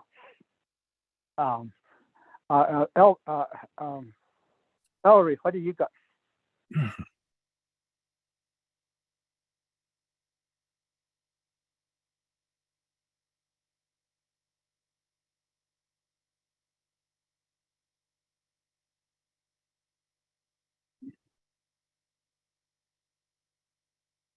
Honorable Eugene, so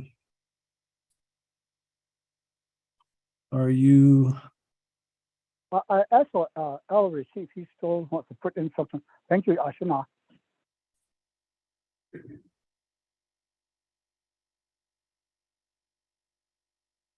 Chairman, hello, this is Ari. I'm sorry about that. I had to press *6.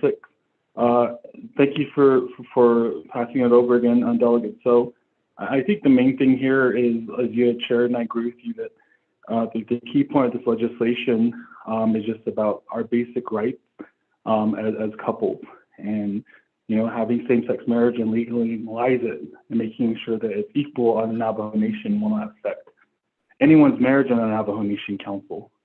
If anything, it's going to strengthen our families, because I look at my own family that's Catholic and my husband's family, who's also Christian. Our family supports us, and I think it's key for us to understand that even within your own family relationships, you may have a son, a daughter, a granddaughter, great-grandson, or a nephew, or even a relative that identifies as gay, lesbian, bi, trans, two-spirit, what have you, or LGBTQ, as we call it. So we're among you. We're here.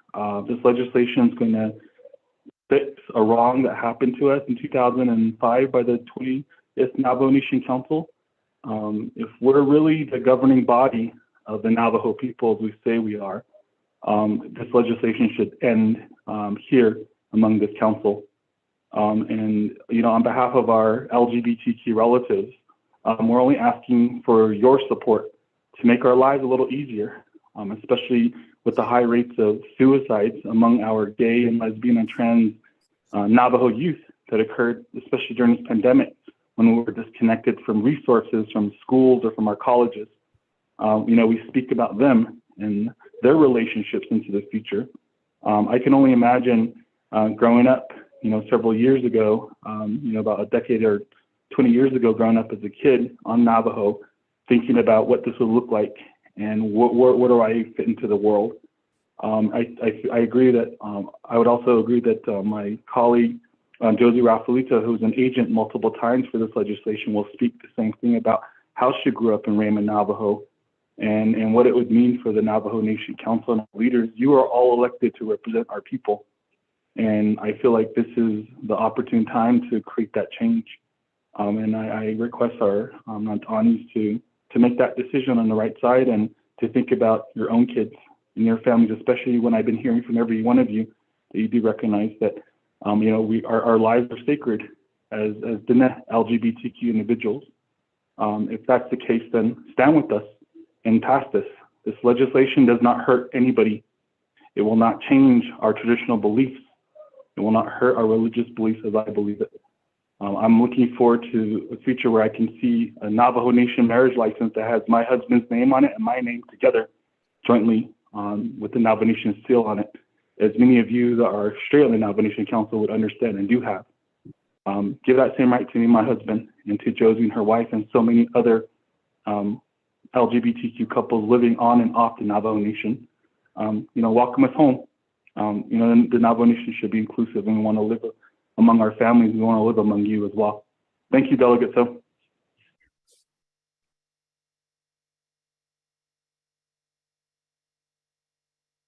Acquisition, Chair.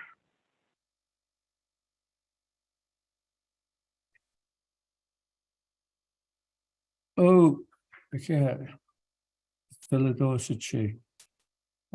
At this time, we have Honorable Chair Eugenia Charles Newton requesting to speak. Madam Chair, you have the teleconference floor. Thank you, Speaker Pro Tem Daniel. So thank you for recognizing me at this time. As the speakers were coming on, again, I read the legislation again, just so that, I'm keeping up with what is what the arguments are made. And I just want to point out that in the legislation itself, if you read the legislation, I believe it is on page 3 of the legislation, it does state under D as in dog, although this legislation repeals the prohibition against same-sex marriage at 9 Navajo Nation Code, Section 2C, the method for a traditional Navajo wedding outlined at 9 Navajo Nation Council, Section 4D, involving a man and a woman shall remain unchanged. Traditional Navajo society places a great importance upon the institution of marriage and believes that the elaborate ritual of marrying using the traditional method is believed to be blessed by the holy people. This blessing ensures that the marriage will be stable in harmony and perpetual. Navajo Nation versus Murphy, 6 Navajo report, page 10. Actually, it starts at page 10. But that is cited at page 13. It's a 1988 case. There's also a reference to Begay versus Chief, and it's a Supreme Court, it looks like maybe a Supreme Court decision in 2005, which provides that common law marriage under Navajo Nation Code is different than one arising out of traditional wedding ceremony. Keeping the traditional wedding ceremony the same will not prohibit nor deny same-sex marriage because there are other methods available for marrying under 9 NNC Section 4. Now, I share that portion or that part of the legislation because there was a question that that referred back to fundamental law, and I went back, I pulled up the Navajo Nation Code, and I pulled up section 1 Navajo Nation Code, which does talk about fundamental law and the reasons why the council allowed for fundamental law to be a part of the Naabik'íyáti under CN-69-02. There is a preamble that is, that guides the foundation of Diné law and also Diné government, which incorporates that fundamental law into the way that the government functions and the way that the decisions are being made, whether it's by the legislative council or the judicial council. But it also states in that, which I found to be very interesting, that it is the judicial branch who actually makes that determination of whether this is something that, is a part of fundamental law. So I share that because my understanding, the way that I was raised with fundamental law, and maybe the way that I was raised is because I was raised as a woman. I was raised with the expectation that I was going to be a mother one day, that I was going to be an aunt, or I was going to be a grandmother, is that we pray for all of our people. Traditionally, we're taught that. We pray for all of our people, and we want good things for our people. We have that compassion, and as a mother, I was taught the very first time I learned that I was pregnant. I remember my grandmother shared a story with me, and she said that the very first teaching any human receives is love. Because it's that love that a mother shares with their child. when they learn that they're pregnant, when they learn that they're carrying a life inside of them, when they learn that they are now responsible for someone who is living within them, they teach that love. And so, you know, we talk about that fundamental law, and we say that it says between a man and a woman. I think that the hierarchy is that we teach love and we make it known. It doesn't matter if you're a man or a woman, it's about love. At least that's how I was taught, using our traditional laws. And maybe, again, maybe it's because I'm a woman that I was taught this. I mean, and I know that you men, you know, you have different teachings as well.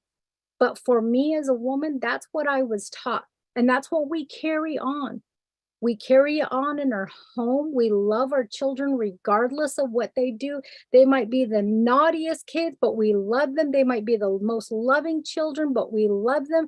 They might decide to be with the same sex. We still love them. It is that love that we carry, that we teach, and we say, this is, what it is. So, I think that when we start to argue, the Bible and the religion, there's always a counter argument.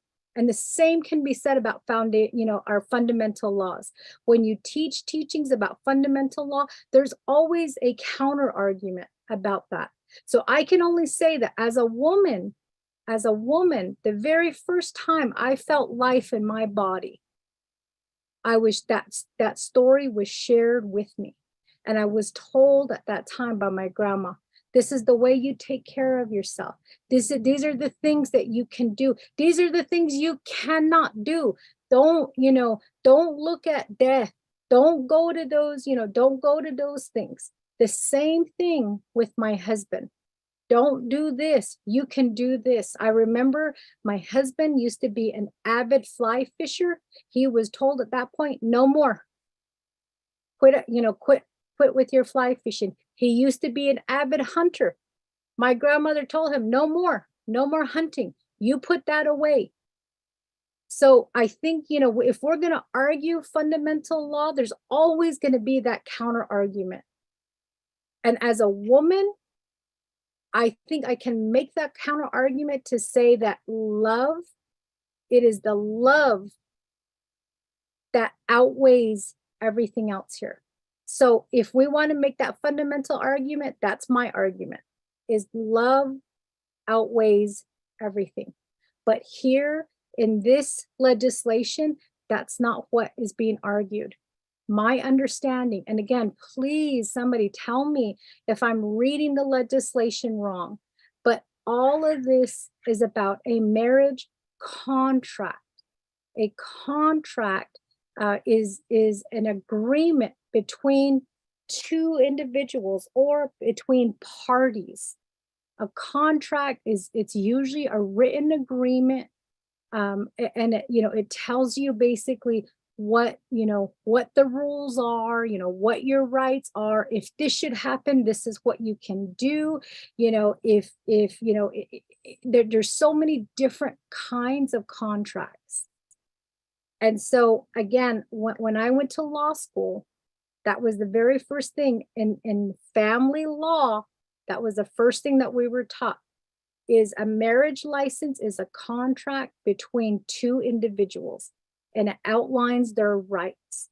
So when you enter into that marriage license, the state recognizes it. And in the event that the parties dissolve their relationship and they file for divorce, the state law that governs where the individual lives, or possibly in some cases where the individual may have applied for their marriage contract, would be the law that they would have to abide by. And I believe at that time I was told that California gave 50-50 property rights. And in some states it's 70-30. Some states recognize, the contract in a different way, but it's about that contract. And again, going back to the legislation, I just feel like, that's what this legislation is saying. It has nothing to do with changing our fundamental beliefs. It has nothing to do with saying that, that the church needs to recognize it. It's just basically making neutral changes instead of it saying that a marriage, is between, that a marriage is this. It's saying, that a marriage is between two people who come together and they recognize it as being spouses. And again, maybe I'm reading it wrong. That's why I keep asking, please tell me how, where does it, say that we're going to force churches, to recognize this? Where does it say that we're going to change our fundamental law? Title IX, domestic relations, in the legislation, it says property rights and liability.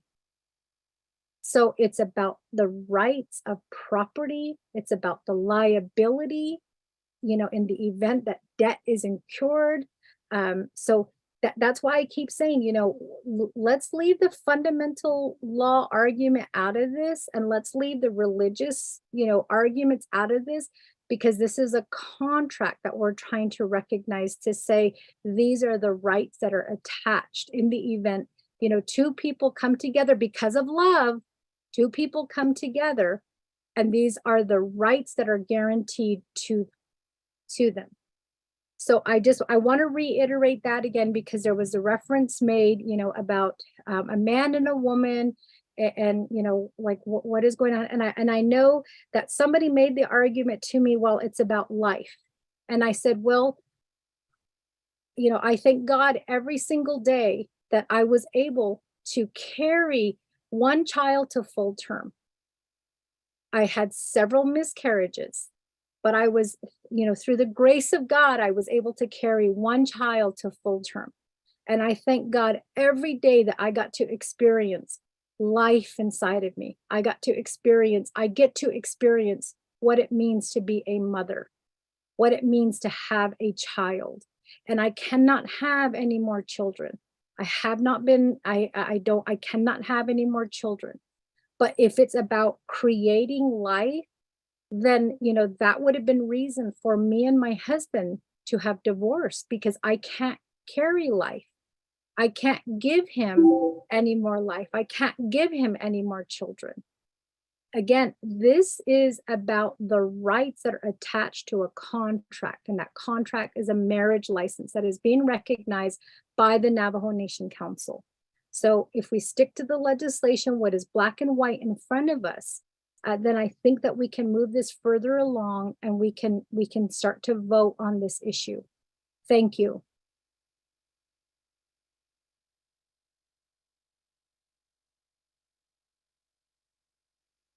Thank you, Madam Chair Charles Newton. Do we have anybody else that wants to speak to the legislation?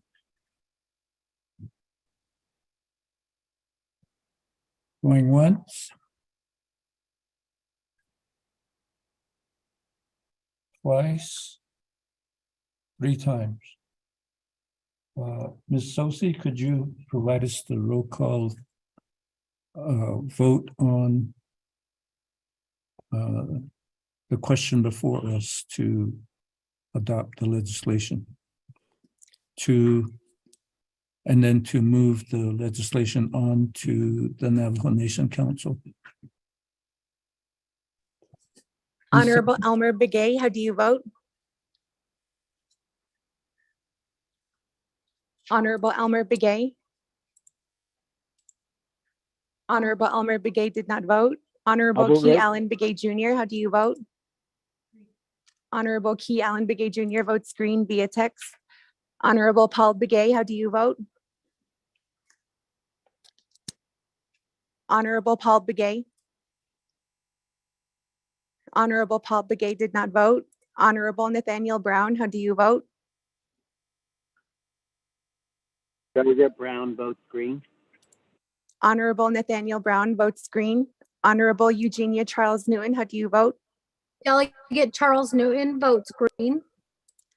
Honorable Eugenia Charles Newton votes green. Honorable Amber Kines Bakrati and Honorable Seth Damon are excused.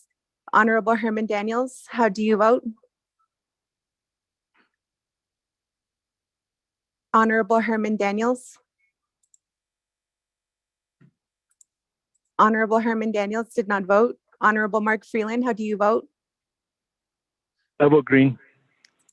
Honorable Mark Freeland votes green. Honorable Pernell Halona votes red. Honorable Jamie Henio, how do you vote? Honorable Jamie Henio.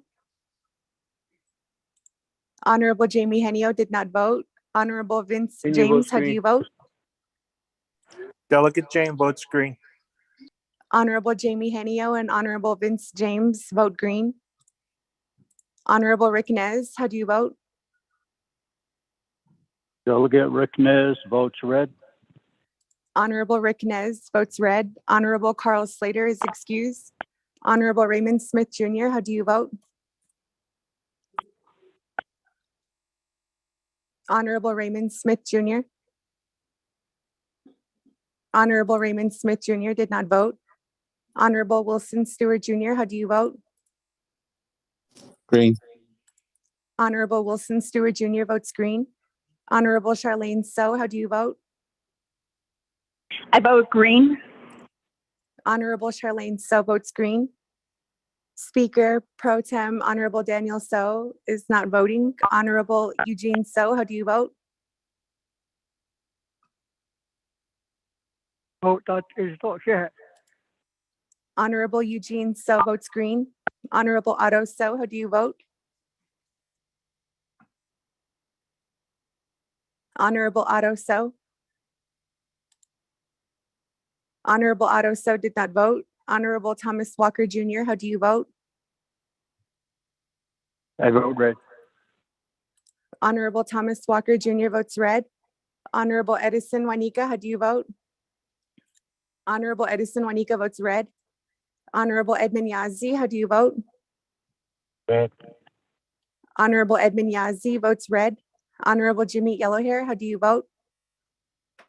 Delegate Yellowhair votes red. Honorable Jimmy Yellowhair votes red. Going back up, Honorable Elmer Begay, how do you vote? I vote red. Honorable Elmer Begay votes red. Honorable Paul Begay, how do you vote?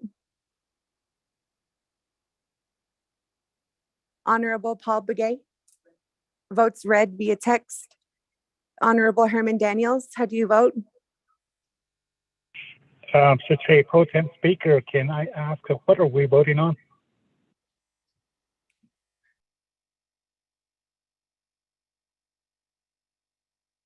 Shache, Honorable Herman Daniels, we are voting on the legislation 0108.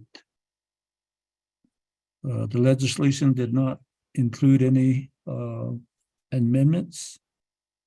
So we are voting. I vote red. Okay. Ms. Sosi, you may continue. He voted red. Honorable Herman Daniels votes red. Honorable Raymond Smith Jr., how do you vote? Honorable Raymond Smith Jr. Honorable Raymond Smith Jr. did not vote. Honorable Otto So, how do you vote? Green. Honorable Otto So votes green. With that, Speaker Pro Tem, you have 10 delegates who voted in favor, 9 delegates who oppose, with Speaker Pro Tem Honorable Daniel So not voting. Thank you, Ms. Sosi. So committee members, we have a vote of 10 in favor and 9 opposed. And Pro Tem Speaker not voting, this legislation moves on to the Navajo Nation Council. Point of order. Madam Chair, Charles Newton, what is your point of order? I just have a quick question. The vote you said was 10 in favor, 9 opposed. Is that correct? I just need clarification. Thank you. Miss Liana Sosi? You're tabulating the votes.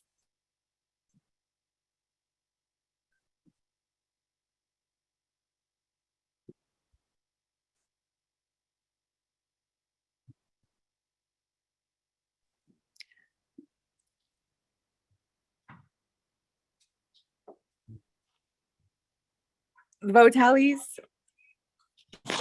Madam Chair Newton, 10 delegates voted in favor and 9 delegates opposed, with Speaker Pro Tem Daniel So not voting.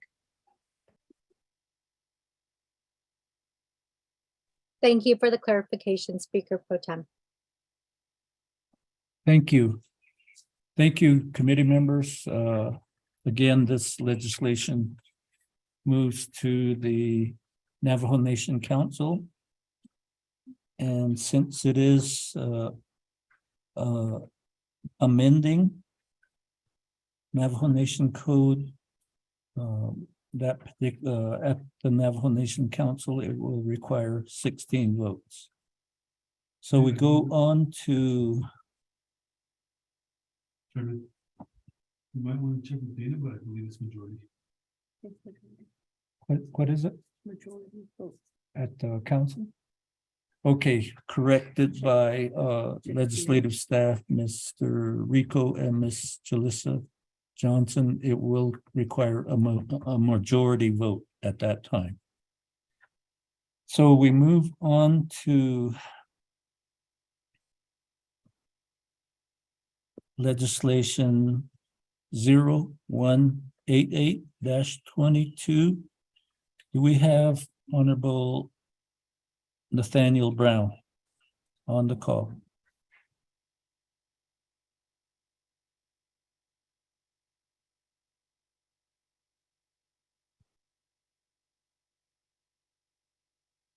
Yat Ishana, this is Delegate Nathaniel Brown.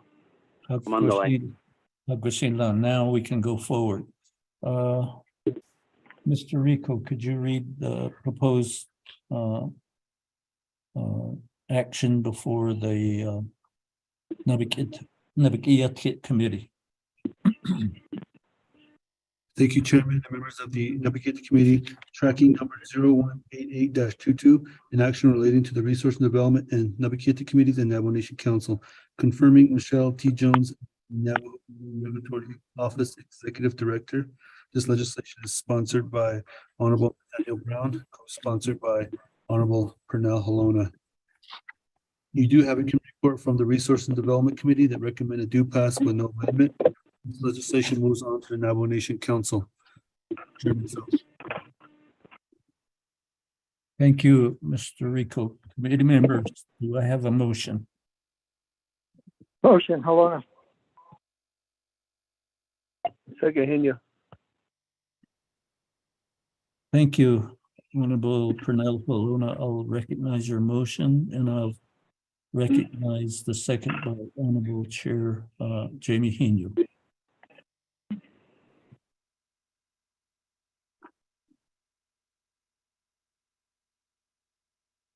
Do we have any questions regarding this particular legislation?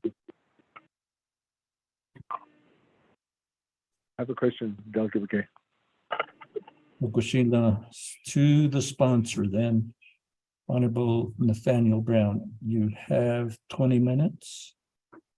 And if you wish to also have an agent or two, please name your agents. Oh, Yat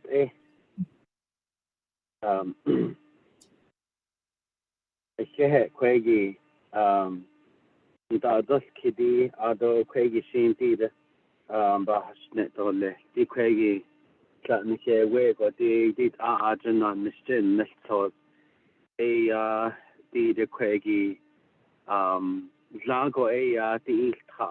Hutaho bitbili iltha olthagi yila ko ado kwedo ko biyaho le ashipel nagon kes nahatodne ko dile kwedanishe Manu Valley High School day iltha.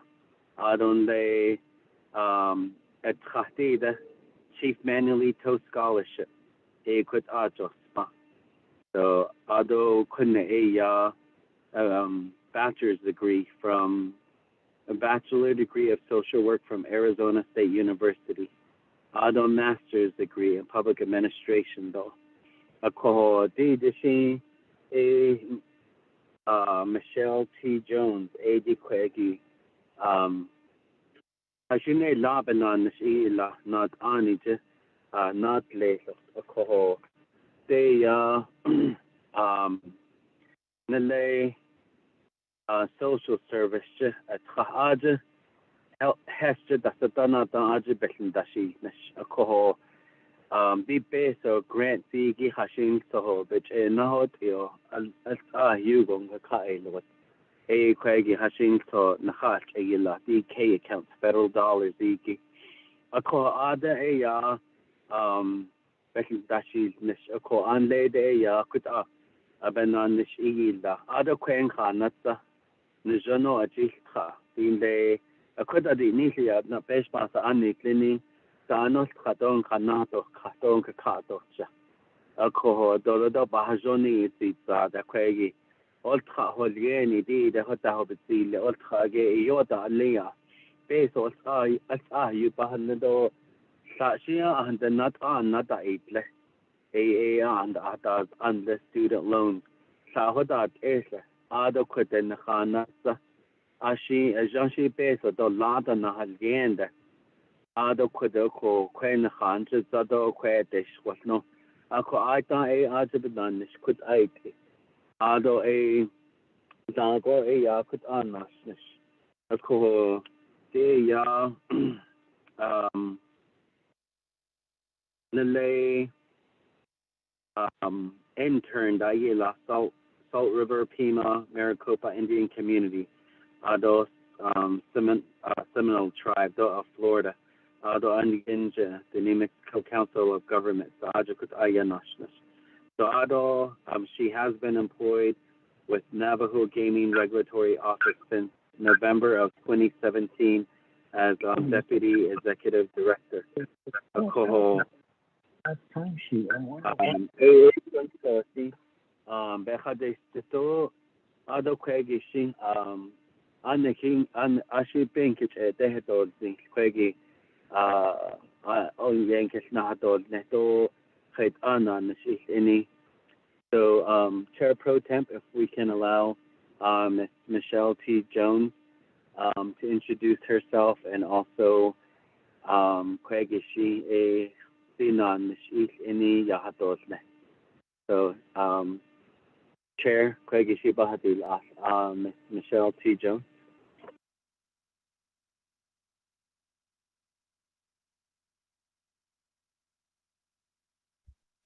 Miss Michelle T. Jones, you have the teleconference floor.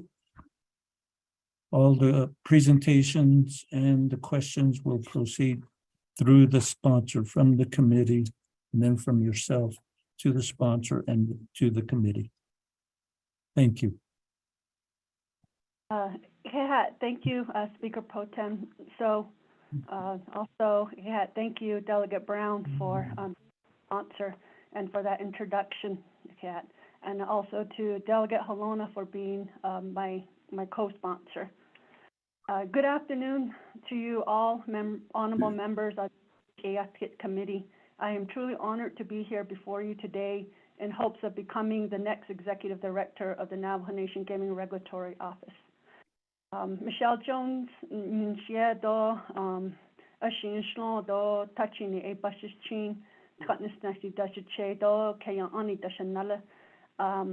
I always say that I'm originally from Rock Point, Arizona, only because most people are familiar with that. But actually, I'm originally from an area called Naabik'íyáti between Dennehotso and Rock Point. It's about 15 miles either direction. So that's where I grew up. Ada shemasan sando shema daha. Sorry, do I you said the nepiza yashkita ashanata. But now my mother and my father live there, and they've made a home there.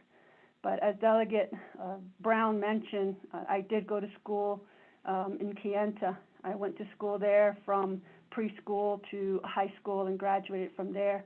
And then from there, I went to Arizona State University and received my Bachelor's of Social Work in 1999 and my Master's of Public Administration in from Arizona State University in 2002.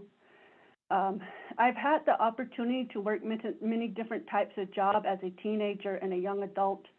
Some of my earlier work experience includes that even while I was in high school, I worked under the Navajo Nation Summer Youth Program.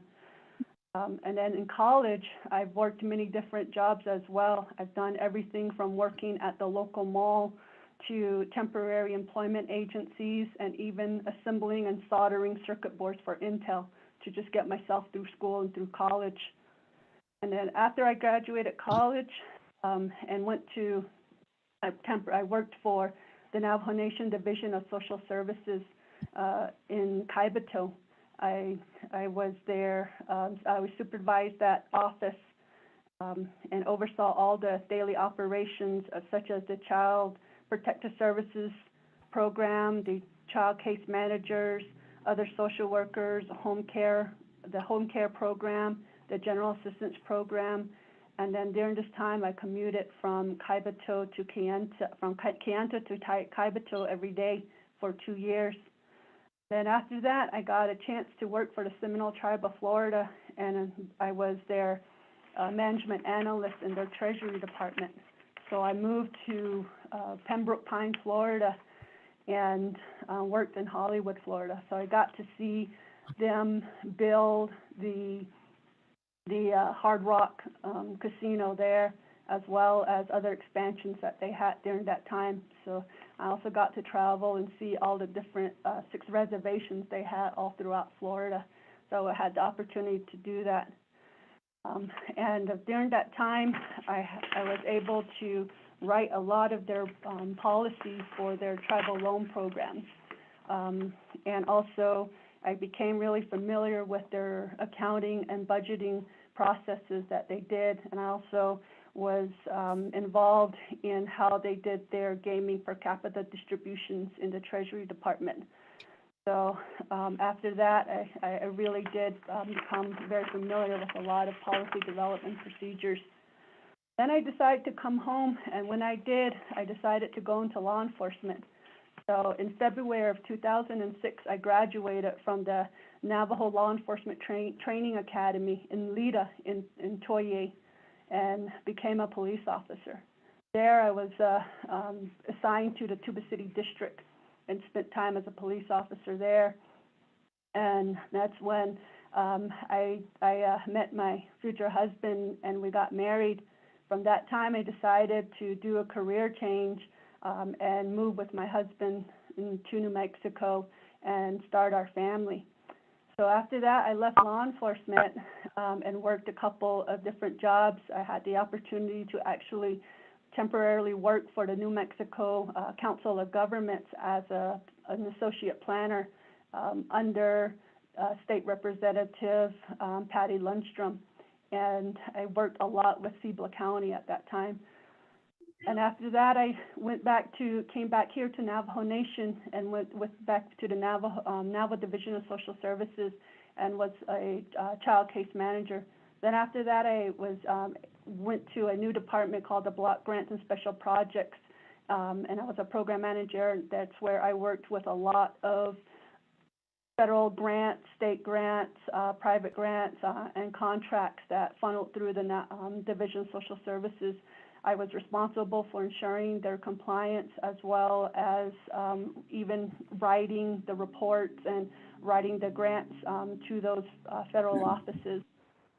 I do have a lot of experience in dealing with accounting, finance, and contract management in general.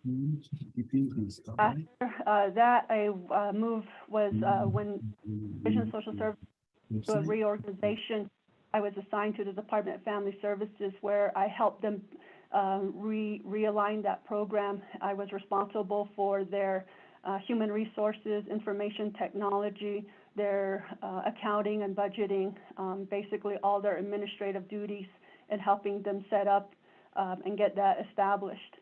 So I supervised the entire administration department during that time, and several years after that, when the new administration came in, I was reassigned back to the executive administration and reassumed the overall technical assistance role for all of the Division of Social Service programs. So I, again, provided technical assistance in all the areas of grants management. I also did all the statistical reporting. I wrote all the white papers, position papers, and testimonies for the Division of Social Services that they presented at tribal consultations at the federal level. So that was most of what I did during that time. Thereafter, I was given the opportunity to accept the position of the Deputy Executive Director for the Navajo Nation Gaming Regulatory Office in 2017.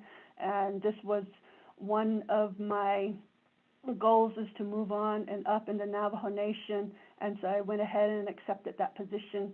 And I did come into the Gaming Regulatory Office, into the administration, and applied all the experiences and knowledge and skills that I acquired from being with the Navajo Nation to here in this office, and provided them all the leadership and guidance that they needed, and helped to bring them in compliance, and also to get caught up on a lot of outstanding items that were happening, only because they were without a deputy executive director for quite some time.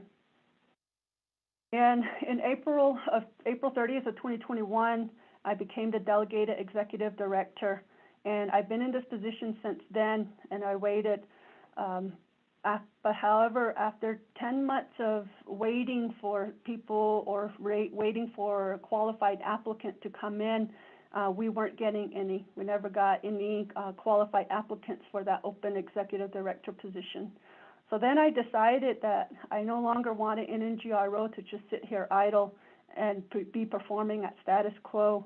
So I decided to apply for the position, and I qualified, and my application was forwarded to Office of the President, Vice President, and then a interview panel interviewed me for this position. And they selected me and recommended me for this position. So I'm very grateful for that interview panel for selecting me. During my delegation and acting status, I've been working on catching up the entire NNGRO office for the staff, and addressing many of the concerns that staff had. And one of the biggest things that I've always want to make sure is to always put the staff first. Always, there has always been problems. I know that when there's a transition between fiscal years, is to make sure that staff don't miss pay, they don't miss our budgets go through, to make sure everything's implemented, to make sure that staff get their evaluations done, so that if they qualify for step increases, they're able to get those. And then when the general wage adjustments come in, to make sure they get those as quickly as possible once we get our budget implemented. I always try to make sure that these are implemented for all the staff during this time, and to continue. Right now I'm performing 2 jobs, the executive director position and also the deputy executive director position. So I've been really juggling between the 2, and I really want to move forth with all the plans in which the regulatory office needs to move forth. So I do have a couple of long-term and short-term goals that I've outlined for the regulatory office. A couple of them that I want to mention is that developing and implementing a 5-year strategic plan, so that this helps staff to know their overall mission and goals of the Navajo Nation Gaming Regulatory Office. develop and implement an overall training plan and training program, and also to improve and obtain approval of our internal department procedures and processes. And I also want to bring awareness and education to the residents of the Navajo Nation regarding our gaming laws and regulations, because the Navajo Nation Gaming Regulatory's civil authority is not limited just to the Navajo Casino. Our authority covers the entire Navajo Nation. I also want to revise and update our current gaming regulations because changes have been made since 2018, and this includes from the moment when our gaming ordinance, Navajo Nation Gaming Ordinance, was updated, including our 2021 amendments to the Arizona Gaming Compact. So those updates need to be done, and that is on definitely my list of needing to be taken care of. Lastly, I feel that having a diverse work background has prepared me for my new career in tribal gaming.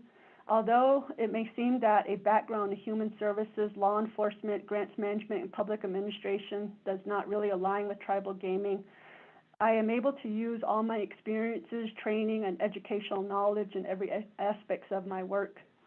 If I am confirmed, I will always work in the best interest of the Navajo Nation.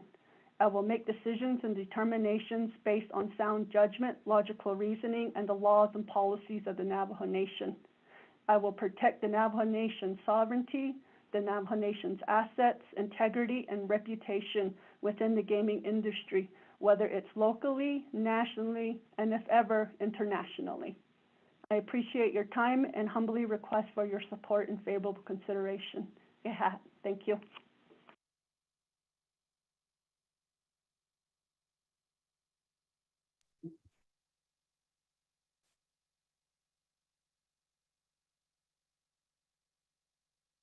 Honorable Nathaniel Brown, does that conclude your presentation?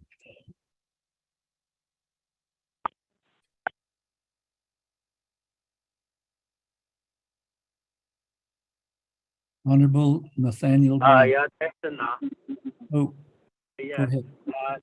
that was well stated by Ms. Jones. Very proud to sponsor this. That does complete my presentation. Yeah. Thank you. So we will go to Honorable Elmer Begay. You had questions on the particular legislation?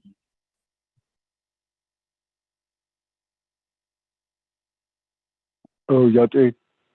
Oh. The word. It's yeah. Oh, it's Addition. Oh, yeah, it's okay. No. Other than to go down get Brown. Yeah, it. Other than the agent, other down confirmation with yeah, other. Yeah, it. Shady Nash is couple hundred and 33 versus chain. I didn't take last year. That's another. She does the Shumayas as well. But I think you answered one of my questions regarding the position for the executive director for the regulatory. It took 10 months to quite a budget. But my second question is I know that you mentioned a little about your plans or how you can be working with the regulatory office. I know that gaming has faced a lot of challenges regarding with Navajo Nation gaming, because I know that once this pandemic goes away completely, I don't know that the other casinos on the Navajo within Arizona, they can go back to normal operation, meaning that logically they're not going to have any impact with the smoking ban. I was wondering, actually there's going to be a lot of challenging on it but your job as to be with the regulatory part of it, compliance with the Arizona gaming regulatory. I think we would need, I don't know how many positions that became vacant, and I don't know how after it opens back up, I don't know how, depending on depending on the market too, because we're hiring some more applicants. Or I don't know what will be your plan, how to really get some people back in there. I know that they have to have a license to work there. Maybe very briefly, just how your strategic plan is going to be. I know that because I'm not sure if the Navajo gaming will still operate under the impact of a smoking ban. I don't know how much effect it's going to, and we're going to have to face. I know that if we still have that smoking ban on the reservation, I know that all these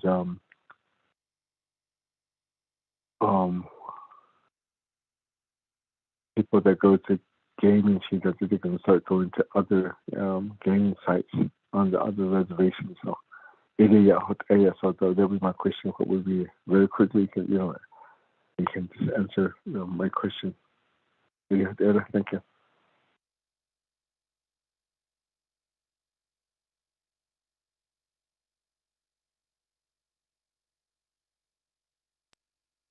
Cecilia, Honorable Nathaniel Brown. We have questions posed to you and your agent from Honorable Elmer Begay. You may proceed.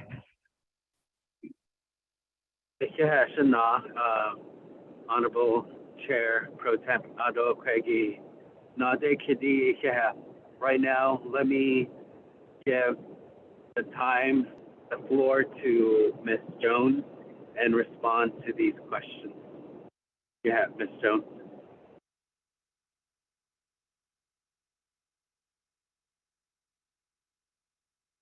Thank you, Delegate Brown, and also thank you, Delegate Begay, for that question, Shiaj, on the challenges, especially during the pandemic, and what has been happening, and even the loss of staff.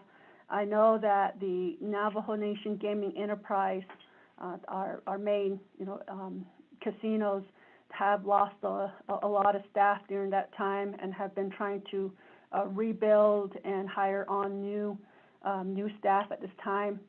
And you are correct that they do need a gaming license, depending on their position and which side of the state they work on, whether it's Arizona, New Mexico. But our licensing department here is managed by a very, very capable and knowledgeable manager. So they've been keeping on top of getting these gaming license applications processed. And but they do have their challenges when it comes to the Arizona Department of Gaming. So, but they're working through those to try to make sure that it doesn't hinder that gaming licensing application process. As far as the smoking ban, that doesn't really impact my department, the regulatory office, since we don't, they're not allowed to smoke during work hours, so they're not impacted. However, I did want to bring out, because you did bring a very good point as far as losing staff and keeping staff on board. We too, the Gaming Regulatory Office, did have a reduction in staff during the pandemic time, and then just some changes that started to happen. So there is one area that we do have kind of a staffing shortage. And so, in fact, we started to put some plans together, and one of them is that we've developed a draft to implement an internship program within the Gaming Regulatory Office, and want to hire college students to come work for us as interns. And we're going to start this project. In fact, yesterday I was on travel and we got to meet with the Coconino Community College Native American Success Center. And then also we met with their Director of Student Services to talk about this and present to them our idea and the development of an internship program under our office. We also met with the Northern Arizona University Native American Center. We also met with them, their Office of Indigenous, I think it was Indigenous Success Coordinator. And we met with her to also present this idea of what we have in hiring, wanting to start an internship so that we could hire college students so that they can become interested, perhaps become interested in working in tribal gaming, particularly in Navajo Nation.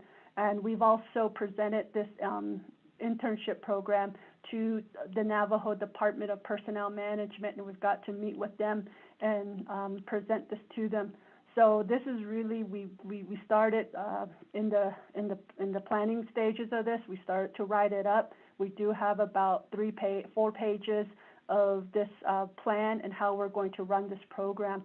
So that is one, is to do paid internships for college students so that they can come to the Gaming Regulatory Office in the Twin Arrows area to see if they could be interested. So we're developing that, and that is one way we want to recruit and hire new personnel. So at the same time, hopefully, they become interested in working for tribal gaming. And even then, if they don't, we hope that they're interested in working for the Navajo Nation tribal government as a whole, as we know that there's a lot of those positions open. So we presented this to them, and they were really excited about it, and so were we. And we said that we're looking in February of 2023 to have this kick off and to work in partnership with the two colleges in the Flagstaff area. So once we implement this on that side of the Twin Arrows, we're going to assess it and see if it is something that we can also implement in our other areas where we have our other locations, such as like at the Fire Rock in the Gallup Church Rock area, and see if we could target some college students there. Same with in the Northern Edge Farmington area, and see if we could hit those colleges there, such as San Juan College, and see if we can get more recruitment. So that's what we're working towards in doing that. The other one is thinking of some other hiring strategies that we could use to get our office up to being fully staffed. Right now, we are only at 70% capacity of all the available positions that we have. So I hope that answers your question, Delegate Begay. Thank you.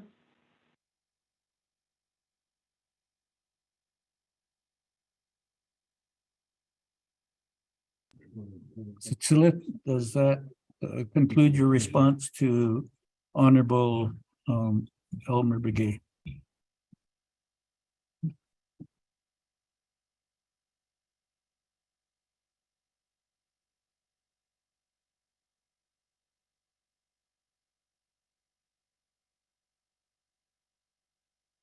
Honorable Nathaniel Brown, does that conclude your response?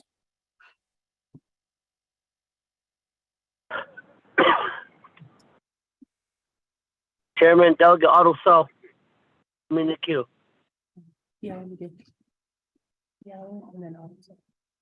Okay, Cecilia, Honorable Otto, so you are in the queue. Lacking the response from Honorable Nathaniel Brown, let's just proceed to Honorable Naabik'íyáti. You have the teleconference floor. Yeah, this can you hear me? Oh, loud and clear. Loud and clear, yeah. Oh. Yeah, this After Kodo 24th Council. Other Kodo Sasha in Mr. Brown Kodo not so Zigito Ado Shmaya Jada Kodo Hadi Niki. The question that I have is Kodo Bohtes Nanidia. There's a lot of problems that we have for all of our gaming and enterprise employees not having housing being available for them. We've been and I've been asking what solution could they provide to us in possibly working with NHA in building homes within or around the gaming facility. That's one question. The other one, the expansion. Kagula Saho Canada Hados Nisikishla Ban Saha cases Elachit Sato and Onish Archer. That's $2. Number 3, how can we add on additional attraction for people to go to these gaming facilities? Joey Siki casino is I mean, what added features is your vision in improving the gaming facility across the Navajo Nation? Because I believe like Twin Arrow is a 4-star hotel that's in there, or 4 Diamond, whatever it is. So, it everything has Sato you call Leban that the Dobineta Snata the conference the Banata Stakoko. It's not Jahikin that up on that even at Twin Arrow. Ida is already booked up for no. So the overflow always goes into Flagstaff. That the large in that, but they still do attend conferences over at Twin Arrow. So what vision do you have the gaming facility for much improvement?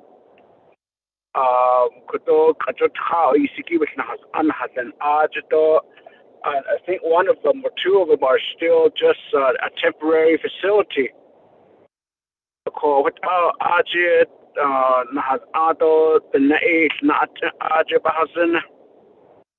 ended at ICA got improve it now in the Shiba anyway. Ela Kwaki Town, I desk to this chairman, pro temp speaker.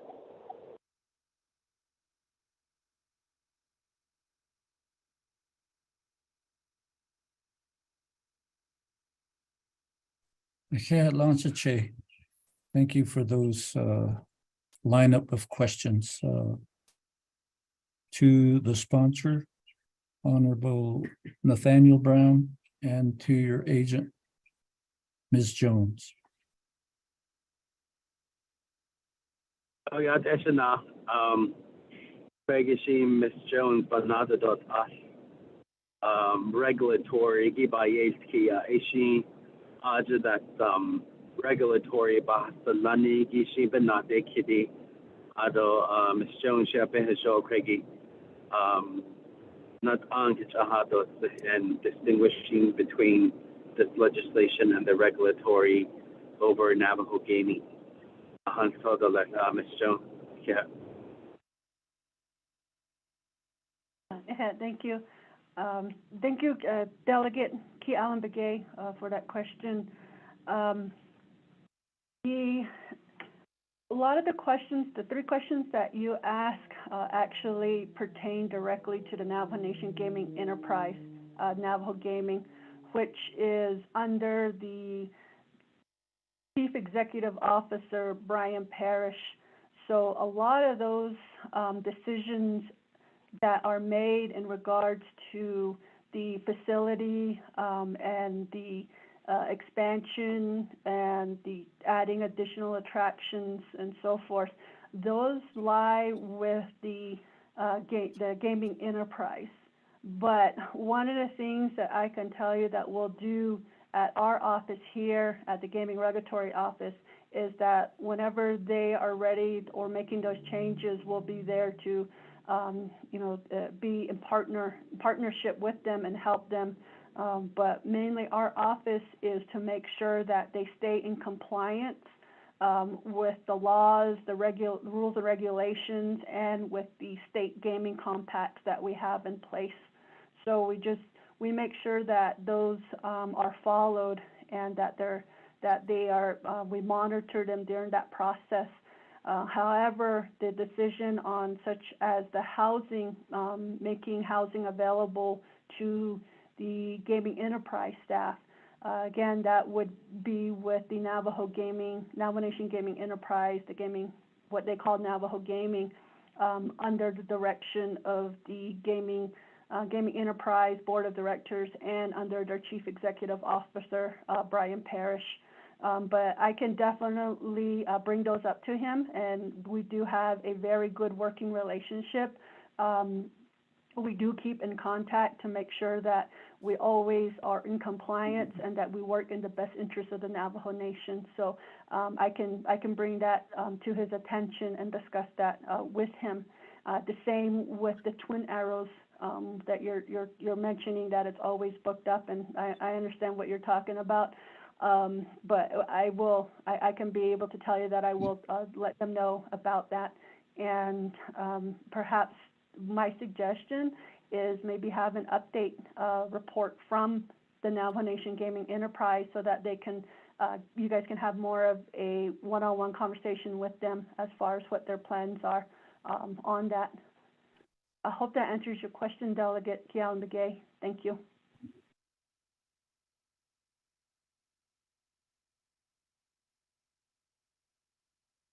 Sitila, Honorable Nathaniel Brown, does that include your response to the question posed by Honorable Kialan Begay?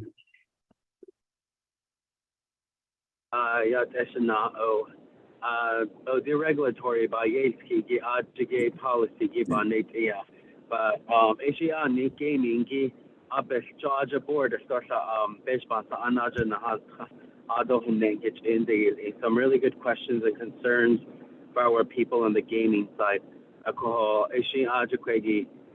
Like Ms. Jones mentioned, she will follow up with it.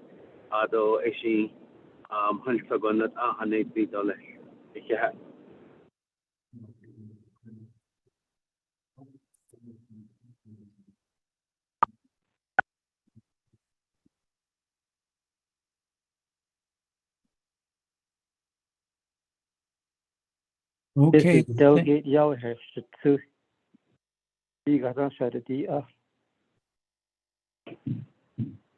Okay. Kushinla Sachi, Kunde Kwagi Honorable Vice Chair Otto So Kwagi Jitnanaso Oko Bikado Chindole. At this time, Honorable Vice Chair Otto So, you have the teleconference floor to speak to this proposed legislation. Yeah, thank you very much. Can you guys hear me? Oh. Okay, thank you. So,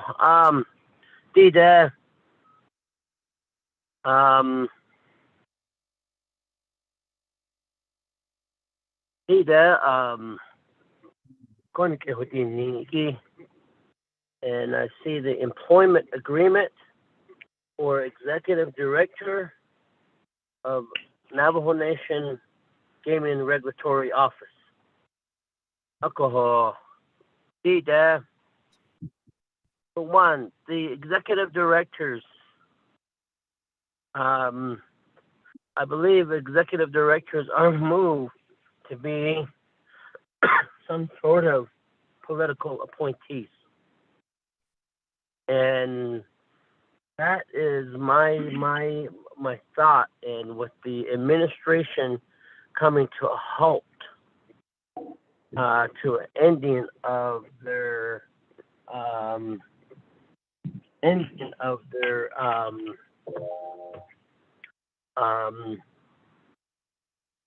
administration. And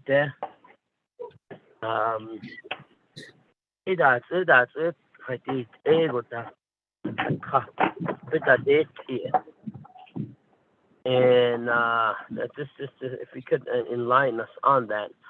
I know we see your contract tied to the legislation, and the other is that we know that that office is geared towards the regulatory aspect of gaming, and gaming aspects, the revenues that come off. Those of you that are out there that are listening, these dollars that regulatory office operates off of is monies that come off of the slot revenues that come to the nation that we lease to the other tribes. And each year through the budget process, we allocate these dollars. And it sounds like Ms. Jones was the executive director, acting executive director, serving in that capacity.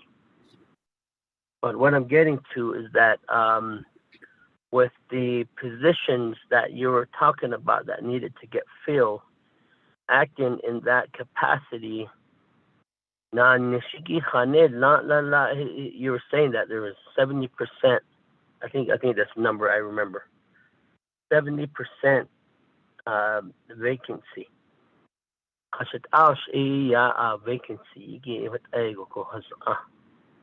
So, what is your plans?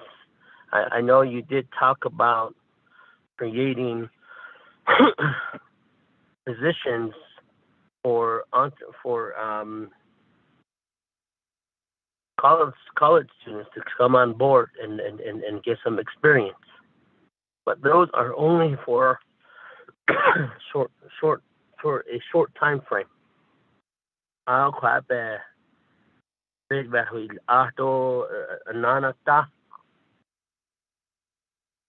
what I'm getting to is that we really need to get these positions full, and really need you to make sure that we do try to get your program fully staffed, because we have 4 facilities that your office has to oversee in the regulatory aspects. Alcohol, because what has to be regulated is what the National Indian Gaming Association and the IGRA, and the Arizona Gaming Compact, to make sure that we do comply with those. And just looking at just you talking about your experience in different areas is something that really catches my attention in a positive way, because you have an aspect of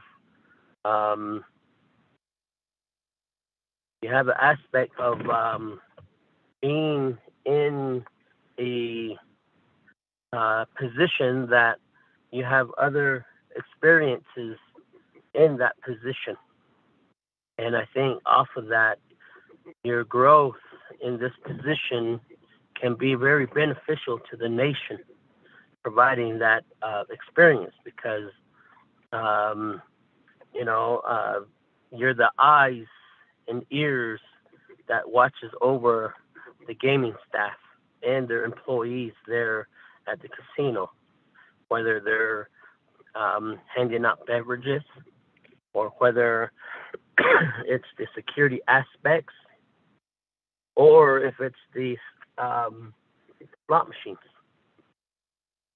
to make sure that they are complying with the regulations. So, I support your confirmation. And but one area, like I indicated, my first question was that I do see the contract, but then usually the executive director position is usually a political appointee, and I hope that this is not one of those last minute political appointees that these positions that require political appointment that they're putting trying to fill this position. And if it's a political appointee position, I think if it's not, we do support you. But if it's a political appointee, I think the next administration should have a say in the appointment of this position, only if it's a political appointee. But if it's not I don't know, we'll go ahead and support you.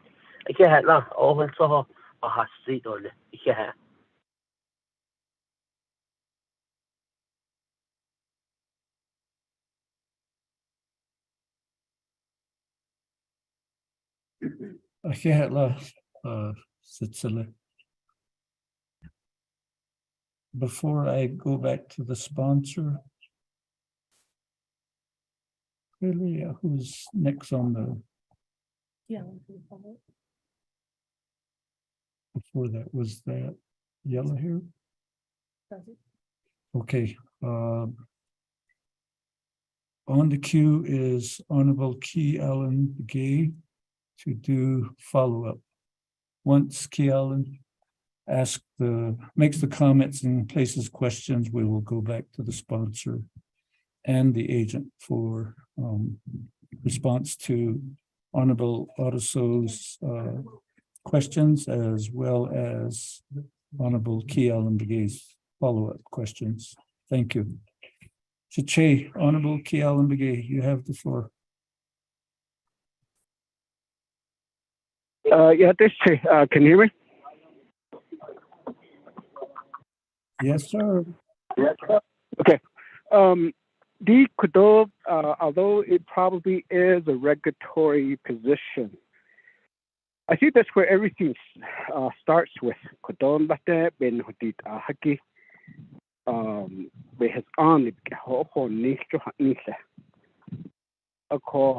The thing that there needs to be a regulation to look after our employees.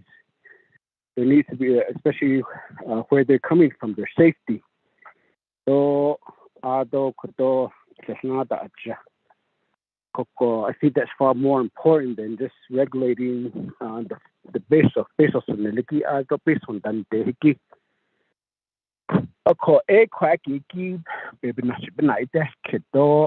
and maybe this is an area, because I know there's a gaming compact. No. That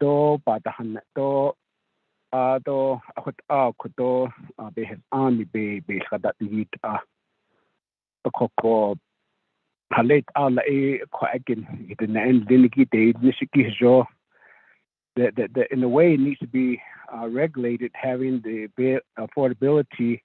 availability of housing, homes for our employees there. The improvement that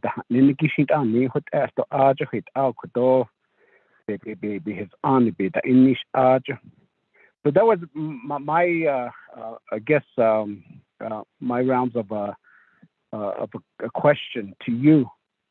Ay ishin sato be na hatan dinigito na hatan dinigisi be sato be yan kito be the be kinda ita ta shi ba yada kito shi be na ikodo ben na ida kito ba na ida kitigit edo le hisha. So other than that, I guess I wish you the best of luck. I don't have a problem supporting based on your presentations, but nonetheless, it's always hard once the people gets in. They kind of sometimes there's a change of situation and attitude test. But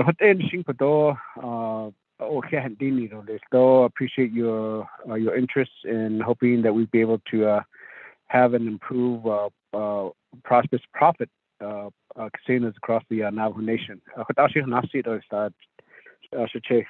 Pro Tem Speaker. Oh, Shehala, Suche, Honorable Kialan Begay. So we'll go back to the sponsor, Cecilia, Honorable Nathaniel Brown, and to your agent, Shemayaja Michelle T. Jones. Chair, Ado Craigishan and Bishpas and Dos Kidigi, Craigishin a Share Winton, Donini, Bahe Winton, a coho art regulatory, because they think a Japanese so article a dehashit Aja Casino, Genda and the Aja Gaming Compact, a behes ani behadil yagi, big a days ingi, then Jana Josh, Lini, big a days ingi Aja behes ani, a could abba, Salako, a queen the Janon Kisna, Naabik'íyáti, I don't think it was directly for the regulatory piece. Ako sachugo behanat higi gaming Navajo Nation gaming bahas lagi tabi Naabik'íyáti. Ako I wanted to give time to Ms. Jones to respond to some of these comments, and also the role as a director for regulatory, the policy piece, overseeing to make sure that the Navajo Nation is in fact in compliance with the gaming compact.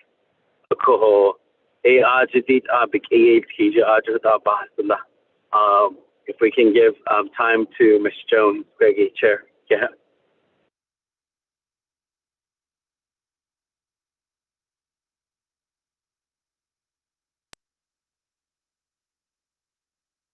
Ms. Jones, your sponsor has given you the floor. Thank you, Speaker Pro Tem, and also thank you, Delegate Brown. Also, going to Delegate Alderso's question about if my employment is a political appointee position. No, it is not. This position is a contracted position. It is not a political appointed position, because under the Navajo Nation Gaming Ordinance, which is under Title V of the Navajo Nation Code regarding the Navajo Nation Gaming Regulatory Office, is that this office and my position is to be free of any political influence or guidance, so that we remain objective and neutral in the decisions that we make. So just as Delegate Brown mentioned, that we have to ensure compliance with policies, and also the laws that Delegate Alderso mentioned, the Indian Gaming Regulatory Act, including all the state, Arizona and New Mexico state gaming compacts that we have in place, as well as our Navajo Nation tribal gaming regulations that is also in place, and we are currently in the process of updating. So Delegate Alderso, this position is not a political appointee position. And I can understand your concerns. I think after we saw what happened nationally at the end of the former Trump administration's doings. We saw that, and I can understand your concerns, and I appreciate you bringing that up. On the question in regards to the vacancies, I am very also involved in that, knowing that we do not have, we're not at full capacity. The problem with that is that the vacant position, unfortunately, is more at our Twin Arrows location. So we do have 20 positions there for all of our, under our Gaming Regulatory Office. However, we have over almost 7 vacancies in our surveillance department and about 4 vacancies in our enforcement department, and about 3 in our licensing. We do have a couple of feedback as to why that all those vacancies exist. The first one being that the cost of living in the Flagstaff area and that our salaries are not competitive.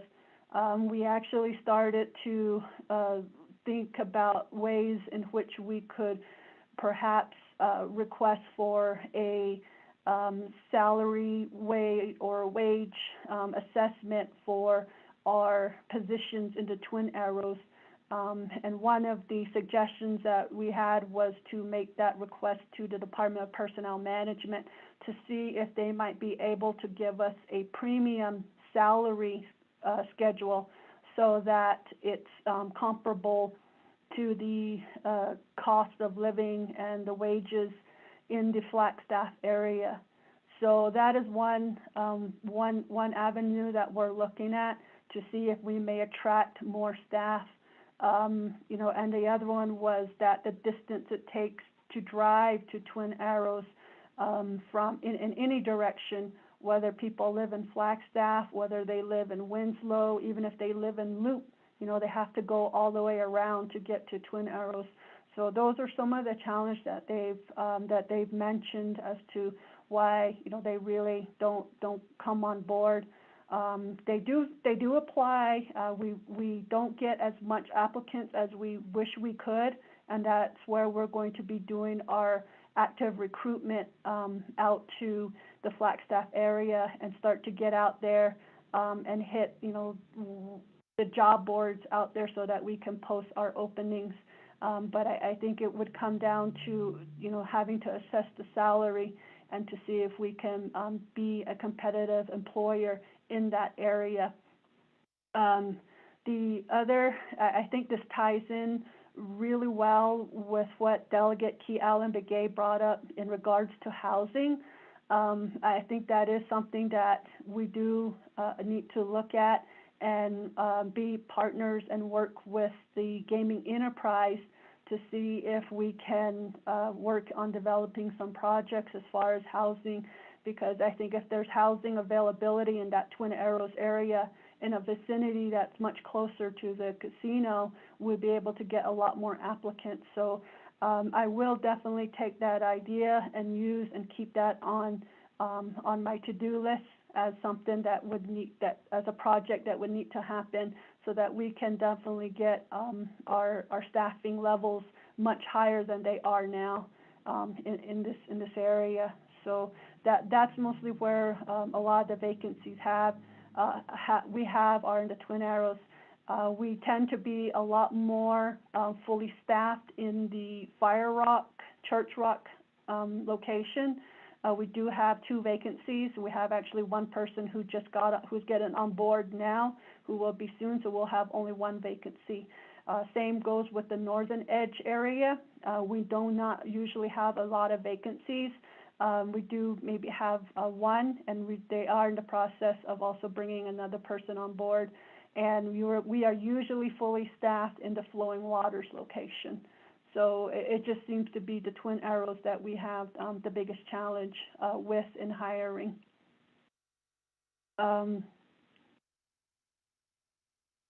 As for the overall civil authority of regulating gaming activities on the Navajo Nation.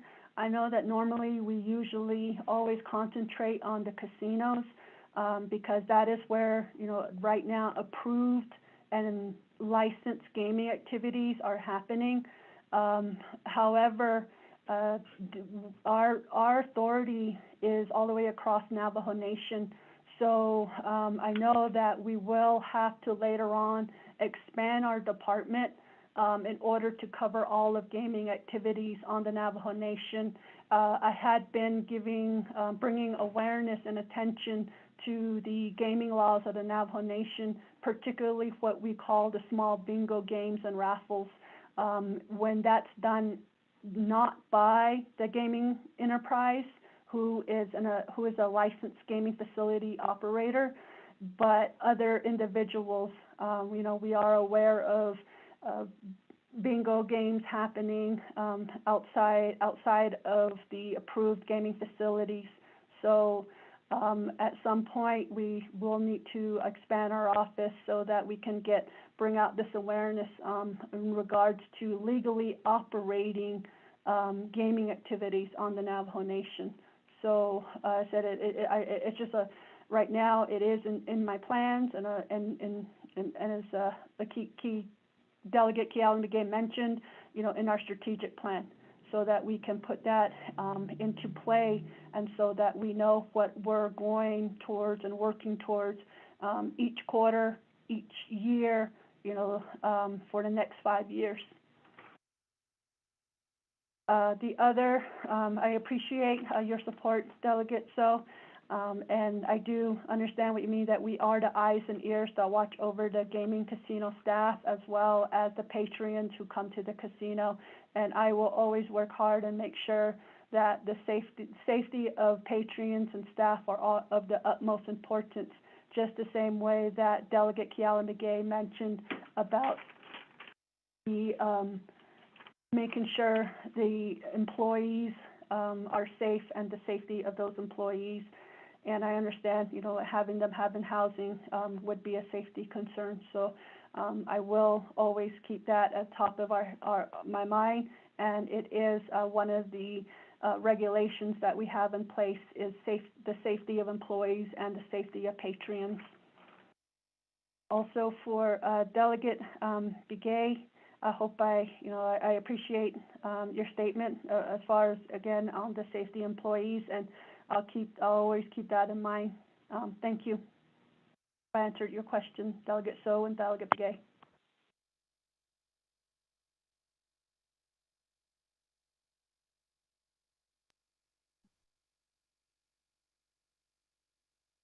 Honorable Nathaniel Brown, does that conclude your response to the questions by our colleagues? That Chair Pro Tem. Yes, that completes our response. Yeah. Okay, thank you, Cecilia. Colleagues, do we have any further questions, comments? Pro Tem Speaker, this is Delegate So. Can I speak again? Thank you.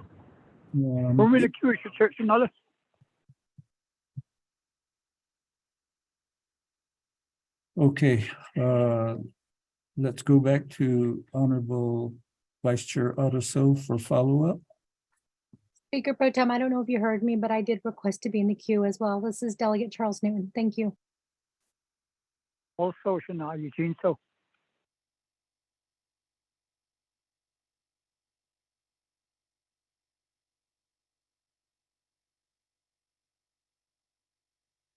So the lineup will be Honorable Vice Chair Otto, Madam Chair Charles Newton, and third would be Honorable Eugene So. Cecilia? Honorable Otto, follow-up. Yeah, Asadisa. Oh, Khadija. Okay. Thank you very much, Ms. Stone, for providing that information. But what I am getting to is these positions that are supposed to be hired for the eyes and ears for the nation to make sure that gaming is in compliance of ICRA. And you alluded to positions that need to be reevaluated, and we know how long it's going to take with the personnel system. No matter what administration comes in, the administration, the personnel is always the way it is. Remember when the gay Nez administration left and the Nez Lizer administration came in, and there was talks to speed up the hiring process there at personnel and speed up things, and really the changes came to a certain degree, but policy really speaks to the hiring process there. And I think that aspect of it is pretty much really not in your hand. But what I'm getting to is that how this position that you were selected for has its own contract. Is there thinking outside the box?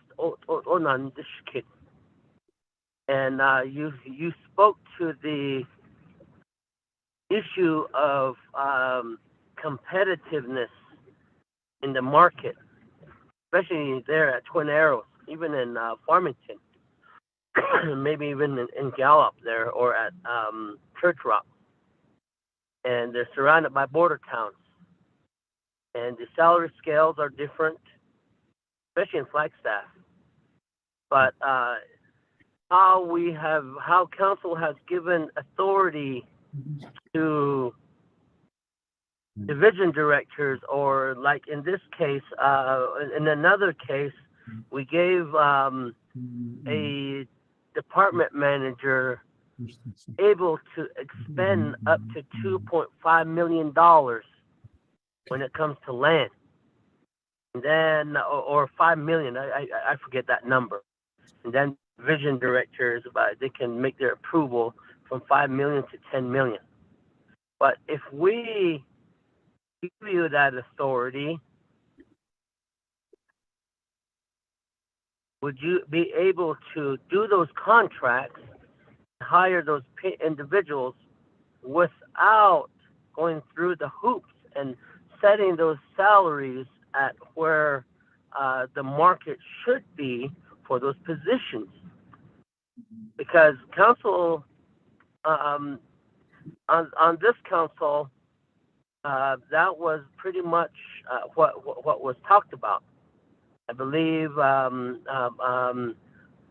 just like giving approval for right-of-way now, it doesn't have to go through certain hoops now, and then it just goes to the department manager. And since you're the executive director, you're going to be appointed as and confirmed as the executive director. Would it be a something good for your office so that you can fill these positions in as contracts and allow you to determine these salary rates? Because DPM has this process, but I guarantee you they're going to say, oh, we need to do a salary schedule or a salary study. Then who's going to have to pay for it? They're going to have to find money for it. We know that, like I alluded to earlier, the Office of the Navajo Gaming Regulatory Office, these monies are monies that come off of the slot payments that are owed to the nation from the tribes that we lease these slot machines to. So and I know during the pandemic, a little bit of money came in there. I didn't look at this year's budget pertaining to Navajo Gaming Regulation Regulatory Office, but I think this year you may have gotten a little bit more. And that doesn't even go to the general. I mean, that goes into the general funds, but what I'm getting to is that, you know, those dollars, those slot machines there that are on lease, they're based off of how much population we have on Navajo. So in this case, you know, Arizona Compact speaks to the population ratio in IGRA.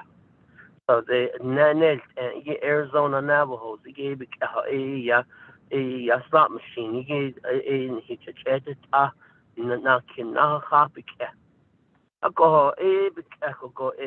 it increases every 2 years. And this amount of money that might have came in, or that came in this year, I don't know what that number is, what your program was budgeted for. But if the Navajo Nation Council can give you that authority to determine, make your own personnel inside Navajo Regulatory Office, would that be a tool that you would be able to do your hiring and make these decisions so that individuals like who may be hired in Twin Arrows area could be compensated correctly to what the market value is there in that region. And you are right, cost of living in Flagstaff is high. You know, a 2-bedroom apartment there is going about $2,000 a month now, and not $1,900. 1-bedroom apartment is going about $1,700. Not too sure about the other areas, but that's the Flagstaff market. Well,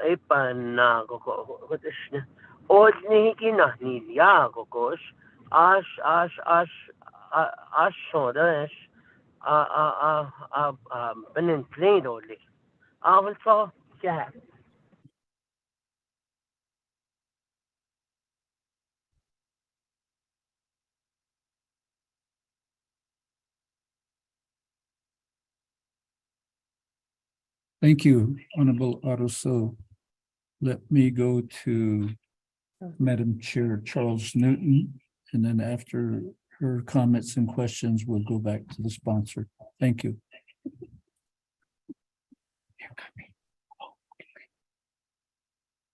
Thank you, Speaker Pro Tem. Just so you know, your camera's on, just FYI. Ms. Jones, thank you so much for presenting to us on your experience, and then also the reason why you are interested in this position. I was going back in because some of the questions that are being asked, you've handled them very well. I will say in terms of, what your responsibilities are. And then also, just kind of what your understanding of the law is. So I went in to look at the Gaming Regulatory Office. And immediately you have a notice about online bingo in social media. And on the Gaming Regulatory site, you do state that several Navajo tribal members are operating online bingo games via social media. The NNGRO has full regulatory authority over all gaming activities for the Navajo Nation. And then you state, please be aware that online gaming activities violates the Navajo Nation Gaming Ordinance, the Indian Gaming Regulatory Act, and the Unlawful Internet Gaming Enforcement Act. The NNGRO is authorized to issue a notice of violation to each individual for conducting illegal gaming. The notice of violation could subject you to, among other state and federal law, penalties, fines for up to $10,000 for each game you conduct. These games played over social media for money or anything of monetary value may seem harmless, but they violate Navajo Nation state and federal laws and regulations. And then, you have the option to proceed to the website. And so, the first thing that I did was, I looked and I thought, well, technically, bingo is actually class 2 gaming. And doesn't really violate, I don't think, and maybe I'm wrong on this, and please, I'm not interpreting law, but my understanding is that, it is a class 2 gaming, and it specifically states, bingo or game of chance, commonly known as bingo.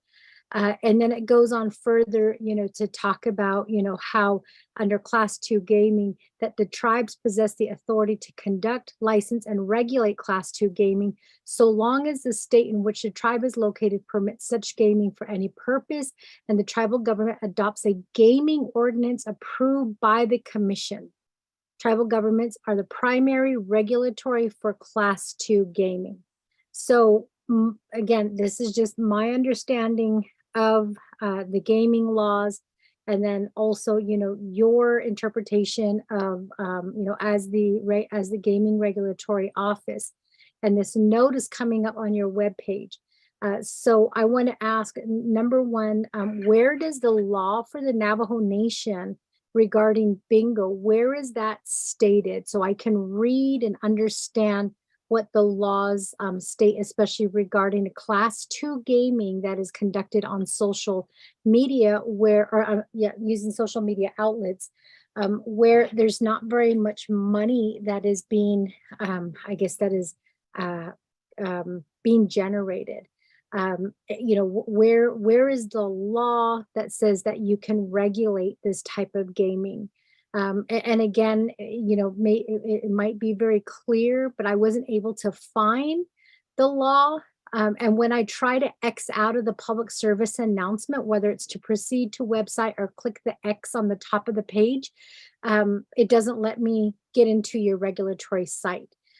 So I'm not even able to find out if your website, shows what the law is and how you are, how the regulatory office is regulating those laws. And I say that because we do have a lot of our Navajo people who do play, bingo on social media.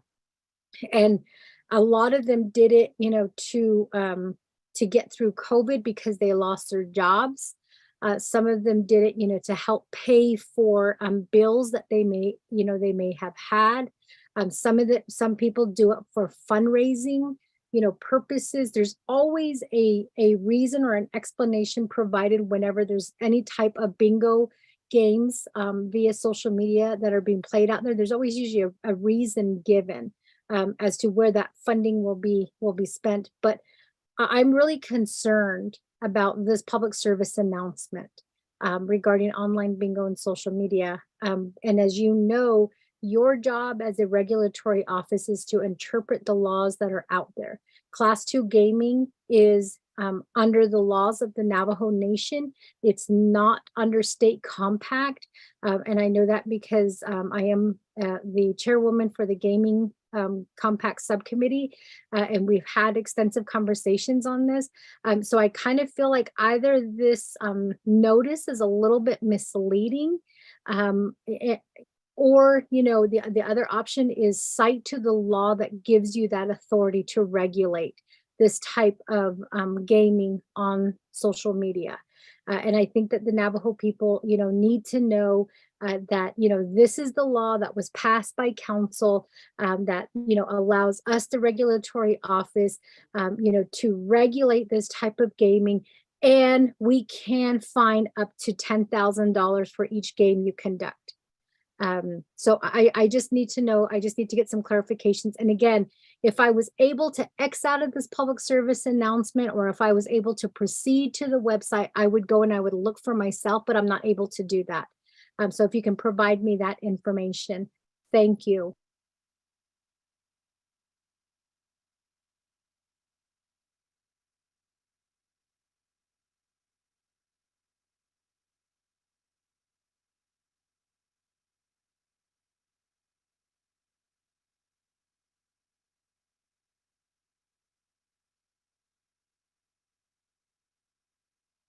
Thank you, Madam Chair Charles Newton.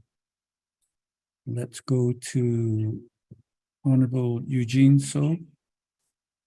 Once Eugene So concludes his comments and questions, we'll go back to the sponsor and to the agent.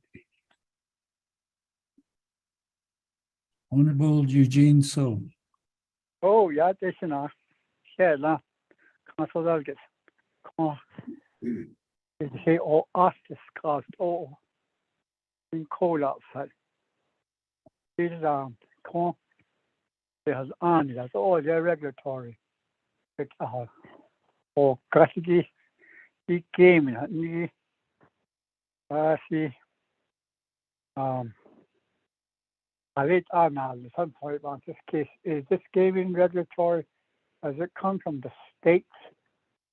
State the issue or no? Hey, on the shit tribe. All other tribes across the United States, do we have our own regulatory? Or where is it coming from? Hey, on this case, I'm seeing the then so. Should be has on it. Could I not been yet that yet? Ask it on that deal. She's asking out, hey, I'll buy you cut it. No, we should have gaming.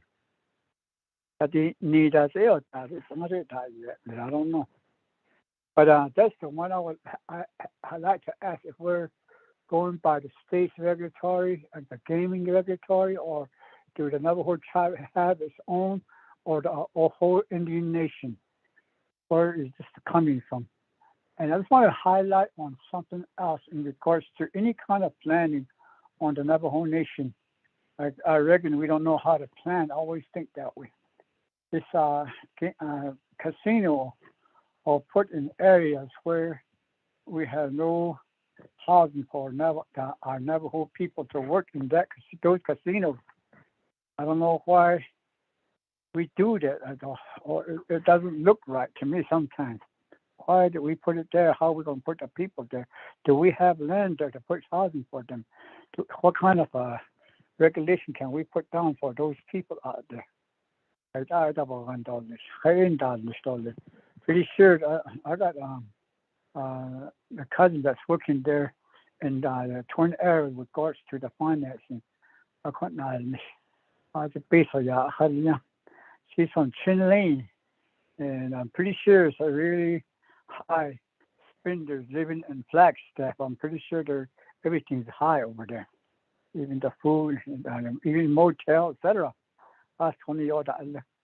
So how are we countering those kind of situations for our Indian people that we told them they can have a job there, but we don't have a house there for them?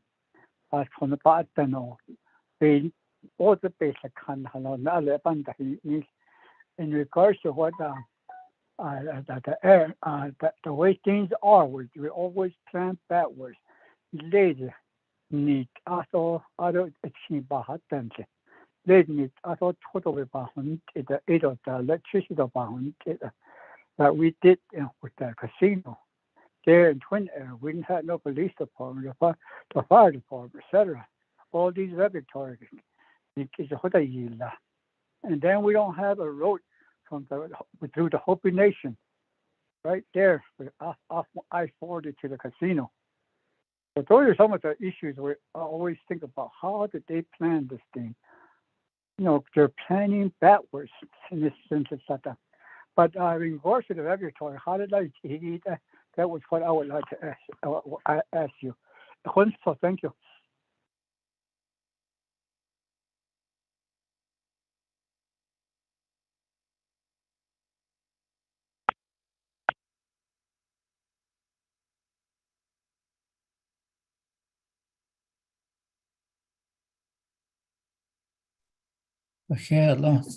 Honorable Eugene. So with the questions and comments posed by Honorable Charles Newton and Honorable Eugene, so we go back to the sponsor, Honorable Nathaniel Brown, and your agent, Ms. Jones. Oh yeah, there's not Craigin Dados Kidi Ado Epaho. So we do appreciate it here at Naabik'íyáti. But here Nathan Koho Craigishi, I'll give the floor to Ms. Jones to respond to these questions to gaming regulatory. Yeah.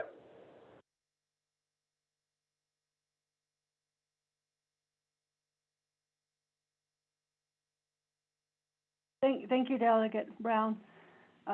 Thank you, Delegate Otto, for the question, and then also the information in regards to what our office could do in trying to hire individuals or in staff in the Twin Arrows. And I like your suggestion and idea of thinking outside the box on if my office could contract or hire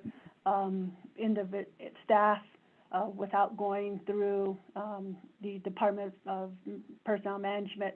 Right now, since our office is directly in the executive branch of the Navajo Nation government under the Office of the President and Vice President, I thinking that we do have to follow the personnel policy manual and have to work with personnel management as far as hiring for staff under the regulatory office. However, I do understand and will definitely think about the way you made the suggestion of how we can get individuals. And you're right, it is critical. It is a compact requirement that we do have to have staff in the Twin Arrows area. So I like that idea, and I think that's something that we can look at and explore and add it to our items of avenues that we can use to get our department fully staffed. So I will take that and take that with me, take that into consideration on what we can do with that. And I think again that would be very helpful to our department, because we do need to be fully staffed in certain areas that we do at the casinos, the work that we do at the casinos. Delegate, Chair Eugenia Charles Newton, thank you for your question. I apologize, but our website, our NNGRO website is out of date. I have not had a chance to attack that. That's actually that's number 4 on my overall goals list to take care of and do. And it is to improve our website so that we provide accurate and up-to-date information to the public, especially now that I do want to bring more awareness of the gaming laws of the Navajo Nation to the entire Navajo Nation. And you are correct, our authority does expand out from not just the casinos, but all over the Navajo Nation. And that bingo is a Class 2 gaming activity. And you are correct that Navajo Nation has full authority under all Class 2 gaming, and that regulating bingo, whether it's done by the gaming enterprise or another gaming operation, it is by Navajo Nation law under Title 5, subsection 2081, the heading being small bingo games and raffles. What that section of the law says for Navajo Nation is that it is legal to have a small bingo game conducted on the Navajo Nation other than the gaming enterprise. However, it does say that we would follow the IGRA requirements, which is the Indian Gaming Regulatory Act, those requirements of what they call a independent operator. So in order to implement those, we would need to develop regulations within our Navajo gaming regulations, and that's what we are working on at this moment. The gaming regulations incorporates all the requirements of what they call the minimum internal control standards of 25 CFR Title 25, in which it regulates gaming activities on tribal land. So we would need to implement those requirements from the 25 CFR into our Navajo Nation gaming regulations, and make it so that to make it legal on the Navajo Nation, we would need to implement certain parts of those regulations. and they actually would follow under what they call independent operators. With that, and IGRA also states that if you allow that, it must be allowable and you must follow the requirements of the state in which you're allowing bingo. So if we're letting independent operators operate on Navajo Nation, there is certain parts of the state law that we would need to follow, and one is that they set the requirements to obtain a license in order to conduct bingo games. So I have not completed my research on looking at what those requirements are, but they are under the Arizona Revised Statutes for bingo games. I believe it's at Chapter 4 of Games of Bingo, and they set the standards for the licensing. So that we would have to put into the regulations for how a person would want to become what we would call a gaming operation and to become a gaming facility operator. So the law, there is the definition in the gaming ordinance, which is Title 5 of the Navajo Nation Code, that defines what a gaming facility operator is. It does say that a gaming facility operator means the Navajo Nation gaming enterprise, which is the wholly owned tribal enterprise, or such other entity of the nation as the nation from time to time designate as the wholly owned tribal entity, having full authority and responsibility for the operation and management of Class 2 and Class 3 gaming activities, or such other person as the NNGRO may authorize to conduct small bingo game or raffles in accordance with the IGRA and the ordinance. So that's where it becomes the responsibility of my office to set those regulations for gaming facility operators, and they would be able to legally operate a bingo game or a raffle game on the Navajo Nation. As for online bingos, overall, online gaming is illegal under the Unlawful Online Gaming Act. So at this time in Arizona or New Mexico, Class 3 gaming in general, such as like slot machines or bingo, are not allowed unless it's allowed by the tribe. And the Navajo Nation does have a law for online gaming, and what they call internet gaming, and that is found at subsection 2077 internet gaming, in which it defines that as long as that it's allowable, the NNGRO shall promulgate regulations. So again, that falls to our regulations.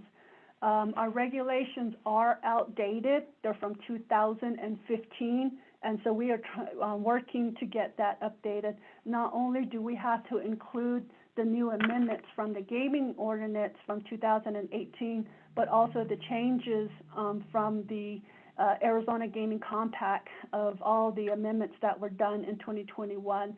So we are behind. That, again, was just one of the things that came to my mind about NNGRO just sitting here idling, and to move forth because a lot of these things need to get done. So I understand one of them being that, a lot of families and a lot of people do fundraising with bingos, especially whether it's online or whether it's at their house or whether it's a chapter house. Our intent is not to go out there and start shutting down these bingo operations. Our intent is to bring awareness and to have individuals, residents of the Navajo Nation, operate a legal gaming activity. So we want them to be in compliance with the law. This was brought to the bingos happening on the Navajo Nation without a proper gaming license was brought to the attention of the National Indian Gaming Commission. In 2000, when they reviewed the new gaming ordinance in 2018, they had sent a letter to the Navajo Nation addressing this and said that we needed to take care of it. And their exact words in that letter said that we should address it in our regulations. So the statement that they made says, we recommend that the next time the nation's ordinance is amended, it include IGRA's individually owned gaming requirements. We further strongly recommend that the nation include the individually owned gaming requirements within its gaming regulations. So again, this ties us right back into amending those gaming regulations, our Navajo Nation gaming regulations, and that falls under the responsibility of my office, the NNGRO. And so we would need to get that done in order to make sure that gets out there. But at the moment, since we do not have these regulations out, they're not available, technically online bingo and bingo without a gaming license is prohibited up until we get the gaming regulations updated. I hope that also answers your question. And I will look into the one about the website, our website, and get that updated. We did have our IT person, our IT position was vacant for a while. We did hire somebody new into that position, and he's been getting caught up with a lot of other stuff. So once we get our network back up and our system up to a place that we like it, then I also need to concentrate on the website. So we will work on that, and I will put that on my project list to make sure that that gets done again, so that we provide the proper information to the public. Delegate Eugene So, thank you for your question. In regards to the regulatory office and where it comes from, and if this is a state office, we are actually a Navajo Nation office. We were established per the Indian Gaming Regulatory Act. What it says that is, if a tribe wants to conduct gaming activities on its tribal lands, it has to establish a regulatory office. Therefore, in 2005, the Navajo Nation Gaming Regulatory Office was established. So this office has to be established before you're able to conduct any type of gaming activities, and before you established or licensed a gaming facility operator. And most commonly, our gaming facility operator is the Navajo Nation Gaming Enterprise, or what they call Navajo Gaming. So my example I give about our office and the Navajo Nation Gaming Enterprise is that our trailer is hooked to their truck, or their truck is hooked to our trailer. We both need each other in order to have legally have gaming activities under IGRA on the Navajo Nation. So, Delegate Charles, Chair Charles New and Delegate So, I hope that answers your question. Thank you.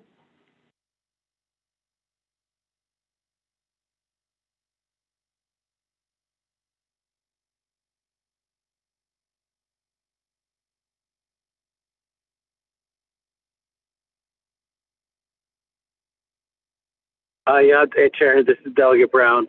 That does conclude our presentation of this round of questions from my colleagues, Chair.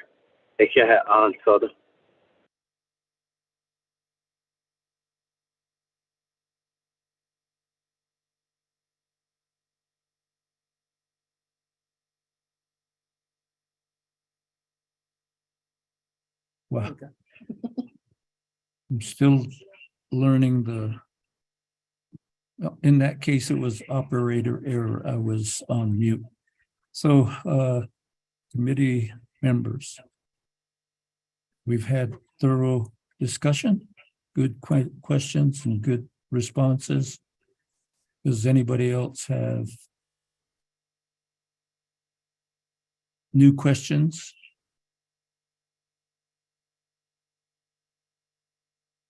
Going twice. Chairman, this is Vice Chair Smith. Give me the queue. There's no queue, so you're the one that's got the teleconference floor right now.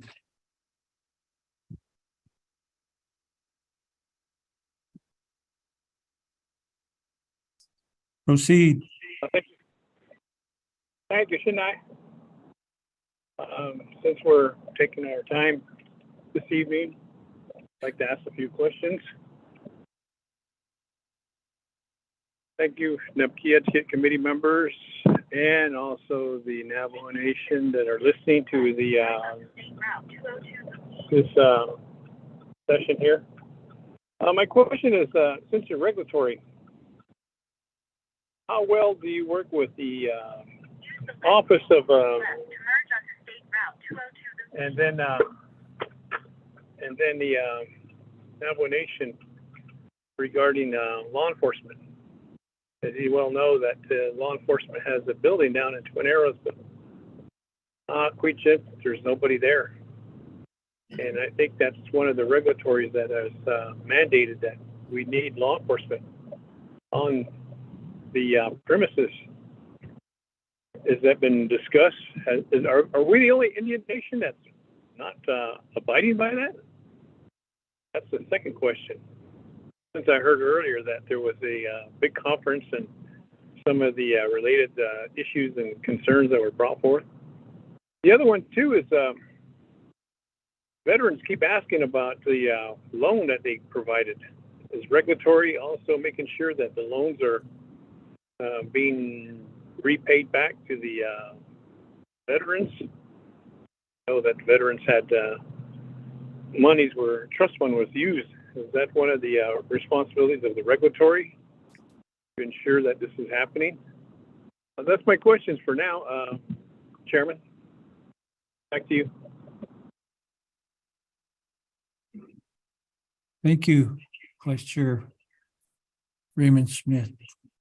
Now we go back to sponsor Nathaniel Brown and to your agent, Ms. Jones. Chair Pro Tem Craig Ishii, I will defer to Ms. Jones. Yeah.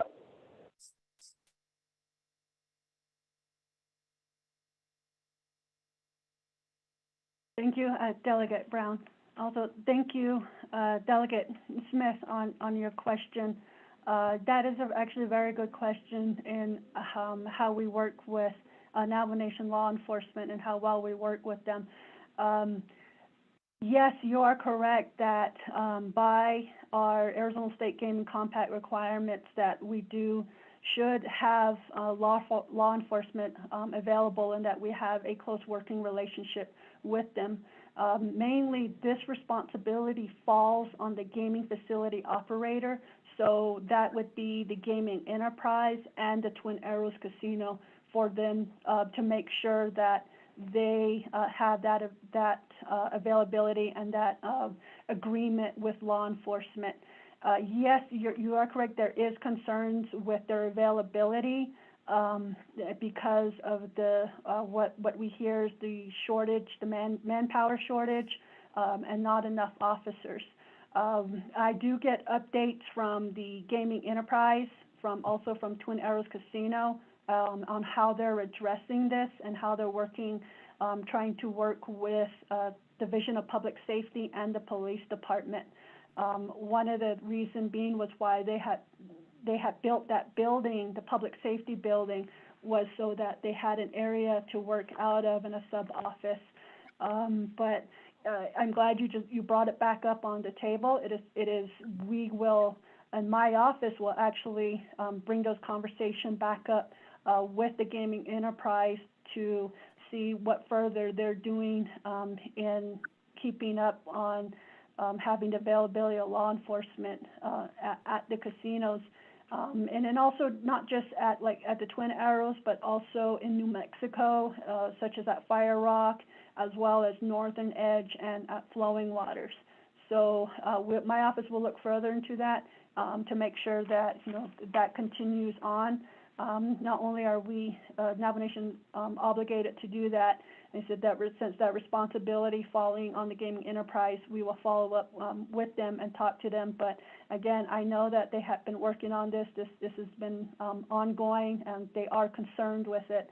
And said they've been working through this. But I will keep in the conversation with that. Just some of the, I liked how Delegate So was saying about, thinking outside the box. In fact, that was something that was brought to my attention about thinking outside the box, was that perhaps we could look at commissioning our gaming agents under the Gaming Regulatory Office to fulfill those law enforcement duties. So we do have a lot of gaming agents in my office that are former police officers that could, maybe possibly get recommissioned. We could look at doing that. So that was one of the things that was said, well, maybe this might be a consideration as to how we can make sure that we have the arrest authority anytime that, anything happens at the casino, but also even, again, that with anybody violating, with any concerns with illegal gaming activities, but mostly to make sure that under our gaming compact we fulfill those requirements. So that we can continue to look into doing that. The other is you mentioning the veterans loans, and if they were being paid back. I'm not sure too much familiar with that or sure, but if that was one of the requirements, maybe under Navajo Nation law, I will definitely look into that, because that would fall under my authority to make sure that they are following, whether it's agreements under Navajo Nation law or policies, that those are being followed. So we will look further into that, and then that would fall under the responsibility of my office. Hope that answered your question, Delegate Smith. Thank you.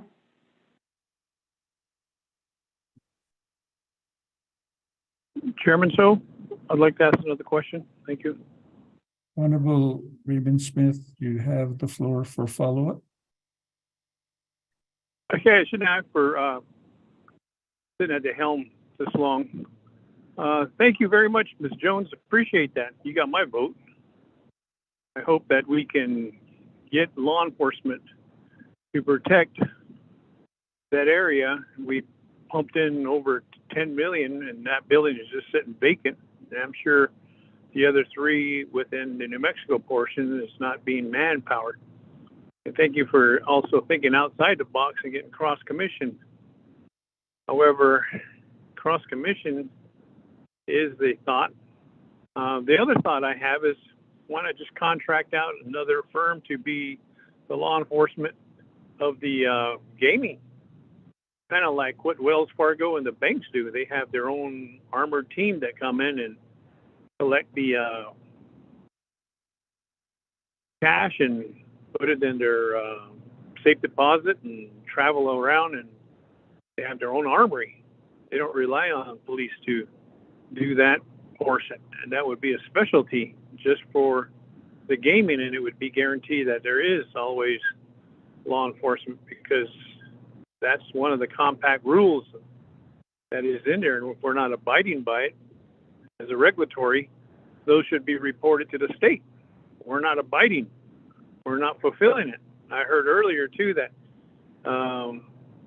the aspects of bingo, folks that are doing bingo, some are not in there for the whole realm of opening up the bingo halls, but they're just there just to do a little fundraising. That's another regulatory matter that would be that you're looking into. I'm glad you brought that up. Lastly, the last concern too is fire department works hand in hand with and EMTs work hand in hand with law enforcement, and I'm sure that that's also a requirement to have at least EMT, a paramedic, in case one of the patrons experiences health complications, and they can do some quick first response, I guess you could say. And that's also a major concern. And I appreciate that. And I hope to see these transfer into that, what you've been talking about. And I know that the veterans may be listening. Tomorrow's Veterans Day, and they're always asking about that repayment. And I appreciate that you're going to look into that and make sure that these payments are, I know that they were talking about COVID-19. COVID-19 did this, and COVID-19 prevented them from gathering their proceeds to pay these things back. But I think now that it has loosened up a little bit, and I see the parking lot usually full, and I see that patrons are coming back to the establishment. So, yeah, Chair, so I'll turn the floor back over to you. And I appreciate you answering my questions. These are the other 3 questions I have. Thank you. Thank you, Honorable Vice Chair Smith. To our sponsor, Honorable Nathaniel Brown, you and your agent have the teleconference floor to respond to the question posed.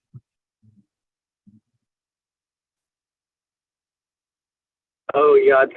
I want to respond to one part with the loan. The loan was to Navajo Nation Gaming Enterprise, so they would be the one responsible on the repayment. I'm glad that Ms. Jones is also responding and going above and beyond her duty, and we like the response is on point, very impressive.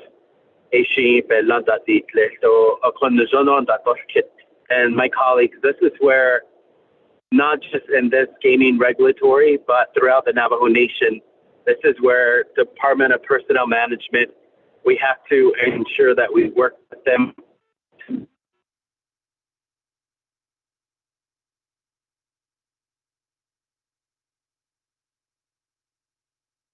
to our Navajo Nation for that in the general wage adjustment. So I'm glad that's a really good point.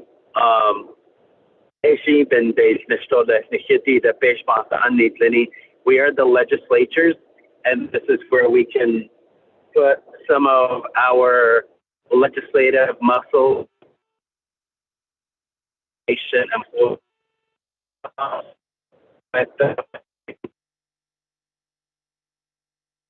everything.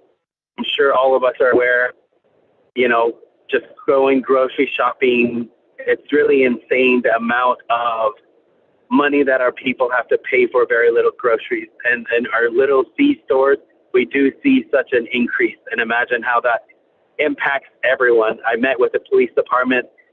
This is what they're saying. So our staff across not just gaming regulatory, but across the Navajo Nation employee is really impacted.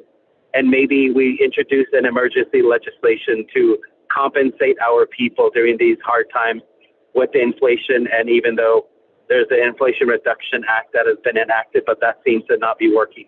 But I give the responses. Yeah.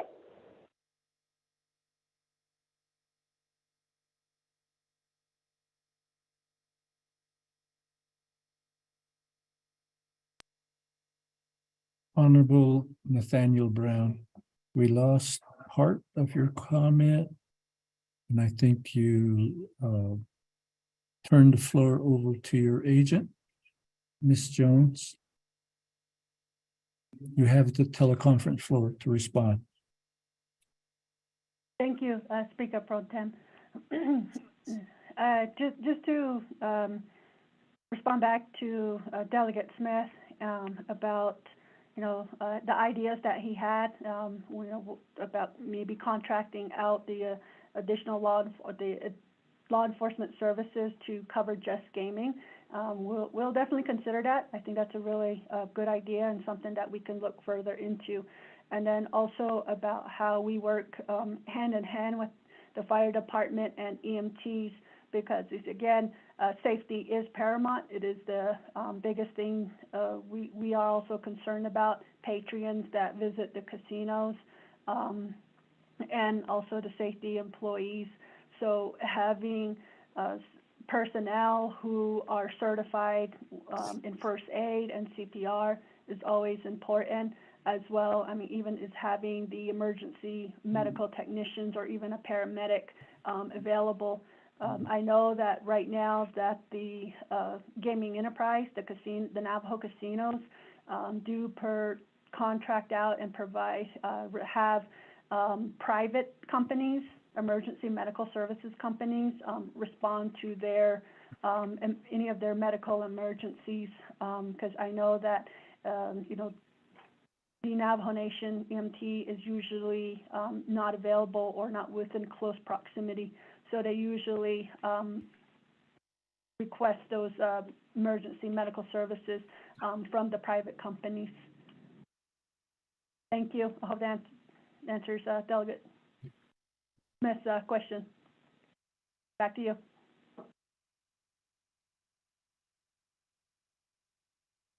Honorable Nathaniel Brown, does that conclude your response? Yes, Chair Pro Tem, that concludes our response. Yeah. Thank you.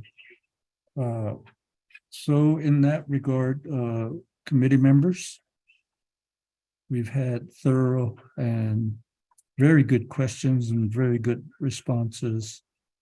And it basically entails some further work in other areas where committee members made suggestions. If there are no other questions, the chair will call for a roll call. Delegate Yellowhair should be Honorable Jimmy Yellowhair, you have the teleconference floor. Okay, appreciate it. To Honorable Daniel Su, thank you very much. Thank you very much. For the other.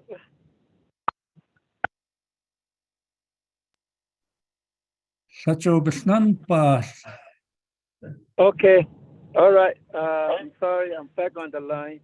I want to say thanks to Representative Daniel Brown bringing this to the legislation. Thank you very much, Michelle T. Jones. I appreciate it for your very interest.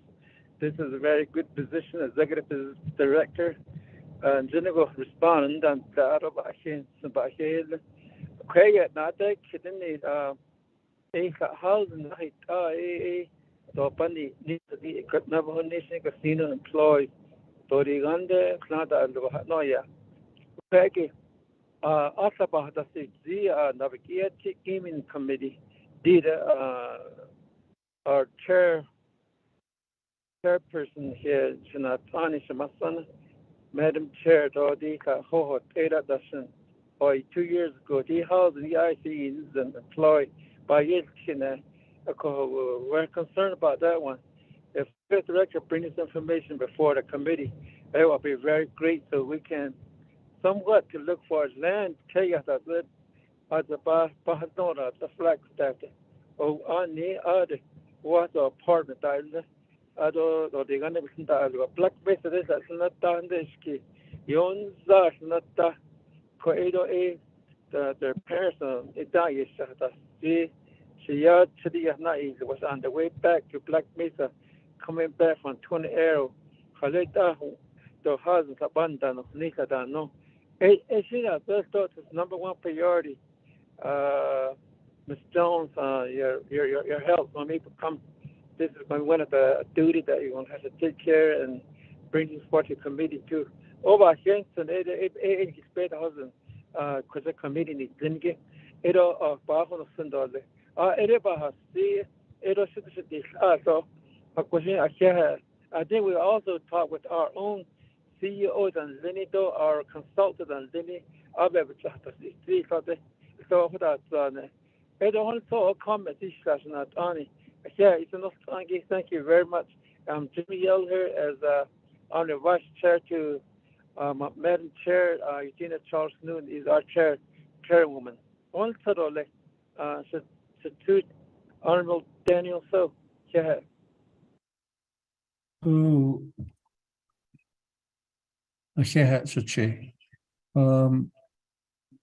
from what I can gauge, there really wasn't a question, but just a comment to add to the need to establish housing. But I think the part was, is there land available? Honorable Nathaniel Brown. Land available for housing. Honorable Nathaniel Brown.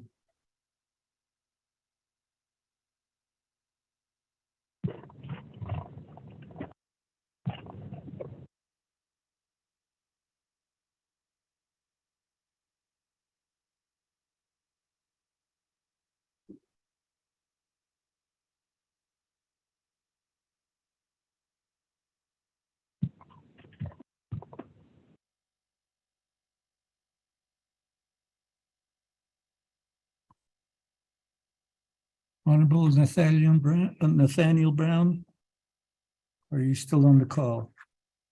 If not, then let me break protocol and go straight to the agent, since we are reaching the late hour in the day. Ms. Jones.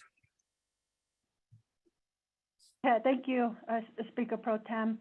Also, yeah, thank you, Delegate Jimmy Yella here on your comment. Again, I'll bring that up to the Navajo Nation Gaming Enterprise, to their Chief Executive Officer about that. And I think we all do have the concerns about housing availability for staff, not only for the casino staff, but also even for my office, regulatory office, because we're at those locations as well. So I'll make sure that I keep that on the forefront and have those discussions and keep in loop with the gaming enterprise regarding housing for staff. Thank you, Kat.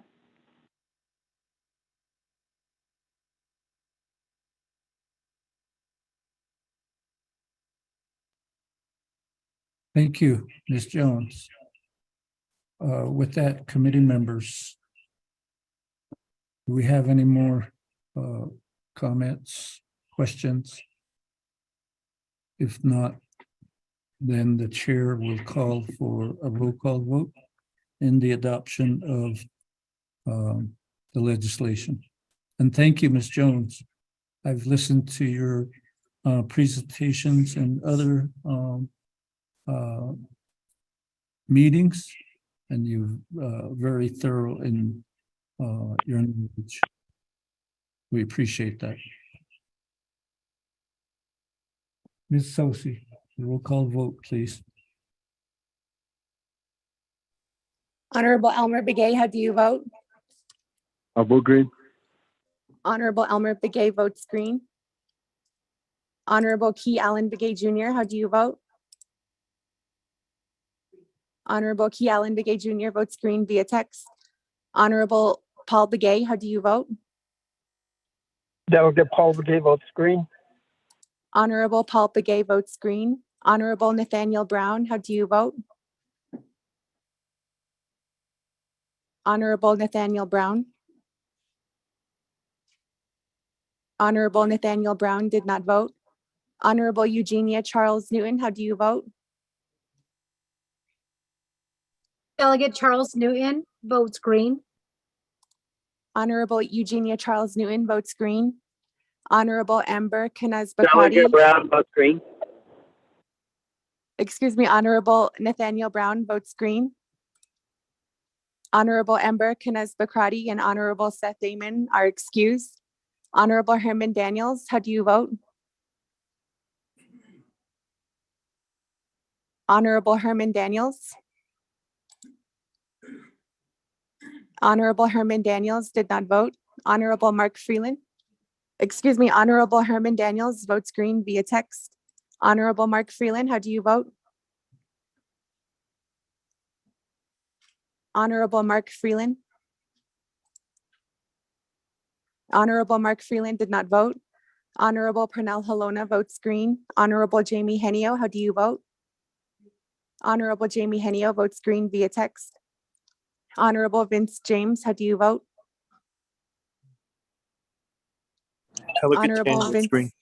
Honorable Vince James votes green. Honorable Rick Nez, how do you vote? Delegate Rick Nez votes green. Honorable Rick Nez votes green. Honorable Carl Slater is excused. Honorable Raymond Smith Jr., how do you vote? Green. Honorable Raymond Smith Jr. votes green. Honorable Wilson Stewart Jr., how do you vote? Honorable Wilson Stewart Jr. votes green. Honorable Charlene So, how do you vote? Honorable Charlene So votes green via text. Presiding Speaker Pro Tem, Honorable Daniel So, not voting. Honorable Eugene So, how do you vote?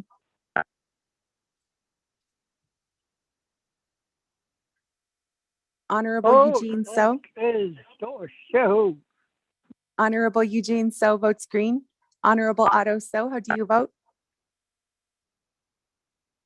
I vote green. Honorable Otto So votes green. Honorable Thomas Walker Jr., how do you vote? Honorable Thomas Walker Jr. Honorable Thomas Walker Jr. did not vote. Honorable Edison Juanica, how do you vote? Honorable Edison Juanica votes green. Honorable Edmund Yazzie, how do you vote? Honorable Edmund Yazzie votes green via text. Honorable Jimmy Yellowhair, how do you vote? Delegate Yellowhair votes green. Honorable Jimmy Yellowhair votes green. Going back up, Honorable Mark Freeland, how do you vote?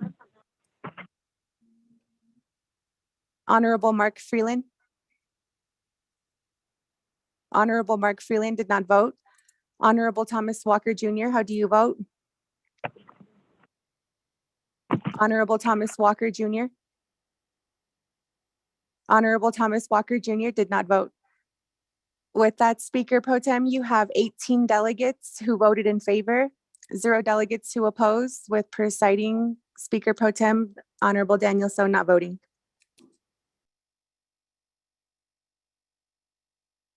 Thank you, Ms. Sosi, for providing the roll call.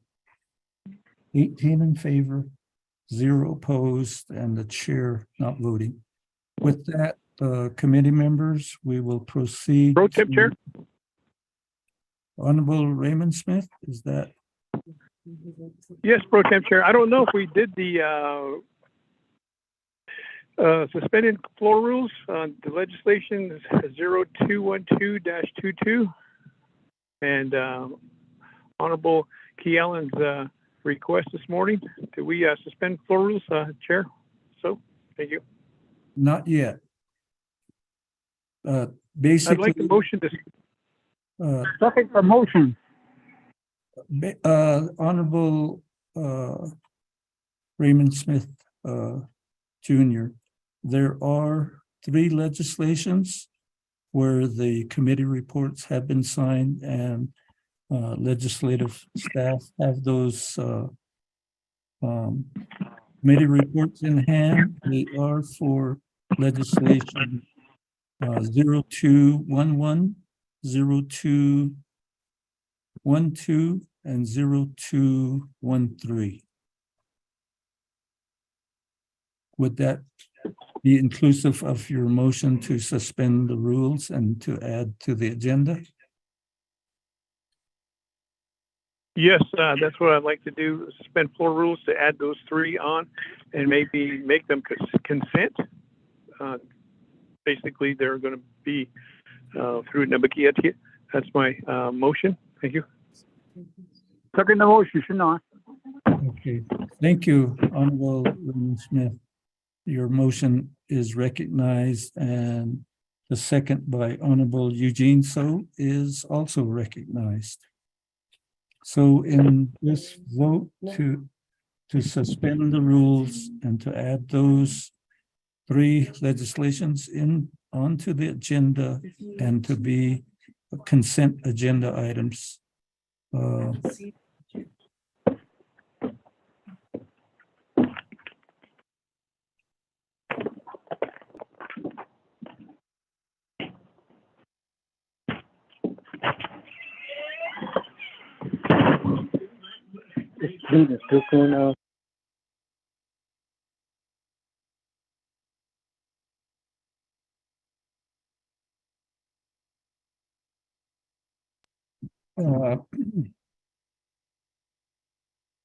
I'd like to turn the floor over to Ms. Jalissa Johnson to give me further guidance. It has to be her, she's the advisor. I am. I said we can either amend the agenda, but suspending for rules, we have to do one item at a time. Okay, so what's the rule you're reading? Amend the agenda, right? To add on. Committee members were conferring. The initial response from Ms. Johnson was if we're going to suspend the rules, we would have to vote on each item separately. But if we do just amend the agenda to add those three items, that we could do it with one motion, and then we could also at the same time put it on a consent agenda item. And amending the agenda would only require a majority vote, committee members, to basically institute. And I did recognize the motion to suspend the floor rules.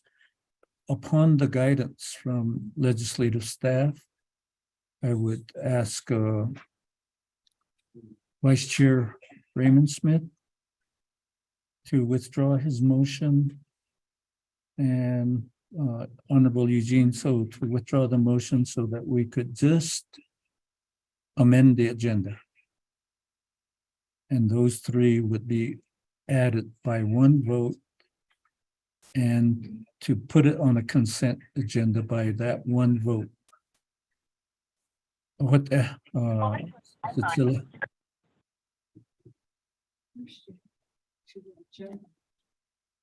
Chairman Damon, this is Vice Chair Smith. I will withdraw my motion to follow the suggested method of getting this on the agenda and also put it in consent. I withdraw.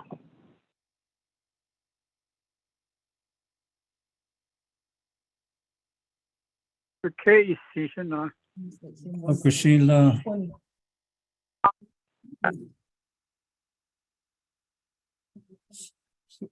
So the rule is based on, the ruling is based on rule number.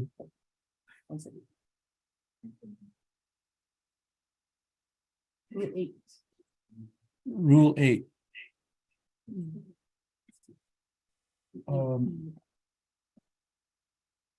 So we did honorable or Manuel Rico had to will take care of personal business, and we do have Miss Peggy Nakai substituting. And let me give the floor to Miss Peggy Nakai. Point of order, this is Delegate Henio. Good afternoon. Point of order, Honorable Chair Jamie Henio, what is your point of order? Again, that's to say, Pro Tem Chair Shinanta, just getting clarification. We are only motion. There's only a motion to suspend the floor rules to add the three legislations. Is that correct? And then once we do add them on by a vote, then there will be another motion to put the three legislation on as a consent agenda with another vote. Is that how we are proceeding, Chair?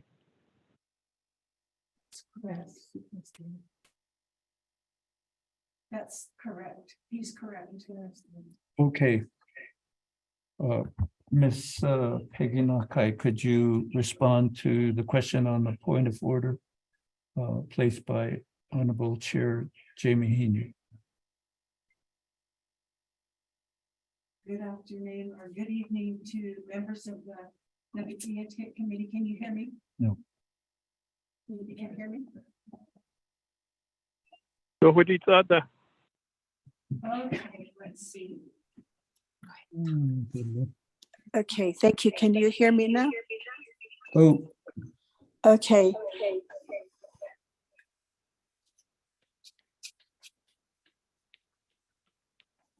My apologies on that. Chair Henio is correct in that when you are adding legislations or suspending the rule, you suspend the rule first. And that goes by a vote, a motion and a second to suspend the rule to add to the order of the agenda business. And then thereafter, you do another motion and second to add the three items as a consent agenda. Mr. Speaker Pro Tem.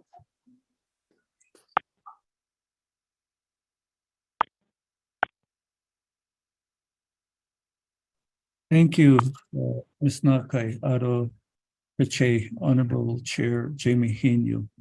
So let me turn the wagon around to comply with the advisement of legislative staff. Honorable Raymond Smith and Honorable Eugene So. Do you wish to proceed? Yes, I want to suspend the floor rules. That's my motion. Okay. In this case, then the motion to suspend the floor rules. Second it. Add the three legislations to the agenda. The motion to suspend the floor rules would include. Add the three legislations. One more time. Go ahead. You have the floor to advise the chair and the committee.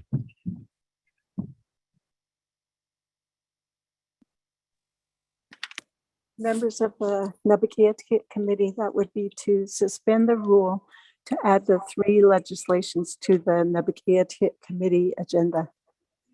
Thereafter, you would need another motion to add the three legislations to a consent agenda.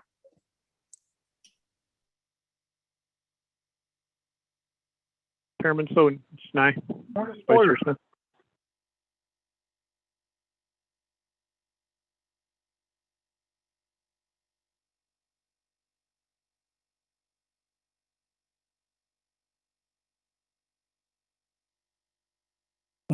Who is establishing the point of order? I didn't catch. Eugene. Oh, Cecilia, what is your point of order? Regards to the language and adding to the consent, I think the and should be taken out. This is a different legislation besides the one we just had earlier in the agenda. We're not adding on that. That's a question also. I think this is a different three more legislation that we're gonna put it on consent legislation. That's my question. Thank you, Cecilia. Honorable Eugene So. The other consent items we already voted on. But The reason that these three weren't added to the original consent was we didn't have a committee report.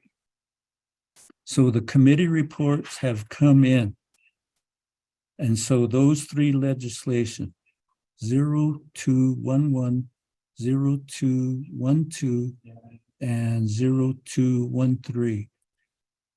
With the motion that you seconded, the motion is to suspend the floor rules and to add these items to the agenda.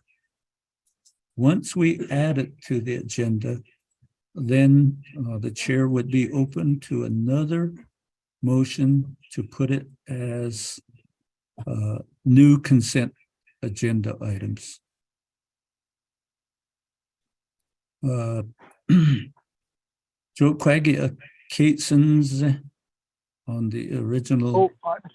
Andishako, Kateson's.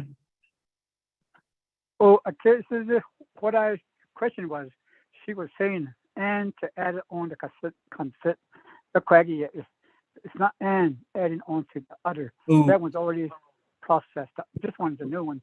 We're going to put this one on the consent separately. Oh. The legislation just came in. Thank you. Oh, what getting funny gate. And the Kateson's, Okay.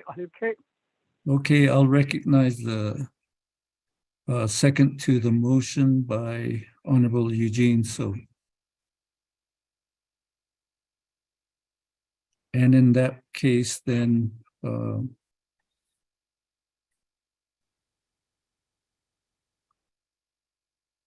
let me take it to a floor rule vote.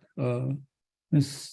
Liana Sosi, please provide the roll call vote on the motion to suspend the floor rules and to add it to the agenda.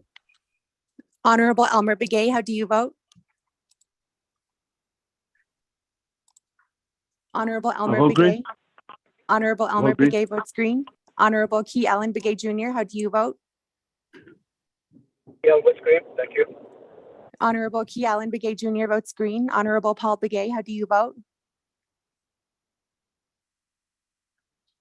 Honorable Paul Begay. Delegate Paul Begay votes green. Honorable Paul Begay votes green. Honorable Nathaniel Brown, how do you vote? Honorable Nathaniel Brown. Honorable Nathaniel Brown did not vote. Honorable Eugenia Charles Newton, how do you vote? Delegate Charles Newton votes green. Honorable Eugenia Charles Newton votes green. Honorable Amber Kenneth Bakrati, Honorable Seth Damon, and Honorable Carl Slater are excused. Honorable Herman Daniels, how do you vote? Green. Honorable Herman Daniels votes green. Honorable Mark Freeland, how do you vote? Honorable Mark Freeland. Honorable Mark Freeland votes green via text. Honorable Pernell Halona votes green. Honorable Jamie Henio, how do you vote? Green. Honorable Jamie Henio votes green. Honorable Vince James, how do you vote? Honorable Vince James. Honorable Vince James did not vote. Honorable Rick Nez, how do you vote? Honorable Rick Nez. Honorable Rick Nez did not vote. Honorable Raymond Smith Jr., how do you vote? Green. Honorable Raymond Smith Jr. votes green. Honorable Wilson Stewart Jr., how do you vote? Honorable Wilson Stewart Jr. Honorable Wilson Stewart Jr. did not vote. Honorable Charlene So, how do you vote? Can we put it on to the consent? Is that the- Honorable Charlene So. Honorable Charlene So did not vote. Presiding Speaker Pro Tem Honorable Daniel So not voting. Honorable Eugene So, how do you vote? Honorable Eugene So votes green. Honorable Otto So, how do you vote? Honorable Otto So. Honorable Otto So did not vote. Honorable Thomas Walker Jr., how do you vote? Honorable Thomas Walker Jr. I vote green. Honorable Thomas Walker Jr. votes green. Honorable Edison Juanica, how do you vote? Honorable Edison Juanica votes green. Honorable Edmund Yazzie, how do you vote? Green. Honorable Edmund Yazzie votes green. Honorable Jimmy Yellowhair, how do you vote? Delegate Yellowhair votes green. Thank you. Honorable Jimmy Yellowhair votes green. Going back up, Honorable Nathaniel Brown, how do you vote? Honorable Nathaniel Brown. Honorable Nathaniel Brown did not vote. Honorable Vince James, how do you vote? Delegate Brown votes green. Excuse me, Honorable Nathaniel Brown votes green. Once again, Honorable Vince James, how do you vote? Honorable Vince James did not vote. Honorable Rick Nez, how do you vote? Honorable Rick Nez. Honorable Rick Nez did not vote. Honorable Wilson Stewart Jr., how do you vote? Honorable Wilson Stewart Jr. Honorable Wilson Stewart Jr. did not vote. Honorable Charlene So, how do you vote? Honorable Charlene So. Honorable Charlene So did not vote. Honorable Otto So, how do you vote? Honorable Otto So. Honorable Otto So did not vote. With that, Speaker Pro Tem, you have 15 delegates who voted in favor, 0 delegates who oppose, with presiding Speaker Pro Tem Honorable Daniel So not voting.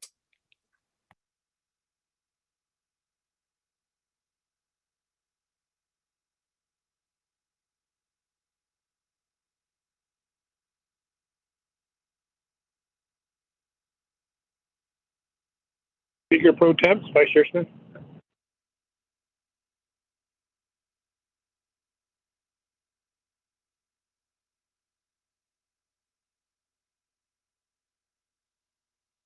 Okay, committee members, we have a vote of 15 in favor, 0 opposed, the chair not voting to suspend the rules. Now, as advised, the second motion would be to it's added to the agenda now to do an action. Honorable Raymond Smith, how do you wish to proceed? You got the floor. Thank you very much, and also the Naabik'íyáti committee members and those at Telecommuni.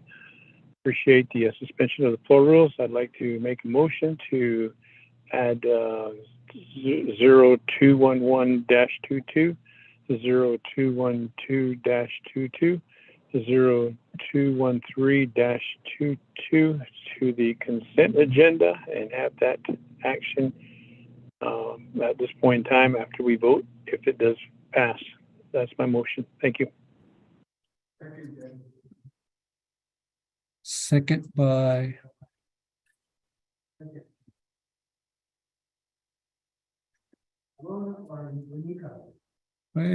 Honorable Juanica, second. Point of order, Delegate James. Chair. Honorable Vince James, what is your point of order? Pro Temp, Chair, do we need 2/3 vote to suspend the 4 rules? Is that at Naabik'íyáti or is that at council? Thank you. Suspension of rules, but I didn't count Mr. James' vote for the suspension of rules. Mr. James' vote wasn't counted. So it wasn't counted? No. I called his name. Okay, Miss Diana Sosi, on the vote on that particular last motion to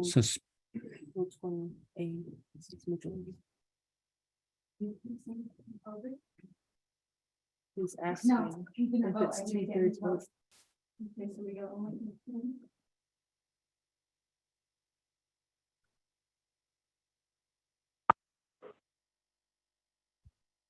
So there, what Ms. Sosi is advising the chair is there was an additional vote No. that wasn't part of the tabulation, so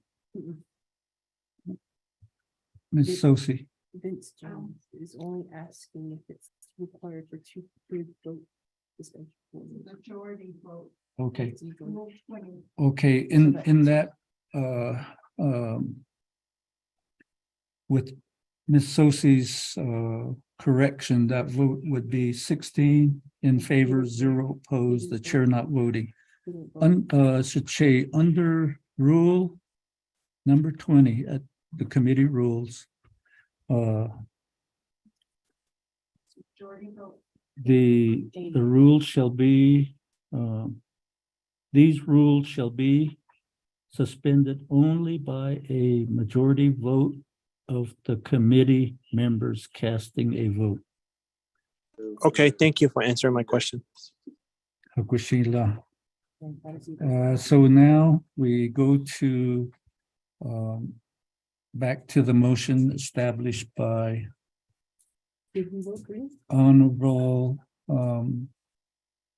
Did you vote green? Raymond Smith, No. seconded by Honorable Edison Winika to put it to the consent agenda. Before we take a vote for that, I'd like to ask legislative staff, Ms. Peggy Nakai, to read the legislations into the record.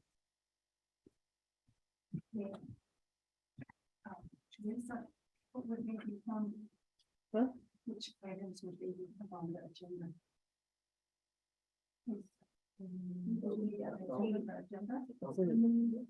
The consent agenda, so it would be the new B.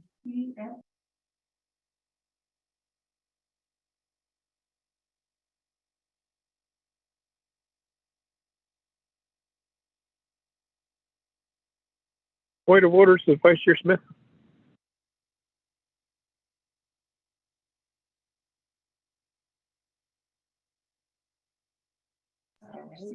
Vice Chair Smith, we have staff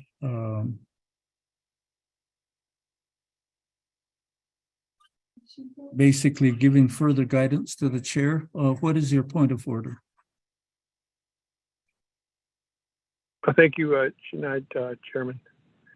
My point of order is, if we're going to read this, it should be, my question is, should it just be the heading, not the whole legislation itself? We're just voting on the consent just to identify which ones basically reading in the heading. And then when it does come down to the actual consent, this is just to put it on the consent. When it comes down to the consent, that's when it can be read in. That's my question. Point of order. Thank you. Thank you, Honorable Vice Chair Smith. In that manner, yes, the heading would be the only part that would be read into the record. And originally at the committee levels, it was read into the record as it proceeded.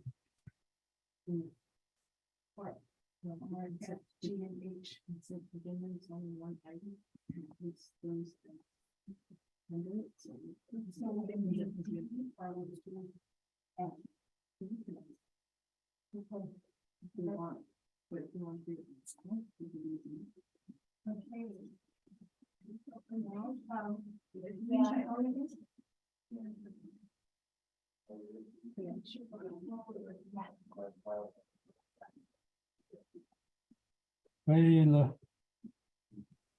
My apologies. Okay. To the Naabik'íyáti.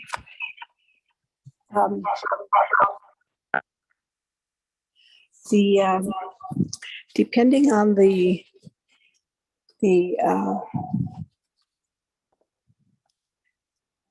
motioning party, do you want to add the consent agenda after item C that you just voted on? Or do you want to complete the next two items, D and E, and then follow with your consent agenda as F. Action item F or action item D. Where would you like to place that consent agenda? That would be my question. Point of order. Point of order, Honorable Chair Eugenia Charles Newton. Thank you, Speaker Pro Tem. I believe, and I'm looking at the rules right now, and maybe Dana can cite to the proper rule on this, but I believe for the consent agenda, there is a requirement for the consent agenda and where it can be placed. And if you look at the current legislation or the current agenda right now, the consent agenda is usually the first thing that should be added.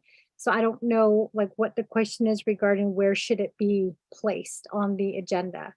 And because we're suspending the floor rules and we did vote on that issue, I think what needs to happen, and again, maybe I'm wrong on this, but I think the consent agenda, it does need to be decided right away. And again, I'm looking for the actual rules on this regarding the consent agenda. I'm going through my Navajo Nation code as well as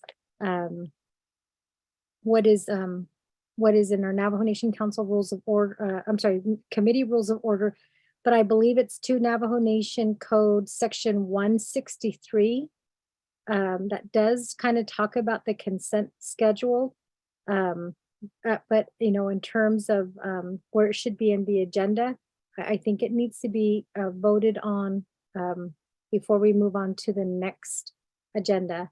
Again, I think we do need some clarification on that. Thank you.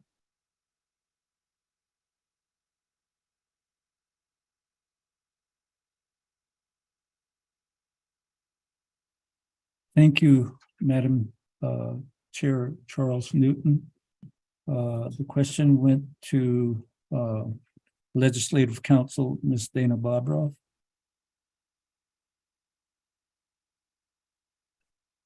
Thank you, Speaker. Thank you, Madam Chair.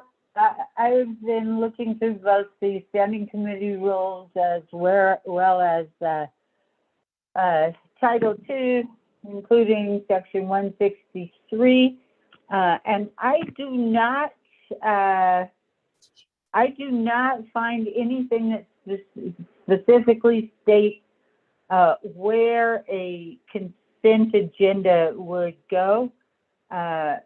Obviously, we have a practice of putting them first under new business, but I do not find that that's actually required. So in this instance, I think Ms. Nakai's question was appropriate, and the delegate motioning for the amendment should clarify where he wants it placed on the agenda.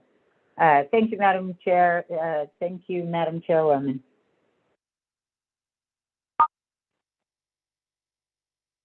Thank you, Ms. Bobroff. Point of order. Point of order, Honorable Chair Charles Newton, you have the floor. Thank you. Really quickly, in terms of the consent agenda, is that only a majority vote or is it a 2/3 vote? Thank you.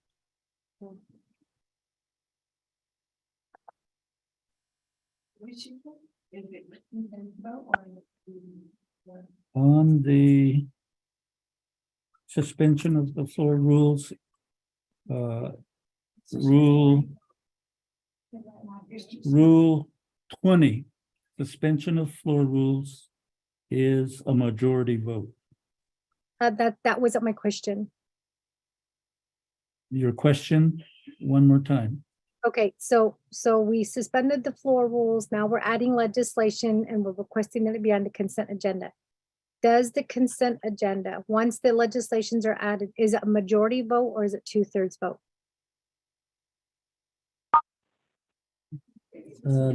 let me turn the floor over to legislative advisor, Ms. Peggy Nakai. Thank you, Chairman and members of the budget or the Naabik'íyáti. My apologies, the phone was on. Going to CJY 2619, it amended the rules of order for standing committees, Rule 8, the order of agenda business. Under B, it says the chairperson of the standing committee shall prepare and submit a proposed agenda to the committee for review and final adoption.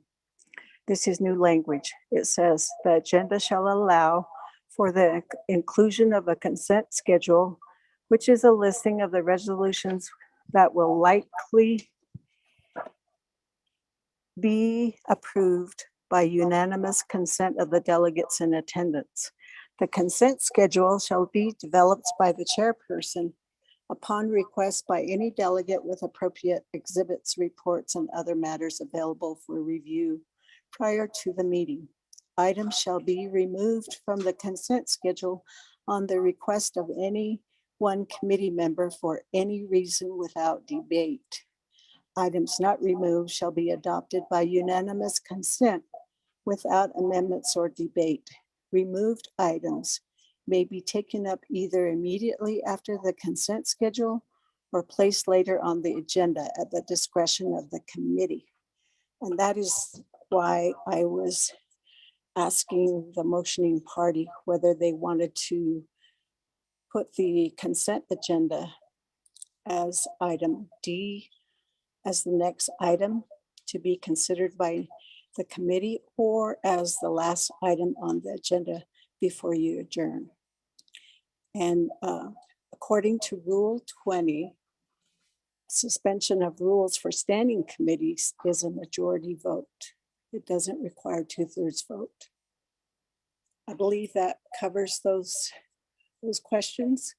So what the motioning party is doing is they are suspending Rule 8 to add a consent agenda to the agenda.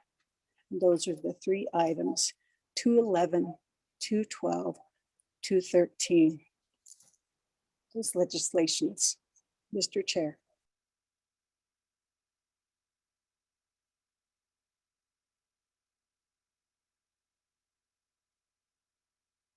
Point of order.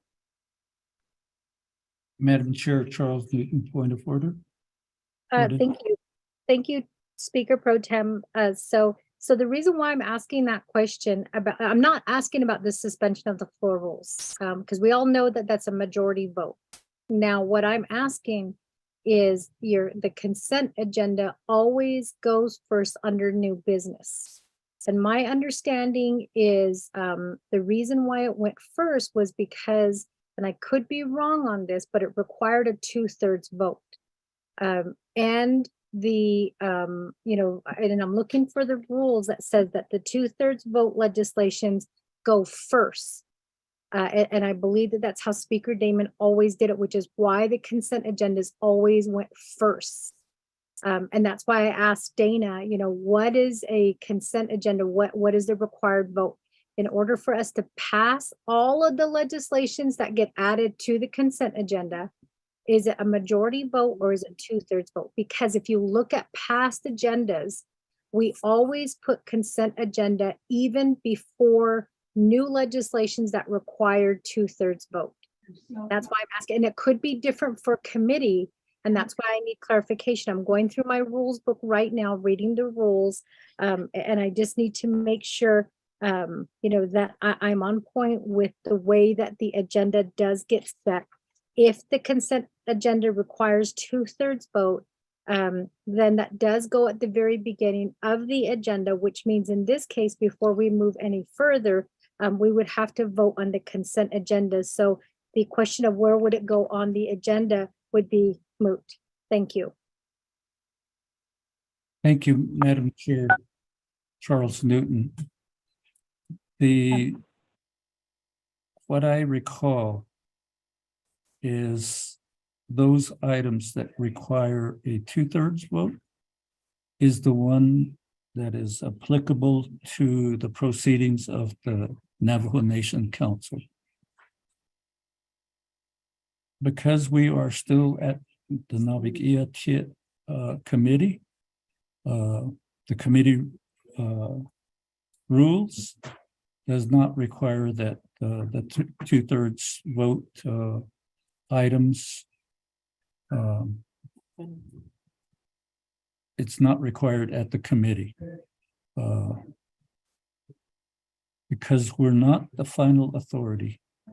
Only these 3 items that are being added, the committee is the final authority. So it won't go to the council. So that aspect of 2/3 vote is basically, it only requires a majority vote.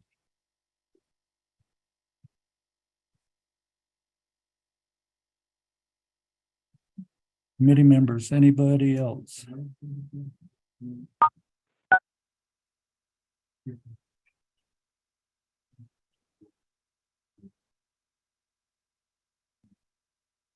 So we'll This go is to Delegate James.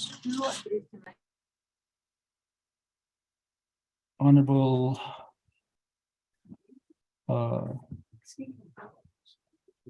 Vince James.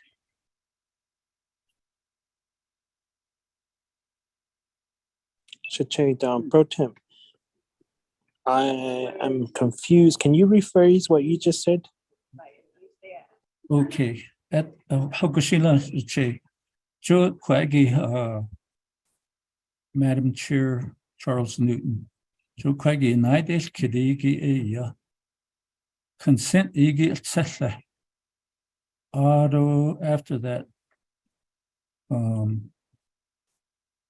Sabetan Hoditahi, Ashnido Balaho, 2/3 vote igi, that will require a 2/3 vote. That is applicable at Navajo Nation Council. The rules of order of the council, so at the committee level, the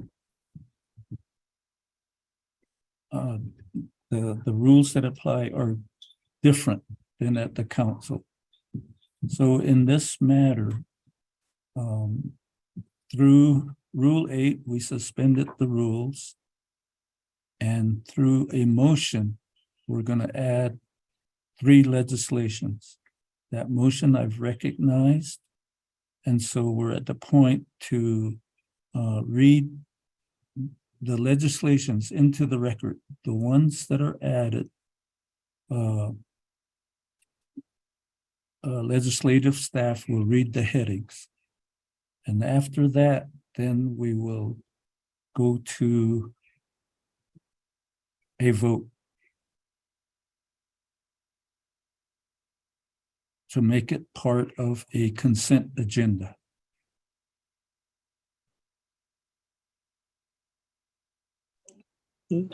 Delegate James with the question.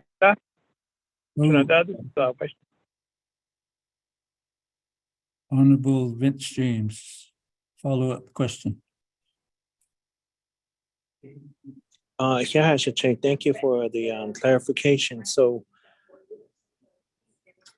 the agenda that we approve is, we had, the first item was consent agenda items, and then we addressed legislation in there. And now we're going to go back into consent agenda. And then after we vote on the consent agenda, we're going to go back to the last 2 legislation. Is that how we're going to do our agenda? Is that the correct way of doing our rules of order as council? And so that's a big concern to me, is we're just jumping around, and that shouldn't be the case. I thought later at approval of the agenda. Kajon, he had a nearby on yet 80 notes a hanate the circle. Could argo also. Altanaka ado biga hanan hit the niche as council. Ako the Obana o Kahigit or Akada. Chanale Honorable Smith or that's a withdraw only the next Naabik'íyáti the Shinhojo are the consent agenda kita bakao aliago ani the benda iliaid out hot it is nisako hot o ba na idishka sako Honorable Smith and the second motioning party let's continue on with our agenda and let's do the last two legislation and we'll get to these three at the next Naabik'íyáti committee.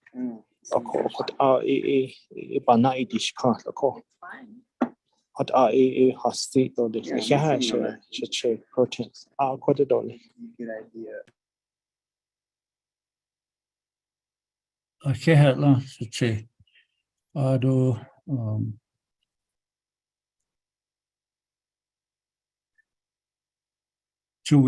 we suspended the floor rules.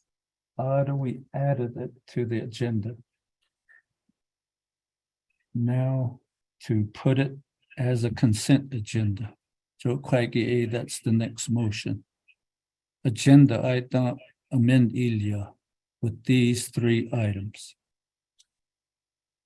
And to fully go through with that particular item, Honorable Vice Chair Smith, as advised by Legislative Advisor Peggy Nakai, you can either put it right now or at the end of the two legislations that the committee hasn't addressed. Chairman, this is Vice Chair Smith. Oh, Cecilia, go ahead, Honorable Vice Chair Smith, you have the floor. Yeah, thank you for this in-depth discussion and finding out where we're at. That's also helpful to know how these things all are addressed in our rules and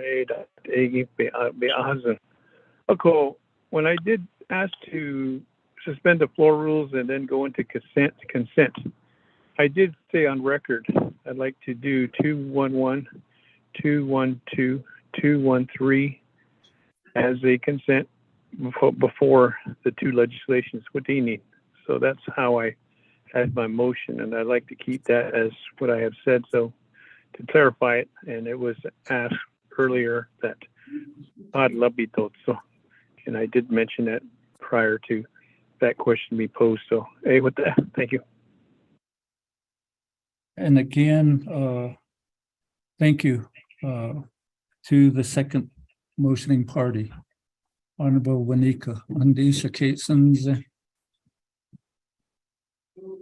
Who is his response? He's in the chambers. Committee members. Okay, what basically what the motion? This is Del Gahenio. Oh, Che, Honorable Chair Jamie Henio. Further guidance. Hey, Snanta Kuda, Chairman of Naabik'íyáti, Pro-Tem Chair. I have questions on 211, 212, and 213. Okay. Those three questions on that would basically take it off the consent. It would just be a regular agenda item.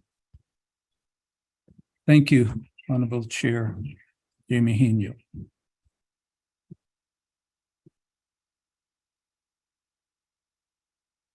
But Ayla, so we will call to the floor legislation 0191-22. And then after that, we will proceed to legislation 0192-22, and then the suspension of the floor rules to add 0211, 0212, and 0213 will be at the tail end of the agenda.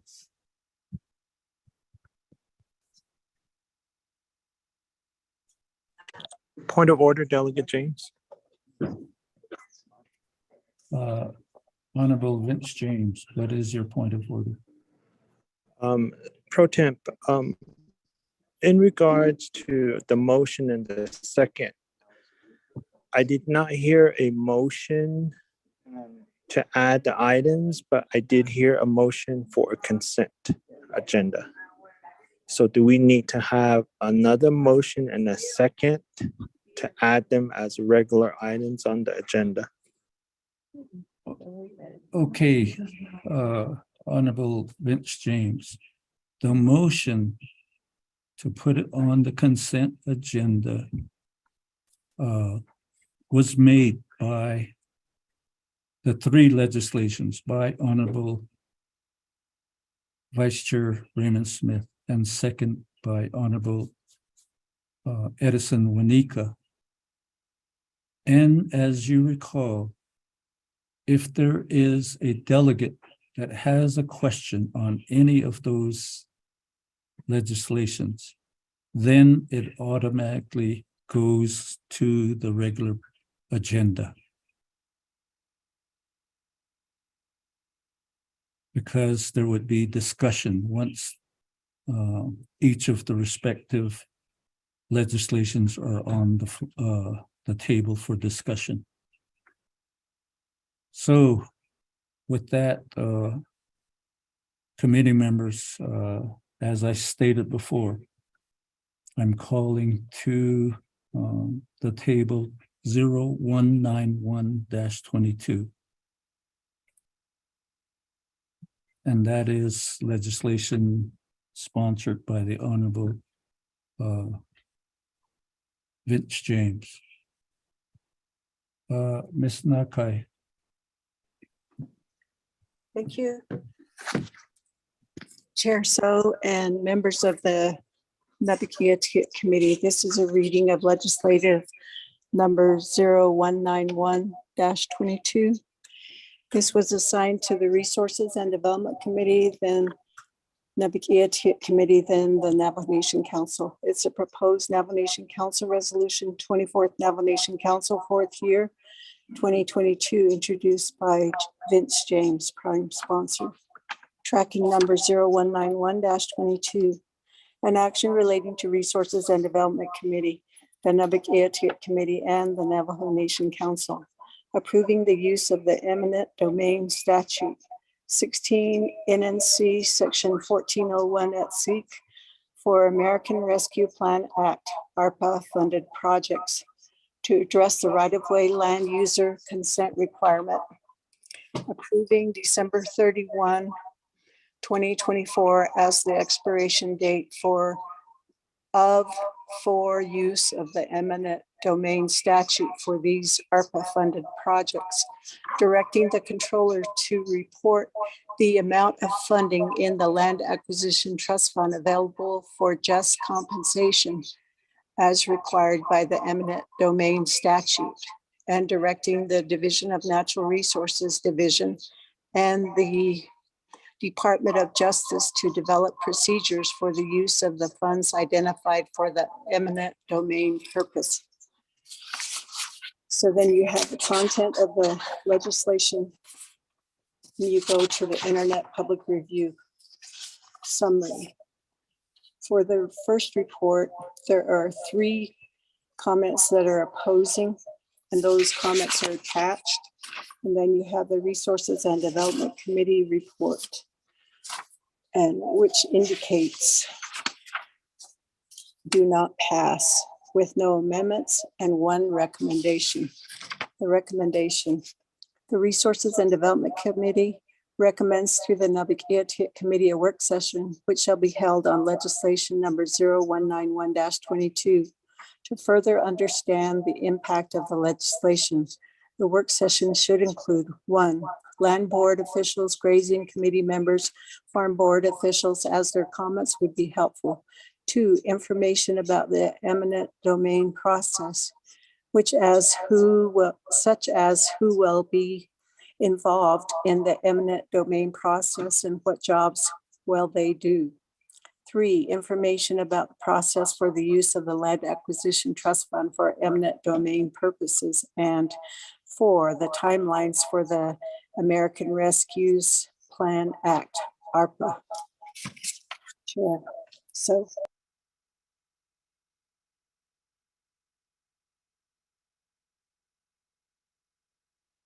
Thank you, Ms. Nakai. Committee members, the chair is open for a motion and a second.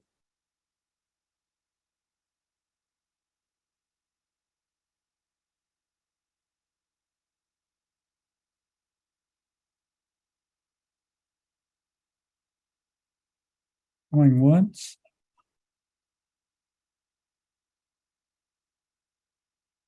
Twice. 3 times.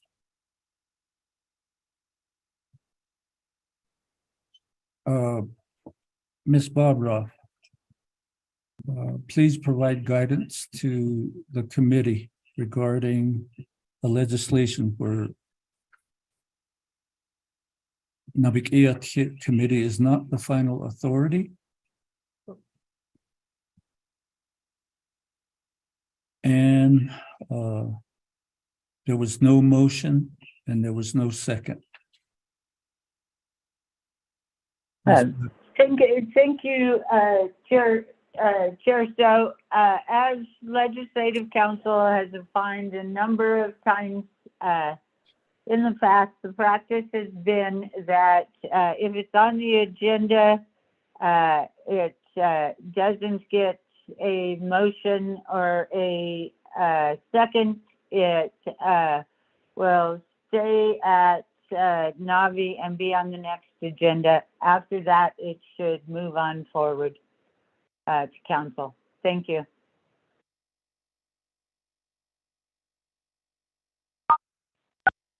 Thank you, Ms. Bobroff.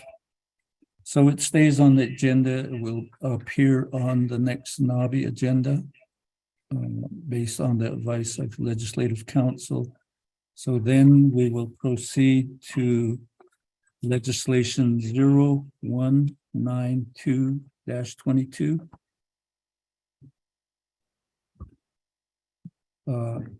Ms. Nakai, please read the proposed action into the record.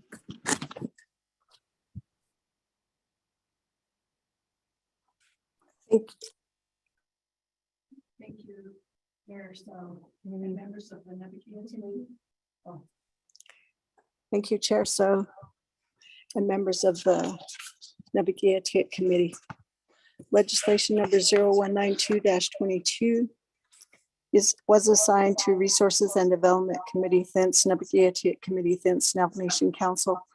It's a proposed Navajo Nation Council Resolution, 24th Navajo Nation Council, 4th year 2022, introduced by Mark Freeland and co-sponsored by Otto So.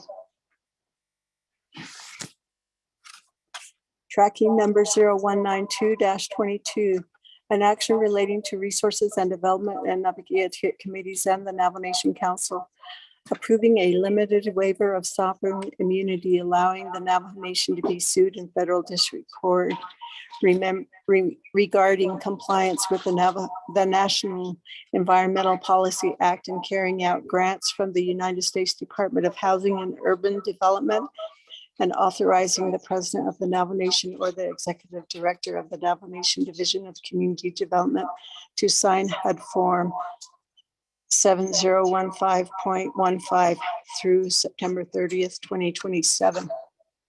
And this has the exhibits that are referenced in the legislation. And Resources and Development Committee has a due pass with no amendments. Chair, so.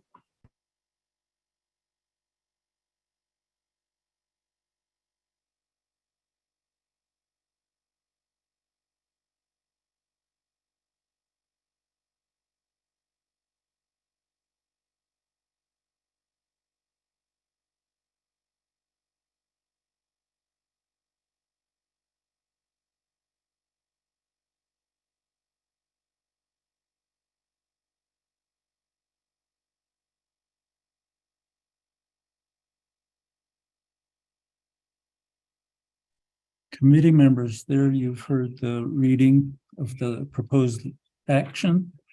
Do I hear a motion?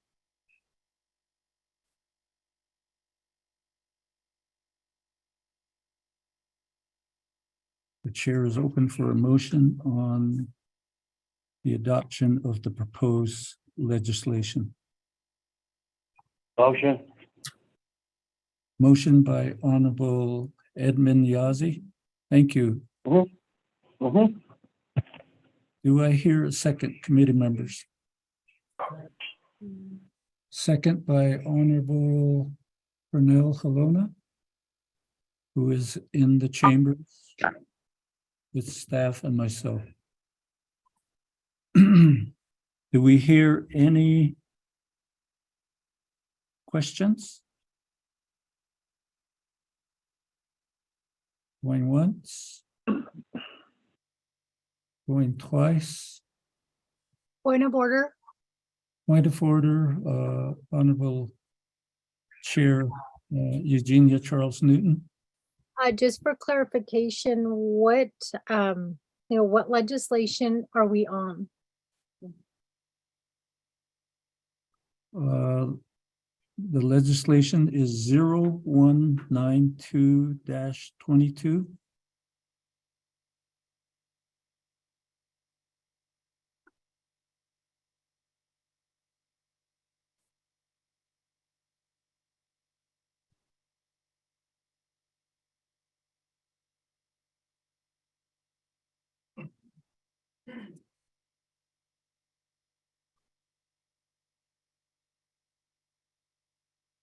Committee members, anybody else?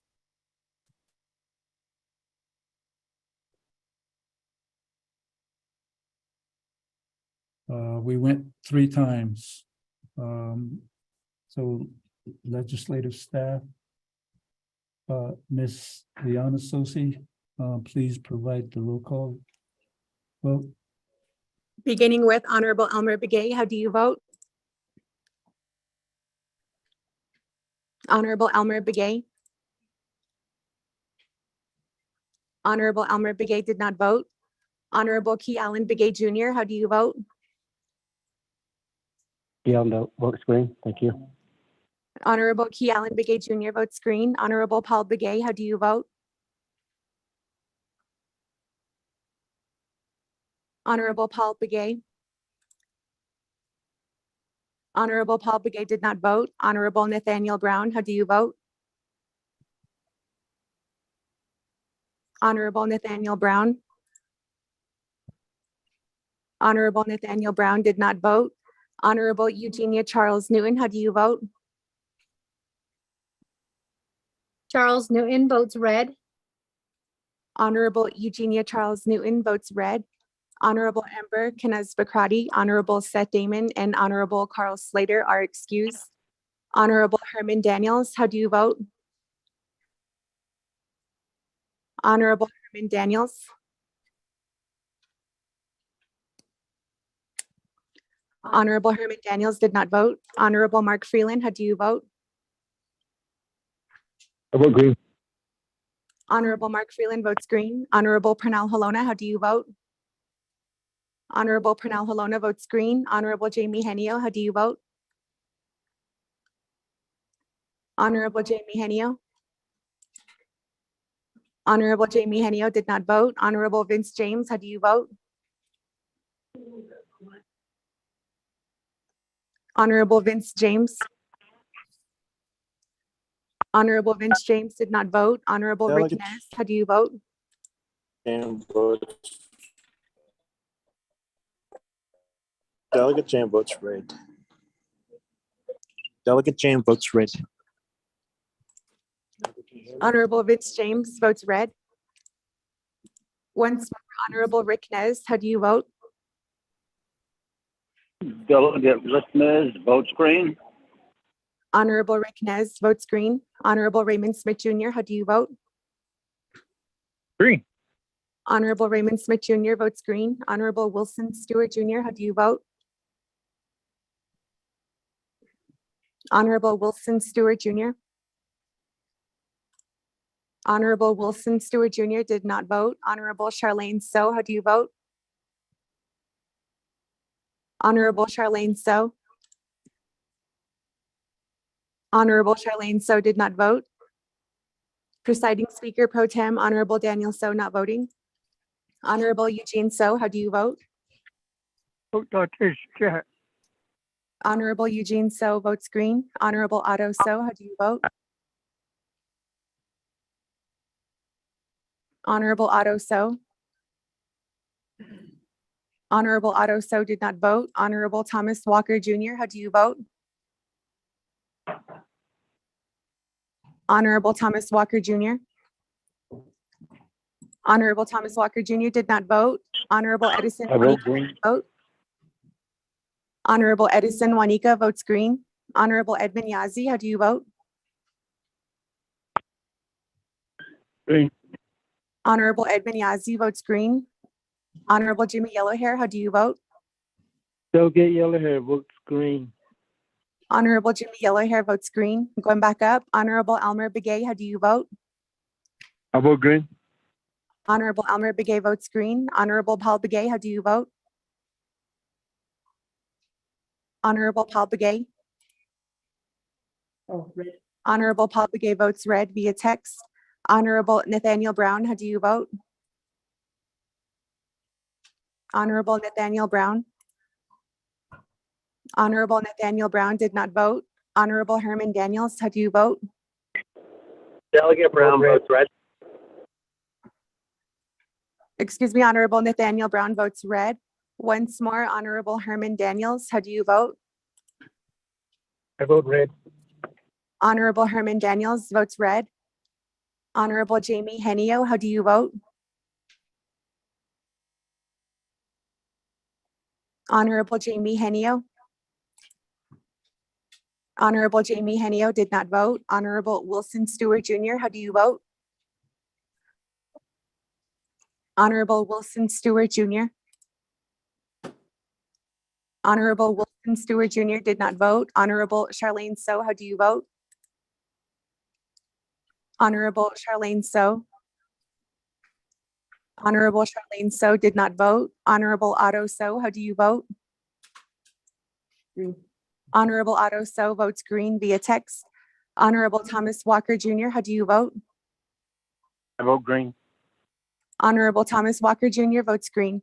With that, presiding Speaker Pro Tem, you have 12 delegates who voted in favor, 5 delegates who oppose, with Speaker Pro Tem Honorable Daniel So not voting.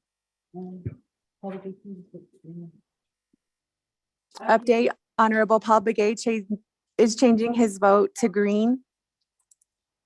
That changes the vote tally to 13 delegates in favor, 4 delegates who oppose, with presiding Speaker Pro Tem Daniel So not voting. Is Delegate Henio vote green? Wilson Stewart both vote green. Wilson Stewart is red. Honorable Jamie Henio votes green. Honorable Wilson Stewart Jr. also votes red via text.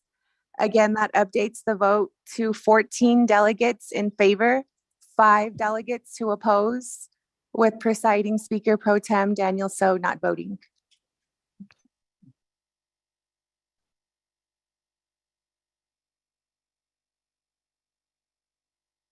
Thank you, Ms. Sosi, for the vote tally.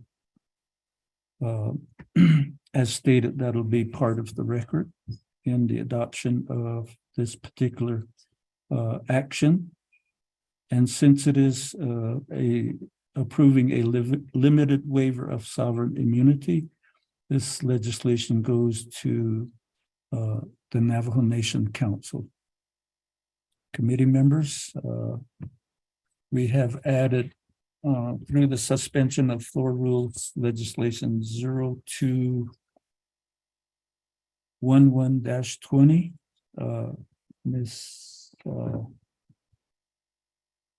Legislative Advisor, Ms. Peggy Nakai, could you read the proposed action into the legislation? Point of order, Speaker. Speaker Pro Tem. Honorable Charles Newton. What is the point of order? Speaker Pro Tem, you cited 0211-20. Is it 20 or is it 22? 22. Okay, thank you. It's getting late in the day. Point of order, Delegate James. Point of order, Honorable Delegate Vince James. Pro Tem Sache, can you guys email out a new updated agenda? I have not received anything on email regarding the new agenda that we have before us. Thank you. But I can do it. I just need to read this into the record real quick. Okay. Staff will be emailing the amended agenda out. In the meantime, I'd like to have Legislative Advisor Peggy Nakai read the proposed resolution. Thank you, Chair. So can you hear me? You can hear me? Thank you. This is a proposed standing committee resolution, and it went to Resources and Development Committee, thence Naabik'íyáti Committee, 24th Navajo Council, 4th year, 2022, introduced by Amber Canespa Crotty and co-sponsored by Otto So. Council delegates, tracking number 0211-22, an action relating to the Resources and Development Committee and Naabik'íyáti Committee supporting United States Senate Bill S-2825 titled Downwinders Act. The Resources and Development Committee report is attached, and it has a due pass with one amendment. The amendment 1 reads, page 1, line 27, strike Mick and replace with the word name Mike. And thereafter, the legislation was referred to the Naabik'íyáti Committee. And the vote tally sheet is also attached. Chair So.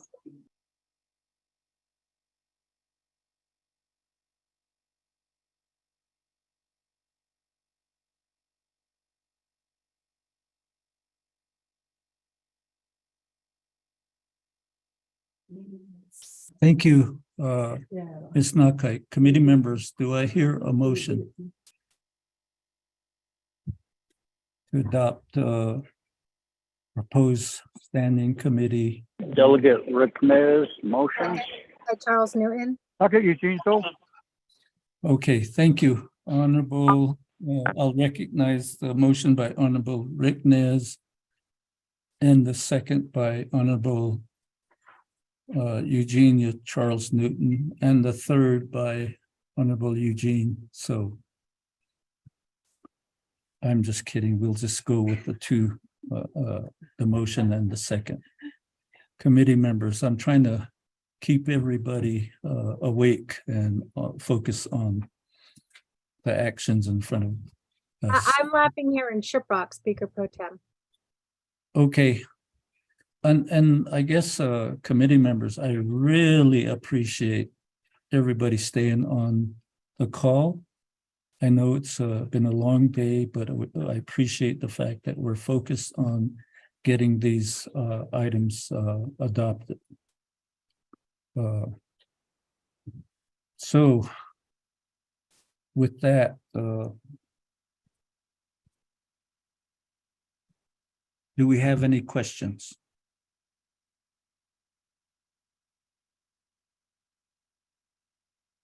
If there are no questions, going twice, going 3 times, we will take it to a vote. Honorable Elmer Begay, how do you vote? Honorable Elmer Begay. I'll vote green.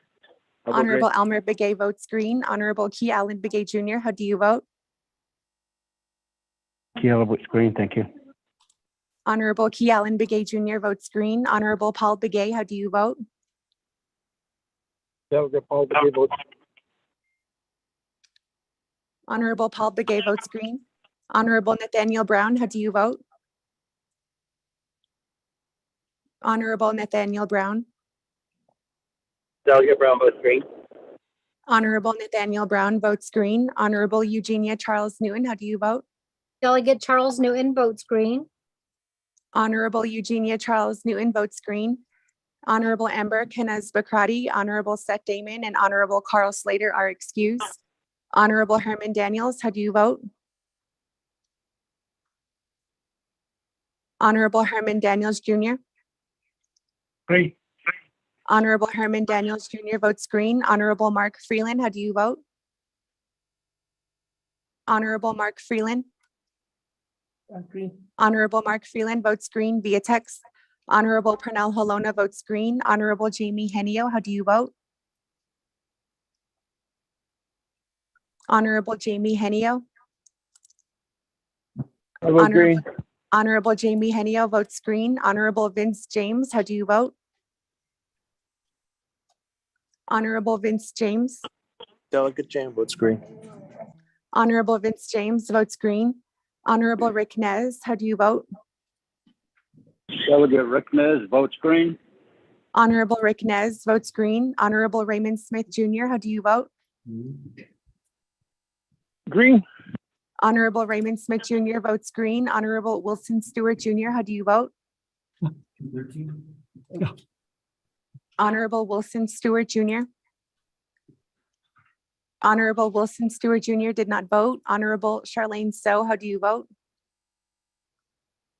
Honorable Charlene So. Honorable Charlene So did not vote.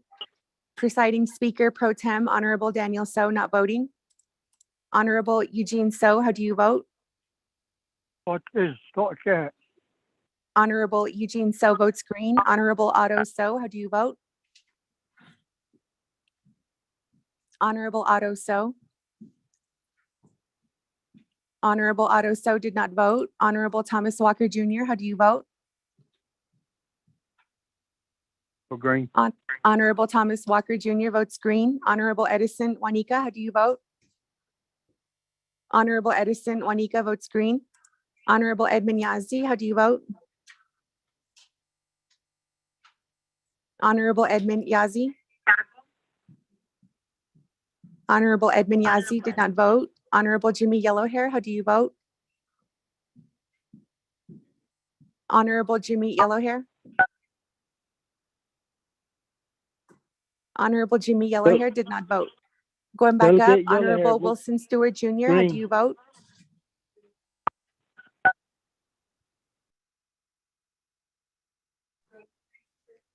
Honorable Jimmy Yellowhair and Honorable Wilson Stewart Jr. vote green.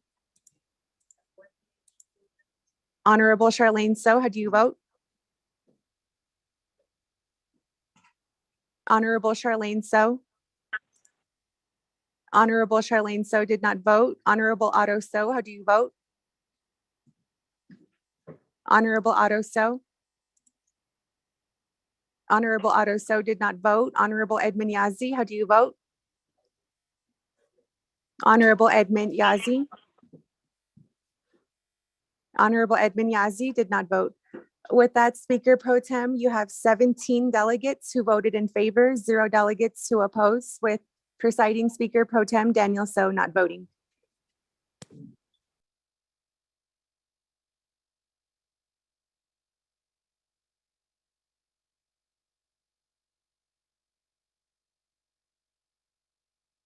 Long day. I put myself on mute.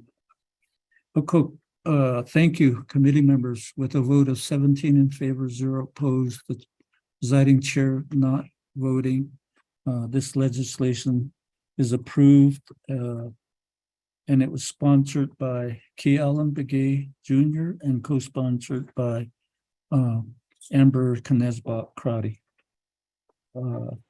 So then we go to legislation 0212-22.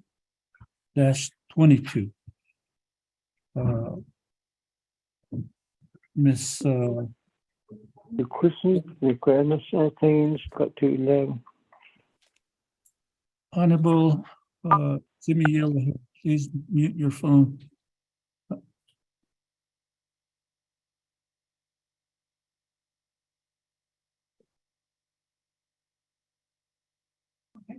Go ahead, Legislative Advisor, Ms. Peggy Naabik'íyáti, go ahead. Thank you, Chair. So, and members of the Naabik'íyáti Committee, this is a proposed standing committee resolution. It was assigned to Resources and Development Committee, since Naabik'íyáti Committee.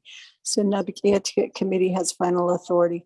24th Navajo Nation Council, 4th year, 2022, introduced by Raymond Smith Jr., primary sponsor, tracking number 0212-22. An action relating to Resources and Development Committee and Naabik'íyáti Committee, requesting the state of Arizona to utilize state revenue sources and federal revenue sources to prioritize the study, design, and construction of the Carino Bridge in northeastern Arizona, Apache County, near Interstate 40 and Houck Community. There is a Resources and Development Committee that has a due pass with no amendments and a vote tally sheet that is attached. Chair. Thank you, Ms. Nakai. Motion. Motion by the Honorable Eugene So. Second by the Honorable Edison Wanika, who is in the council chambers with us. Committee members. Any question, comment? Going once? Going twice? 3 times. Miss Liana Sosi, please do the roll call vote. Honorable Elmer Begay, how do you vote? Honorable Elmer Begay. Honorable Elmer Begay did not vote. Honorable Key Allen Begay Jr., how do you vote? Honorable Key Allen Begay Jr. Honorable Key Allen Begay Jr. did not vote. Honorable Paul Begay, how do you vote? Delegate Paul Begay votes green. Honorable Paul Begay votes green. Honorable Nathaniel Brown, how do you vote? Delegate Brown votes green. Honorable Nathaniel Brown votes green. Honorable Eugenia Charles Newton, how do you vote? Delegate Honorable Charles Eugenia. Newton votes green. Honorable Eugenia Charles Newton votes green. Honorable Amber Knez-Bakrati, Honorable Seth Damon, and Honorable Carl Slater are excused. Honorable Herman Daniels, how do you vote? Green. Honorable Herman Daniels votes green. Honorable Mark Freeland, how do you vote? Honorable Mark Freeland. Honorable Mark Freeland votes green via text. Honorable Pernell Halona votes green. Honorable Jamie Henio, how do you vote? I vote green. Honorable Jamie Henio votes green. Honorable Vince James, how do you vote? Delegate Jam votes green. Honorable Vince James votes green. Honorable Rick Nez, how do you vote? Delegate Honorable- Rick Nez votes green. Honorable Rick Nez votes green. Honorable Raymond Smith Jr., how do you vote? Green. Honorable Raymond Smith Jr. votes green. Honorable Wilson Stewart Jr., how do you vote? Honorable Wilson Stewart Jr. Honorable Wilson Stewart Jr. did not vote. Honorable Charlene So, Honorable Wilson Stewart Jr. votes green via text. Honorable Charlene So, how do you vote? Honorable Charlene So. Honorable Charlene So did not vote. Presiding Speaker Pro Tem, Honorable Daniel So not voting. Honorable Eugene So, how do you vote? Honorable Eugene So votes green. Honorable Otto So, how do you vote? Honorable Otto So. Honorable Otto So did not vote. Excuse me, Honorable Otto So votes green via text. Honorable Thomas Walker Jr., how do you vote? I vote green. Honorable Thomas Walker Jr. votes green. Honorable Edison Juanica votes green. Honorable Edmund Yazzie, how do you vote? Honorable Edmund Yazzie.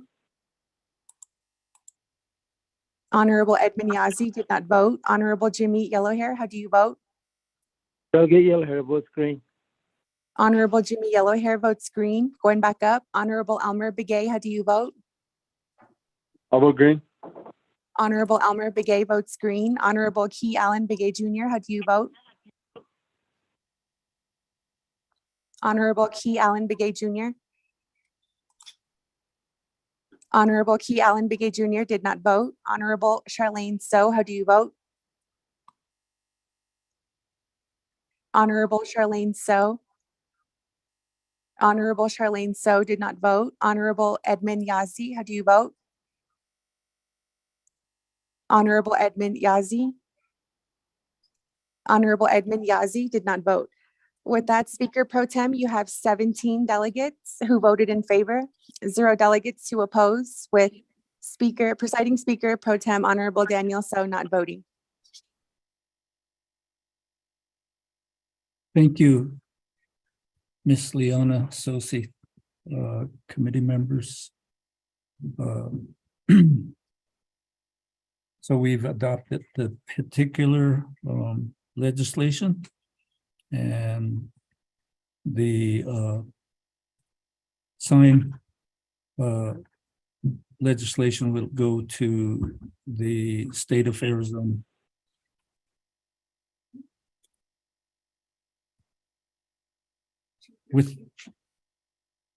With that, I will call legislation 0213-22.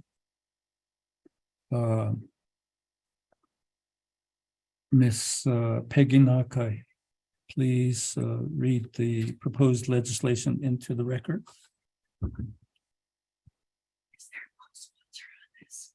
Yes, Pernell Halona and Edison Juanita. Huh? Oh, that's deep.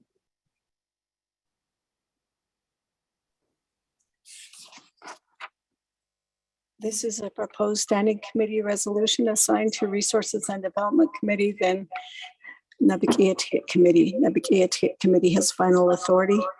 24th Navajo Nation Council, 4th year, 2022, introduced by Daniel Iso, primary sponsor, co-sponsored by Pernell Halona and primary sponsor. Edison Juanica. Okay, tracking number 0213-22, an action relating to Resources and Development Committee and Naabik'íyáti Committee, requesting the United States Environmental Protection Agency Council on Environmental Quality, Department of the Interior, Bureau of Land Management, and Bureau of Indian Affairs to review and amend its list of categorical exclusions and its application within the Navajo Nation for the development and construction of rights of way for water lines, wastewater lines, power lines, broadband, roads using ARPA and other infrastructure funds for Navajo people. The committee report, the exhibits are there that are referenced in the legislation. Also, there's a Resources and Development Committee report, which has a due pass with no amendments and a vote tally sheet that's attached as well. Thank you, Chair. Thank you, committee members. And again, this legislation co-sponsored by Honorable Pernell Halona and Honorable Edison Juanica. In that case, I would defer to them to be answering questions should there be questions. Committee members, do we have a motion to adopt the legislation? Delegate Yellowhair. Oh, excuse me. Before I recognize that motion, let the record show that Key Allen Begay Jr. Voted green on legislation 0212. And since I haven't accepted the motion, we will add it to the vote tally for legislation 0212-22. Ms. Liana Sosi, what is the new vote tally? Honorable Key Allen Begay votes green. Speaker Pro Tem, that changes the vote tally to 18 delegates in favor, 0 delegates to oppose, with yourself, Speaker Pro Tem, not voting. Thank you, colleagues. Again, I appreciate. I vote green. Okay, we have also an additional vote, Ms. Liana Sosi. We got your vote, Chair. Honorable Henio, I have your vote for green. Okay, now. You have an age up with that? No. With that, committee members, the vote is 18. It remains 18. Yeah. 18 in favor, 0 opposed, and the chair not voting on legislation 0212-22. So at this time, I would like to recognize Honorable Jimmy Yellowhair.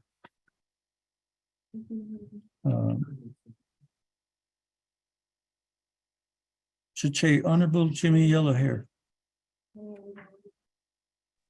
Were you making a motion to adopt legislation 0213-22?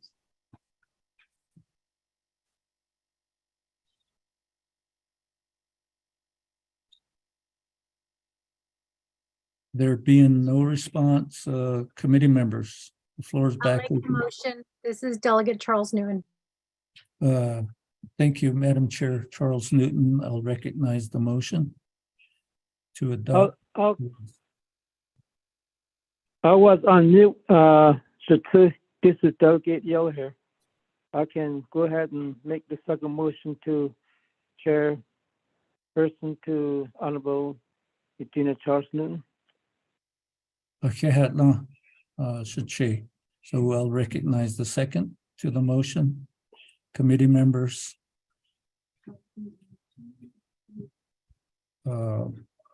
Any questions, discussion?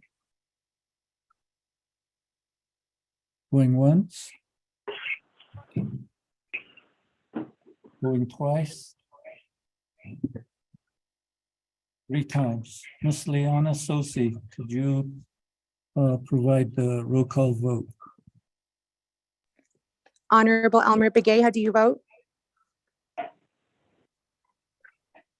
Honorable Elmer Begay. Honorable Elmer Begay did not vote.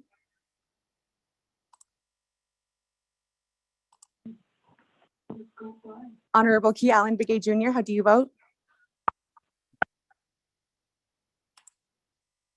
Honorable Key Allen Begay Jr. Honorable Key Allen Begay Jr. did not vote. Honorable Paul Begay, how do you vote? Paul Begay votes green. Honorable Paul Begay votes green. Honorable Nathaniel Brown, how do you vote? Delegate Brown votes green. Yeah. Honorable Nathaniel Brown votes green. Honorable Eugenia Charles Newton, how do you vote? Delegate Charles Newton votes green. Honorable Eugenia Charles Newton votes green.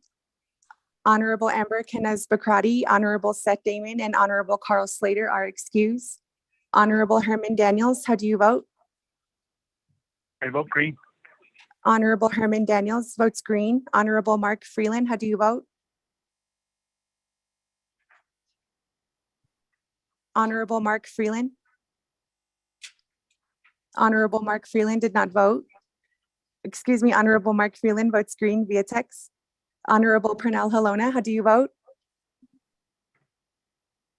Honorable Pernell Halona votes green. Honorable Jamie Henio, how do you vote? Henio votes green. Honorable Jamie Henio votes green. Honorable Vince James, how do you vote? Delegate James votes green. Honorable Vince James votes green. Honorable Rick Nez, how do you vote? Delegate Rick Nez, votes green. Honorable Rick Nez votes green. Honorable Raymond Smith Jr., how do you vote? Green. Honorable Raymond Smith Jr. votes green. Honorable Wilson Stewart Jr., how do you vote? Honorable Wilson Stewart Jr. votes green via text. Honorable Charlene So, how do you vote? Honorable Charlene So. Honorable Charlene So did not vote. Presiding Speaker Pro Tem, Honorable Daniel So, not voting. Honorable Eugene So, how do you vote? What is here? Honorable Eugene So votes green. Honorable Otto So, how do you vote? Honorable Otto So. Honorable Otto So votes green via text. Honorable Thomas Walker Jr., how do you vote? I vote green. Honorable Thomas Walker Jr. votes green. Honorable Edison Juanica, how do you vote? Honorable Edison Juanica votes green. Honorable Edmund Yazzie, how do you vote? Honorable Edmund Yazzie. Honorable Edmund Yazzie did not vote. Honorable Jimmy Yellowhair, how do you vote? Delegate Yellowhair, votes green. Honorable Jimmy Yellowhair votes green. Going back up, Honorable Elmer Begay, how do you vote? I vote green. Honorable Elmer Begay votes green. Honorable Key Allen Begay Jr., how do you vote? Honorable Key Allen Begay Jr. Honorable Key Allen Begay Jr. did not vote. Honorable Charlene So, how do you vote? Honorable Charlene So.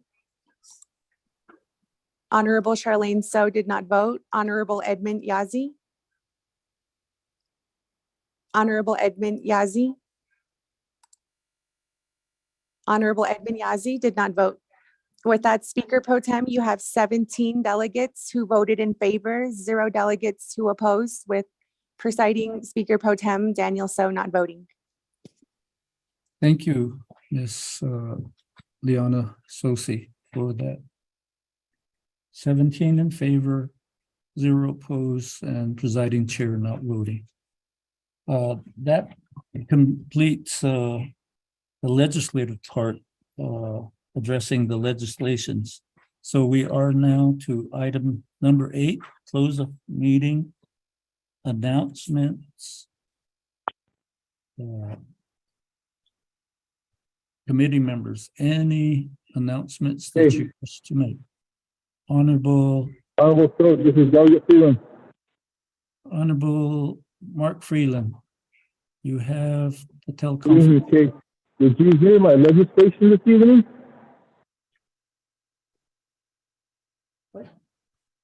Sir, one more time. Was my legislation brought up on the agenda this evening? The one for the waiving the limited waiver of sovereign immunity? Yes. Yes. Chair. Yes, it was. Yes. It moves on to the council. Okay. Thank you. With a vote of 14 in favor and 5 opposed. Yeah, thank you. Okay, announcements. I think Honorable Freeland, yeah, the announcement, I guess right now, we will have a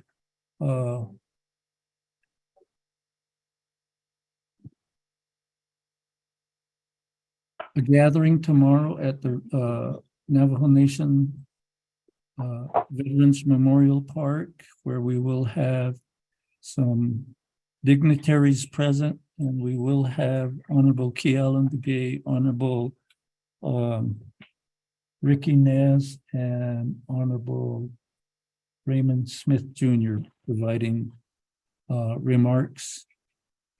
So for the folks that can make it, we appreciate your attendance. And we do realize that there are functions at the chapters also. Chapter President George Tolt announced that they will have a veterans parade at Casimiro Lake chapter tomorrow morning.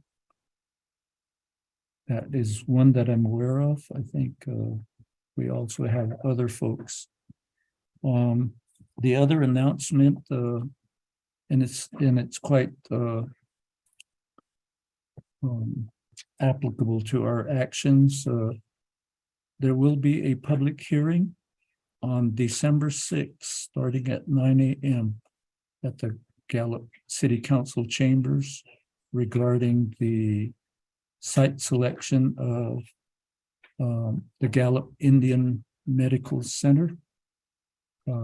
It will be based on Naabik'íyáti's action to select Rehoboth as the site for the new hospital. And that's what the public hearing will entail.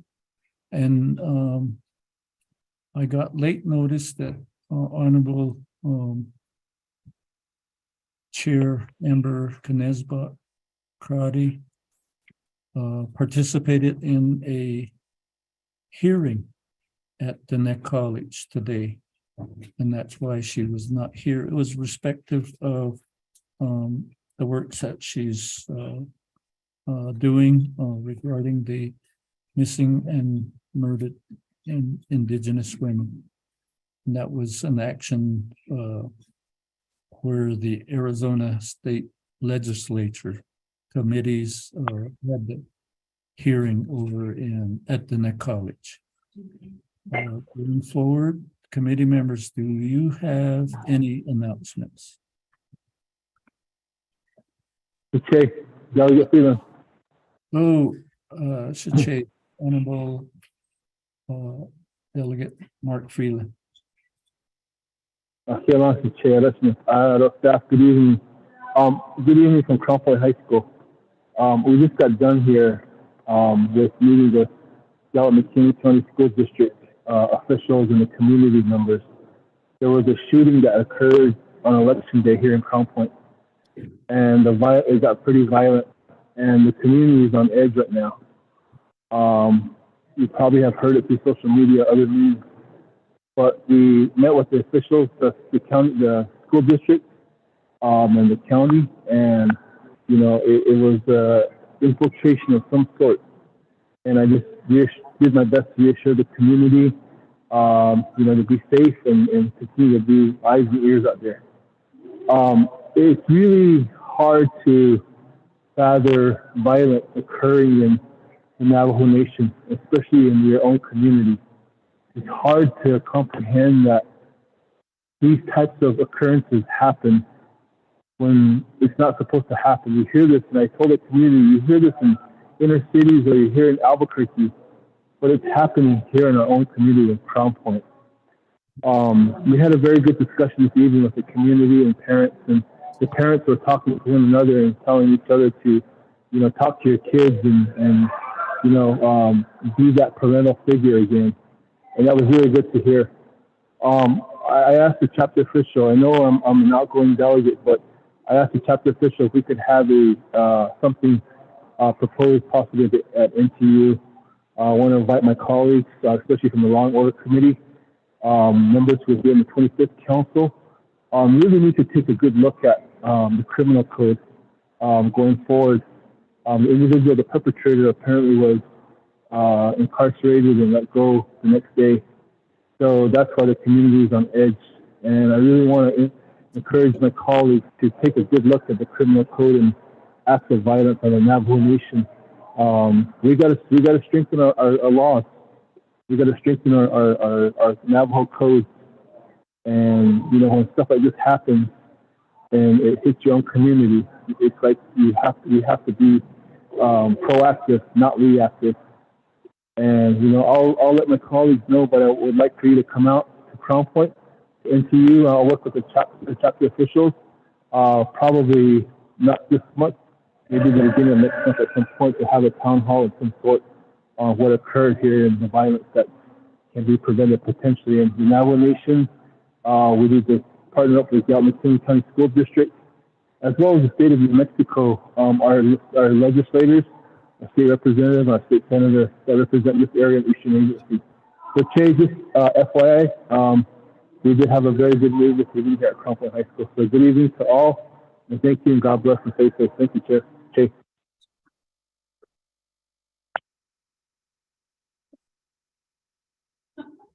Thank you, Chiche, Honorable Martin Freeland.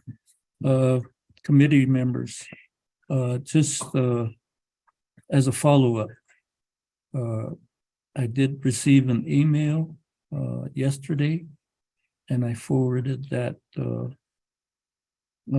concern, and I forwarded that email chain to Division Director Jesse Delmore, to Chief of Police Daryl Noon, and Madam Attorney General Doreen McPaul, basically asking for a briefing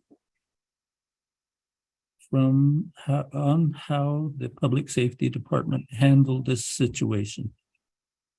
And in further statement, I says, this seems to be a developing trend in communities across the Navajo Nation. So committee members, just be aware that that request has gone forward from being the Speaker Pro Tem. And again,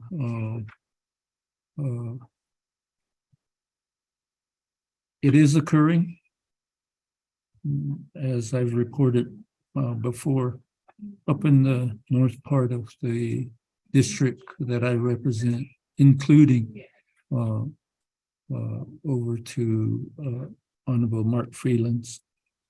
There are 10 unsolved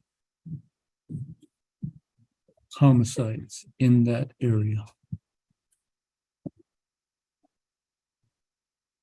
And some of those incidents were front page articles in the Navajo Times.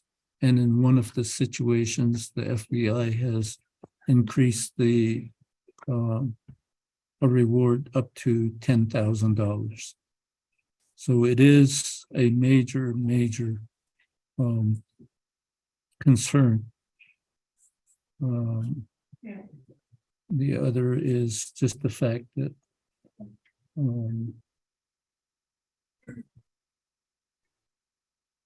perhaps the result of the pandemic, our people are more tense on how they handle situations, or and how do we best address it. And committee members, it is in our laps how we address it going forward. And we will into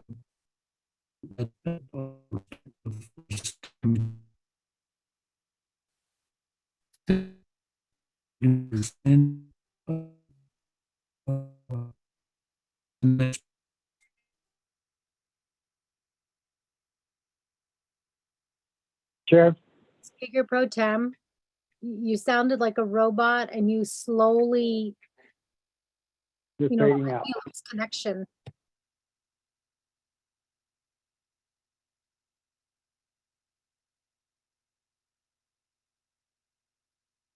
Can any of the staff there in council chambers hear us?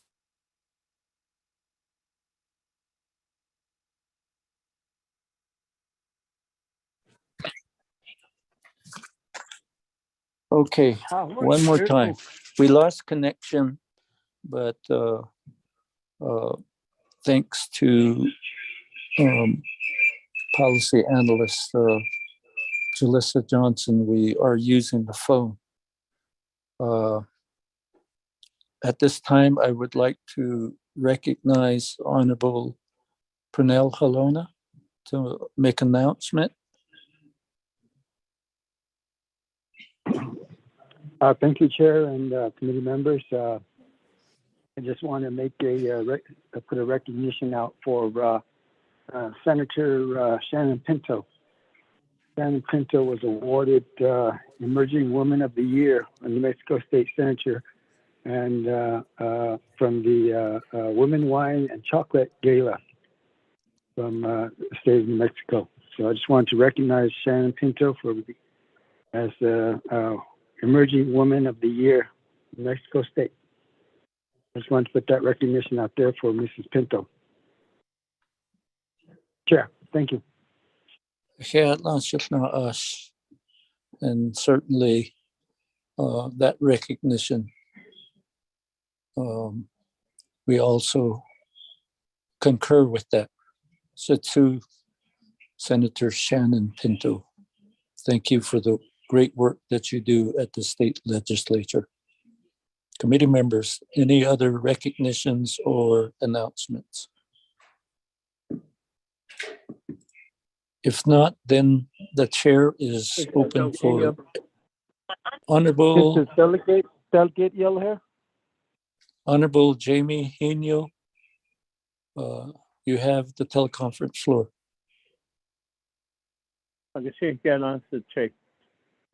Chairman, Naabik'íyáti Committee Speaker Pro Tem Shunant 24th Nomination Council, Naabik'íyáti Committee.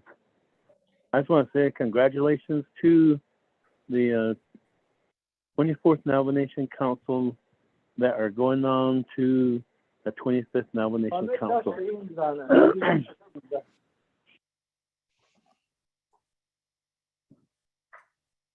Jimmy Yellowhair, mute your phone. We got Honorable Chair Jamie Henio. Continue, Shiche. Say, that's going to be one of the slangs that we leave from the 24th Nomination Council. Please mute your phone. So, congratulations, Kudo National Ani. Now that the 24th Nomination Council returning from the 24th to the 25th. Madam Chair Regina Charles Newton, Chairman Ricky Nance, Vice Chair Carl Slater, Delegate Herman Daniels Jr.,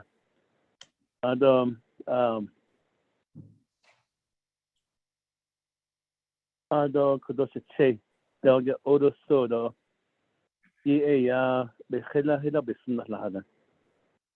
trying to remember through my memory, but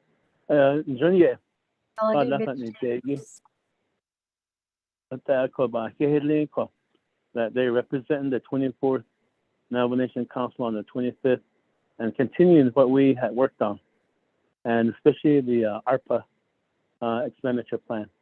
So my only worry now is that time is of the essence. But as other speaker, Seth Damon, so I hear the che. I don't know if it's 24th Nomination Council. So by Kate Nito, Dado, Pachita Kudo, a Kedahidi, Ninigi, a Shin Lane that he'd see home, Walmart at that. And all is the baby Lito. I hear not che.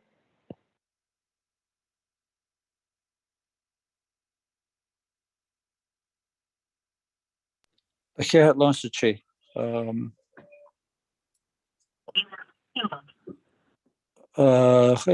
Honorable Jimmy Yellowhair. Oh, yeah, protect speaker had nations in Senigi, Bahenson, and needy has Dila Hoyan. Excuse me, my brother, Henio, yeah, I'm not Sunday. She a Kudo, veteran behind Chicago, by your titles, or Navajo veterans. I announced that they slated on my brother-in-law. His name is Virgil Oliver. He's a retiree. I think he put in like 35 years as a sergeant major. He retired within United States Army. He lives in Washington up there. But Senado Ellis Oliver, he don't retire as a sergeant major after major retired in the United States Army. Yo, he let all credit some yet Beban Alteo Ado, but the Sito Major Sergeant retired Cheryl Ayala to Adonan a staff sergeant 2009 a hunt AJ Dosa retiree la a Lani Drit Anglo. She's deceased as a former Iraq veteran. These are the family that are in an army. There's no a RJK Kaha family. A Nasishla na Kigo a ICA retiree as a major, as a parents, grandparents, what as one family. A do con ni tada could unlaid or the Dapangan. There hardly comes around that veterans.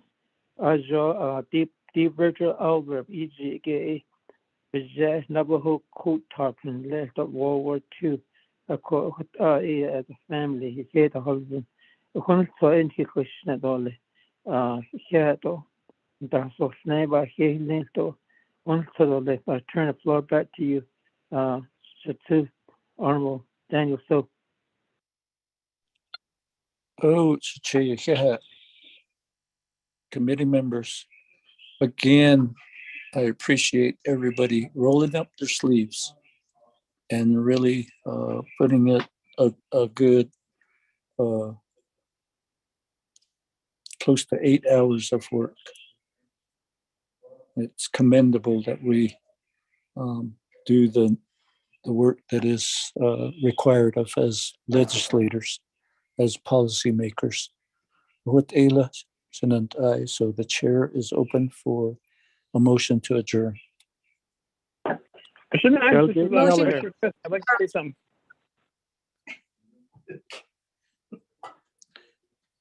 Motion to adjourn. Tonight, this is Vice Chair Smith. Second the motion. Hello. Adjournment. Saygılar. Did you talk about San Carlos? Tonight, are you still there? We're still here. Oh, Did you say anything? go ahead and announce it then. I heard there was a thing going on at San Carlos. I was hoping that maybe you would announce that. And I seen a memo or flyer going out. And is that permissible for us to be down there? Since you read the memo, apprise the committee of what the memo says.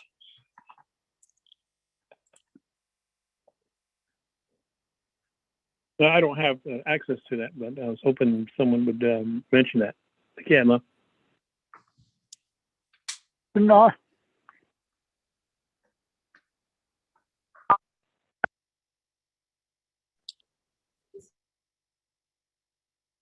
We're invited to San Carlos Veterans Day Parade Saturday.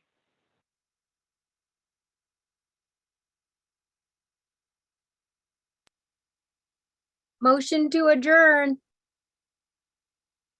Second, yellow hair. Committee members. Vice Chair Smith.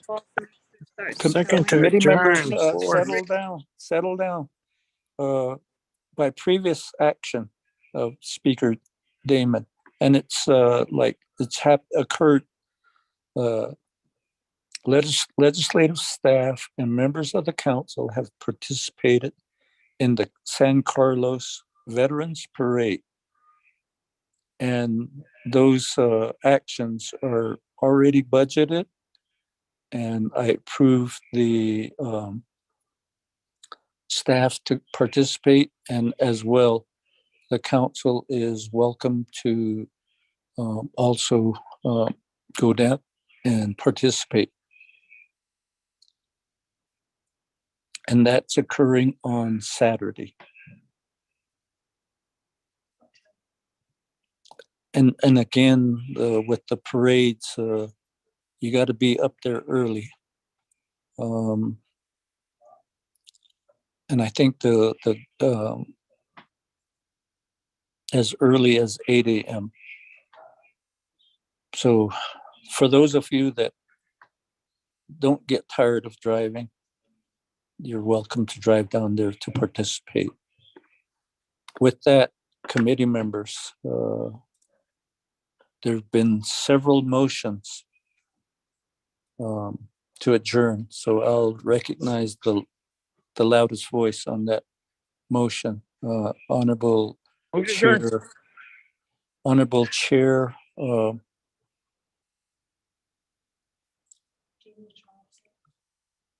Eugenia Charles Newton. Motions to adjourn. Do I hear a second? So, Second, Delegate James. Okay.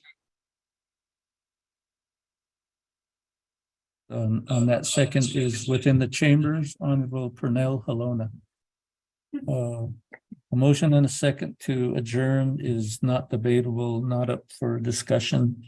Ms. Leona Sosi. Roll call vote, please. Honorable Elmer Begay, how do you vote? Honorable Elmer Begay.